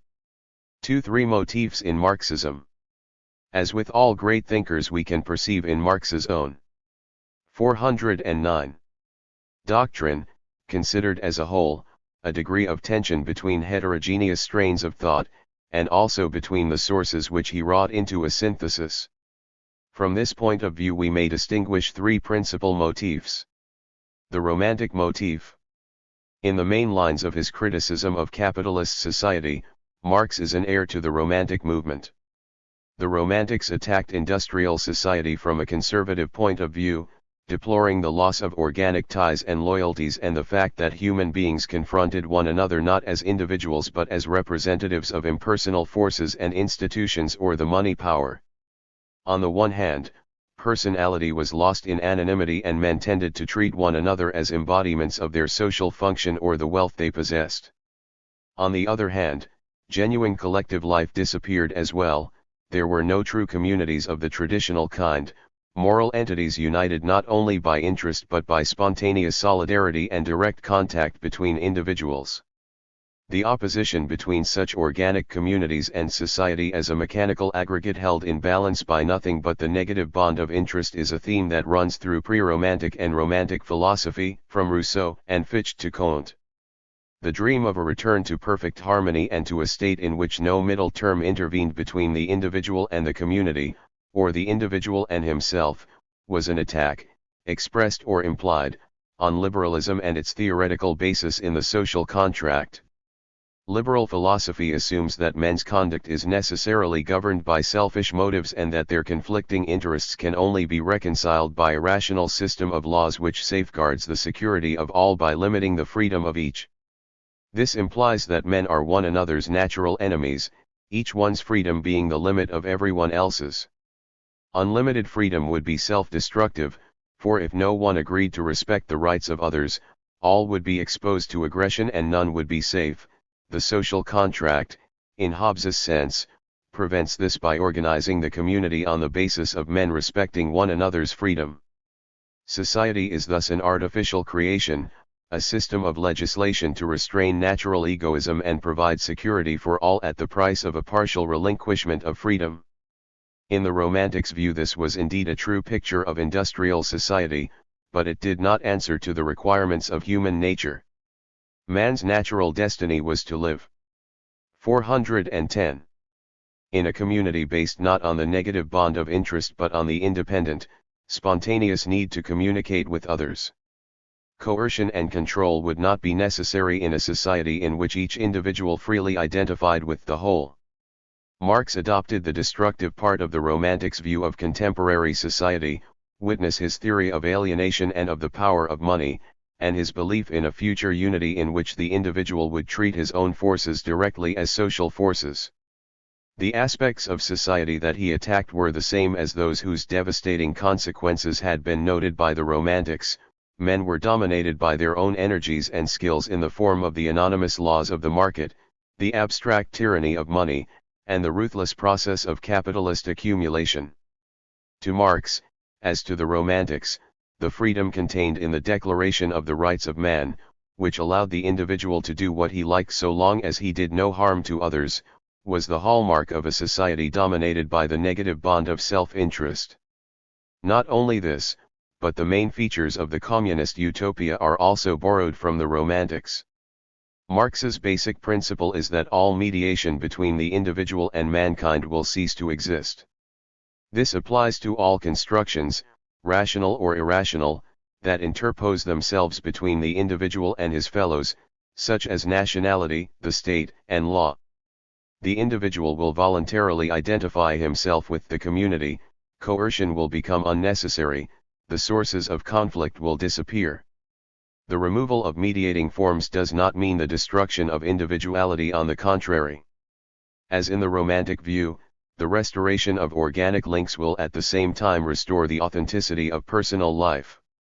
As things are now, the individual wrenched from the community and enslaved to anonymous institutions is robbed of his personal life and obliged to treat himself as a mere object. The worker sees his whole effort as a means of biological survival, while the creative part of his work becomes alien to him. His personal qualities and abilities take on the form of a commodity bought and sold on the market like any other. The capitalist loses his own personality in a different but equally pernicious way. As the personification of money, he is not master of his behavior but must do as the market tells him, irrespective of whether his intentions are good or bad. On both sides of the gulf, personality is extinguished as individuals turn into 411. Servants of alienated forces. The abolition of capitalism does not mean exalting the community at the expense of the individual, but restoring both at once. Instead of freedom being conceived in the liberal fashion as the private sphere of non-interference with others, it becomes the voluntary unity of the individual with his fellow men. But the agreement between Marxism and Romanticism is only partial. Romanticism in its classic form is a dream of attaining social unity by reviving some idealized feature of the past, the spiritual harmony of the Middle Ages, a rural Arcadia or the happy life of the savage, ignorant of laws and industry and contentedly identifying with the tribe. This kind of nostalgia is, of course, the reverse of Marx's viewpoint. Although he shows traces of the Romantic belief in the felicity of the savage, these are not numerous or important, and there is no suggestion in his work that mankind could or should revert to a primitive lifestyle. Unity will be recovered not by destroying modern technology or invoking primitivism and rural idiocy, but by further technical progress and by obliging society to put forward its utmost efforts to perfect its control over natural forces. It is not by retreating into the past but by strengthening man's power over nature that we can salvage what was of value in primitive society. The process is a kind of spiral, involving the maximum negativity of the present system. The destructive effects of the machine cannot be cured by abolishing machines, but only by perfecting them. Technology itself, by its negative aspects as it were, makes it possible to revive what it destroyed. Because future unity will be obtained not by jettisoning the achievements of social development but by continuing it, that unity will reside in the human species as a whole and not in traditional forms like the nation or the village. The national community, which so many romantics regard as the paradigm of organic life, is already being dissolved by the progress of capitalism, which sweeps away everything that does not serve its own expansion. The workers have no fatherland, and neither has capital. On both sides of the great conflict of the age, patriotism has lost its relevance. Nationalism may be exploited for political or other short-term ends or to justify protectionist policies, but its strength is collapsing under the remorseless pressure of cosmopolitan capital and the internationalist consciousness of the pro. 412. Letariat. From this point of view also capital, the destroyer of tradition, is clearing the way for the new society. If Marx parted company with the Romantics in this important feature of his utopia, it was because of what may be called the Faustian Promethean motif, a strong influence and, in some ways at least, a rival to Romanticism. It is hard to refer this motif to any particular school of thought. It appears in a wide variety of philosophies, including some strands of Neoplatonism and in texts of Lucretius and Goethe that were well known to Marx. We find it in Giordano Bruno and other Renaissance writers whom Marx regarded as models of fulfilled humanity, universal giants who had overcome the penury of the division of labor and had not only assimilated the entire culture of their day but had raised it to a higher level by their own efforts. This strain in Marx's thinking appears clearly from the answers he gave to his daughter's questionnaire: favorite poets, Shakespeare, Aeschylus, Goethe; favorite heroes, Spartacus, Kepler; idea of happiness, fighting; most hated quality, servility. The Promethean idea which recurs constantly in Marx's work is that of faith in man's unlimited powers as self-creator, contempt for tradition and worship of the past, history as man's self-realization through labor, and the belief that the man of tomorrow will derive his poetry from the future. Marx's Prometheanism is of course of a special kind, and above all it relates to the species and not the individual. Marx believed, as he made clear in his defense of Ricardo against the sentimental critique of Sismondi, that the idea of production for production's sake meant developing the riches of human nature as an end in itself, and that the progress of the species must not be held up by considerations of individual happiness. Even if the development of the species took place at the expense of a majority of individuals, it was in the end synonymous with the development of every individual. The progress of the whole always involves detriment to some, and the callousness ascribed to Ricardo was a proof of his scientific honesty. Marx was certain that the proletariat as the collective Prometheus would, in the universal revolution, sweep away the age-long contradiction between the interest of the individual and that of the species. In this way, too, capitalism was the harbinger. 413. Of socialism. By smashing the power of tradition, brutally rousing nations from their slumbers, revolutionizing production, and liberating fresh human forces, capitalism had made a civilization in which man for the first time was able to show what he could do, although as yet his prowess took non-human and anti-human forms. It was pitifully sentimental to upbraid capitalism in the hope of stopping or diverting its victorious advance. The conquest of nature must go forward. In the next stage, men would achieve mastery over the social conditions of progress. A typical feature of Marx's Prometheanism is his lack of interest in the natural conditions of human existence, the absence of corporal human existence in his vision of the world. Man is wholly defined in purely social terms, the physical limitations of his being are scarcely noticed. Marxism takes little or no account of the fact that people are born and die, that they are men or women, young or old, healthy or sick, that they are genetically unequal, and that all these circumstances affect social development irrespective of the class division, and set bounds to human plans for perfecting the world. Marx did not believe in the essential finitude and limitation of man, or the obstacles to his creativity. Evil and suffering, in his eyes, had no meaning except as instruments of liberation. They were purely social facts, not an essential part of the human condition.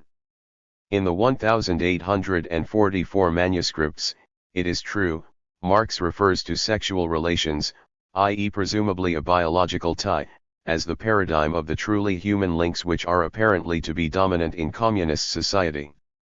But the parallel is at once explained in a contrary sense from what we expect. It is not that the biological tie is a model for the social one, but that it has taken on a social character. Man discovers in sexual relations to what extent his nature has been humanized, i.e. socialized, in what way his biology has become human, and his biological needs have become social needs. Contrary to social Darwinism and to liberal philosophy, Marx not only does not derive the social tie from biological needs, but represents the latter, and the biological conditions of human existence, as elements of the social tie. Socialized nature is not a metaphor. Everything in man's being is social, all his natural qualities, functions, and behavior have become virtually divorced from their animal origins. For this reason Marx can scarcely admit that man is limited. 414. Either by his body or by geographical conditions. As his argument with Malthus showed, he refused to believe in the possibility of absolute overpopulation, as determined by the Earth's area and its natural resources. Overpopulation was a purely social fact relating to the conditions of capitalist production, as technical progress and exploitation caused relative overpopulation in the shape of a reserve army of workers. Demography was not an independent force but an element in the social structure, to be evaluated accordingly. Marx's ignoring of the body and physical death, sex and aggression, geography and human fertility, all of which he turns into purely social realities, is one of the most characteristic yet most neglected features of his utopia. Among other things, it means that the popular analogy between Marx's soteriology and that of Christianity is erroneous in one crucial respect. Salvation, for Marx, is man's salvation of himself, not the work of God or nature, but that of a collective Prometheus who, in principle, is capable of achieving absolute command over the world he lives in. In this sense man's freedom is his creativity, the march of a conqueror overcoming both nature and himself. But Prometheanism too has its limits. At all events in the interpretation of the past, it is rivaled by the third motif, that of the rationalist, determinist enlightenment. Marx often speaks of the laws of social life, operating in the same way as the laws of nature. By this he does not mean that they are a continuation of the laws of physics or biology, but that they impose themselves on human individuals with the same inexorable necessity as an avalanche or a typhoon. It is for objective scientific thought to study these laws as a naturalist does, without preconceived dogma, sentiment, or value judgments, as Marx considered himself to have done in Capitae. The normative concepts of alienation and dehumanization thus present themselves as the neutralized, non-evaluating concepts of exchange value, surplus value, abstract labor, and the sale of labor power. In the questionnaire we have already quoted, Marx's rationalism and philosophical scepticism appear in his favorite maxim, de omnibus dubitandum. In this scientistic approach we recognize the third conception of freedom, as formulated by Engels: freedom is the understand. 415. Of necessity, the extent to which men are able to turn the laws of nature to their own use, the level of material and social technique. Here too, however, there is a reservation to be made. Belief in the laws governing society is grounded in the interpretation of history up to the present, the prehistory of mankind. Up to now men have been governed by forces they have created but do not control: currency, the market, religious myths. The gulf between the tyranny of economic laws and the mind which impotently observes them is closed by the appearance of the proletariat, conscious of its mission. From then on, necessity is not imposed from without, and does not consist in the technical utilization of existing laws by enlightened social engineers. The very difference between necessity and freedom ceases to exist, and so presumably do social laws as hitherto understood, i.e. as something like the law of gravitation. The latter, however, while it can be known and put to use, cannot be abolished, and operates whether we know about it or not. The term law in this sense cannot apply to a social process that occurs only on condition of being understood, and this is precisely the case with revolutionary praxis. There is a crucial distinction here: the laws that have governed society up to now were independent of human knowledge. The fact that they are now known does not mean that they cease to operate. But the revolutionary movement of the proletariat is not the exemplification of a law in this sense, for although it is caused by history, it is also the awareness of history. While, then, the romantic side of Marxism applies equally to the past and to the future, and while Prometheanism looks primarily to the future, the deterministic aspect of Marxism relates to the past, which still weighs upon mankind, though it is destined soon to be thrown off altogether. The whole of Marx's thought can be interpreted in terms of these three motifs and their interrelation. They do not coincide, however, with the conventional sources of Marxism. The romantic strain derives variously from Saint Simon, Hess, and Hegel, the Promethean from Goethe, Hegel, and the Young. 4i6. Hegelian philosophy of praxis and self-knowledge, the determinist and rationalist from Ricardo, Comte, and again from Hegel. All three motifs are influenced by Hegelian thought, but in all of them it is transformed from Hegel's intention. The three motifs are present uninterruptedly in Marx's work, but their respective strength varies at different times. There can be no doubt that Marx laid more weight on the purely scientific, objective, deterministic aspect of his observations in the 60s than in the 40s. The other two strains did not lose their force, however, but continued to affect the direction of his work, the concepts he used, the questions he put and the answers he gave to them, even though, as often happens in such cases, he was not fully aware of their constant influence. Marx was convinced that he had synthesized all the intellectual values available to him in a single picture. In the light of his own conception of his work, such questions as whether he was a determinist or a voluntarist, or whether he believed in historical laws or the power of human initiative, have no meaning. Ever since, as a student at Berlin, he came to the conclusion that with Hegel's help he had overcome the Kantian dualism between what is and what ought to be, he was in an intellectual position which enabled him to reject such questions. 3. Marxism as a source of Leninism. All these considerations, however, belong to the domain of social philosophy, and it was difficult to derive a precise political strategy from them at a time when there was already a strong movement in being which professed Marxism as its ideology. The philosophy required interpretation and specification, and this brought to light tensions and contradictions within Marxism which had not been noticeable on the plane of general soteriology and eschatology. The debate between necessity and freedom could be resolved in theory, but at a certain point it had to be decided whether the revolutionary movement must wait for capitalism to mature economically or whether it should seize power as soon as the political situation permitted. General principles were of little use in resolving this question. Marxism promised that society would become one and that all barriers between the individual and society would be removed. The next 417 step was to draw practical conclusions and translate the promise into the language of a political program. It was also necessary to define more clearly the idea of civilization as conditioned by class and at the same time universal. What exactly was meant by the state withering away, and how was this to be brought about in practice? Those who relied on the gradual and automatic development of capitalism into communism, and those who stressed the creative historical role of revolutionary initiative, could both find support in Marxist writings. The former accused the latter of seeking to violate the laws of history as laid down by Marx. The latter retorted that the former expected the impersonal process of history to make their revolution for them, which might mean waiting till the end of the world.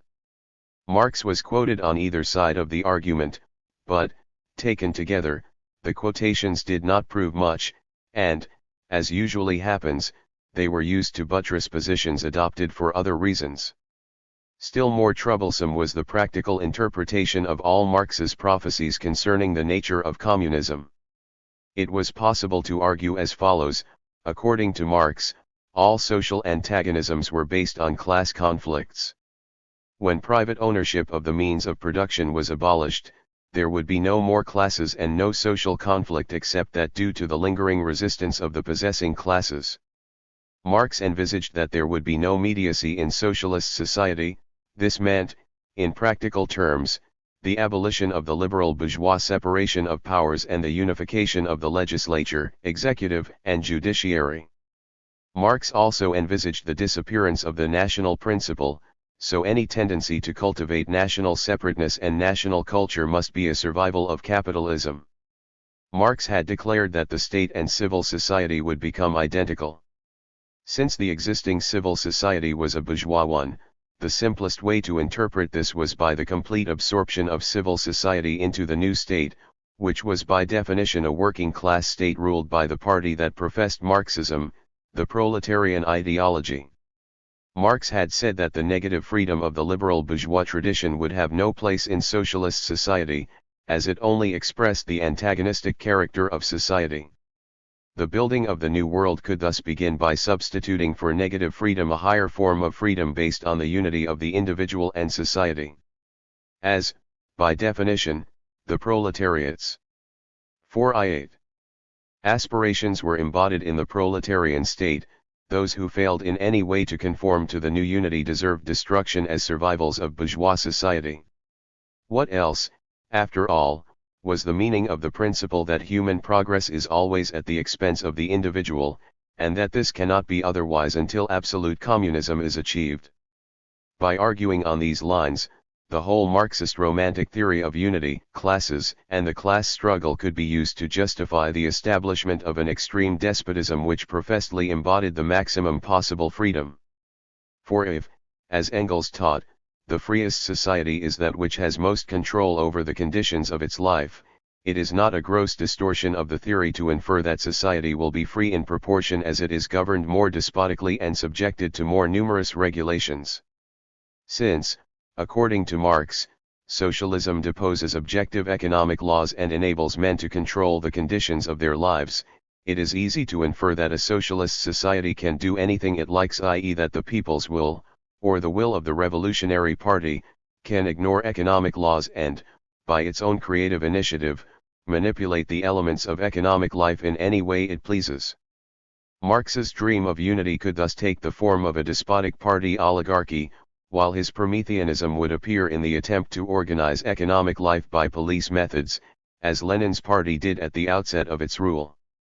Economic voluntarism, which was only abandoned when the new society was on the brink of ruin, was an application, and not too much a caricature, of Marxian Prometheanism. Chinese communism went through a very similar period, inspired by the same ideology and no less catastrophic in its results.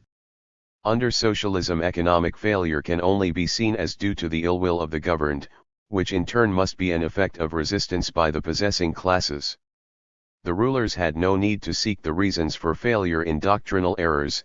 As true Marxists, they could blame them on the bourgeoisie and intensify repressive measures against the latter, as in fact they did. In short, the Leninist-Stalinist version of socialism was a possible interpretation, though certainly not the only possible one, of Marx's doctrine. If freedom equals social unity, then the more unity there is, the more freedom, as the objective conditions of unity have been achieved, namely the confiscation of bourgeois.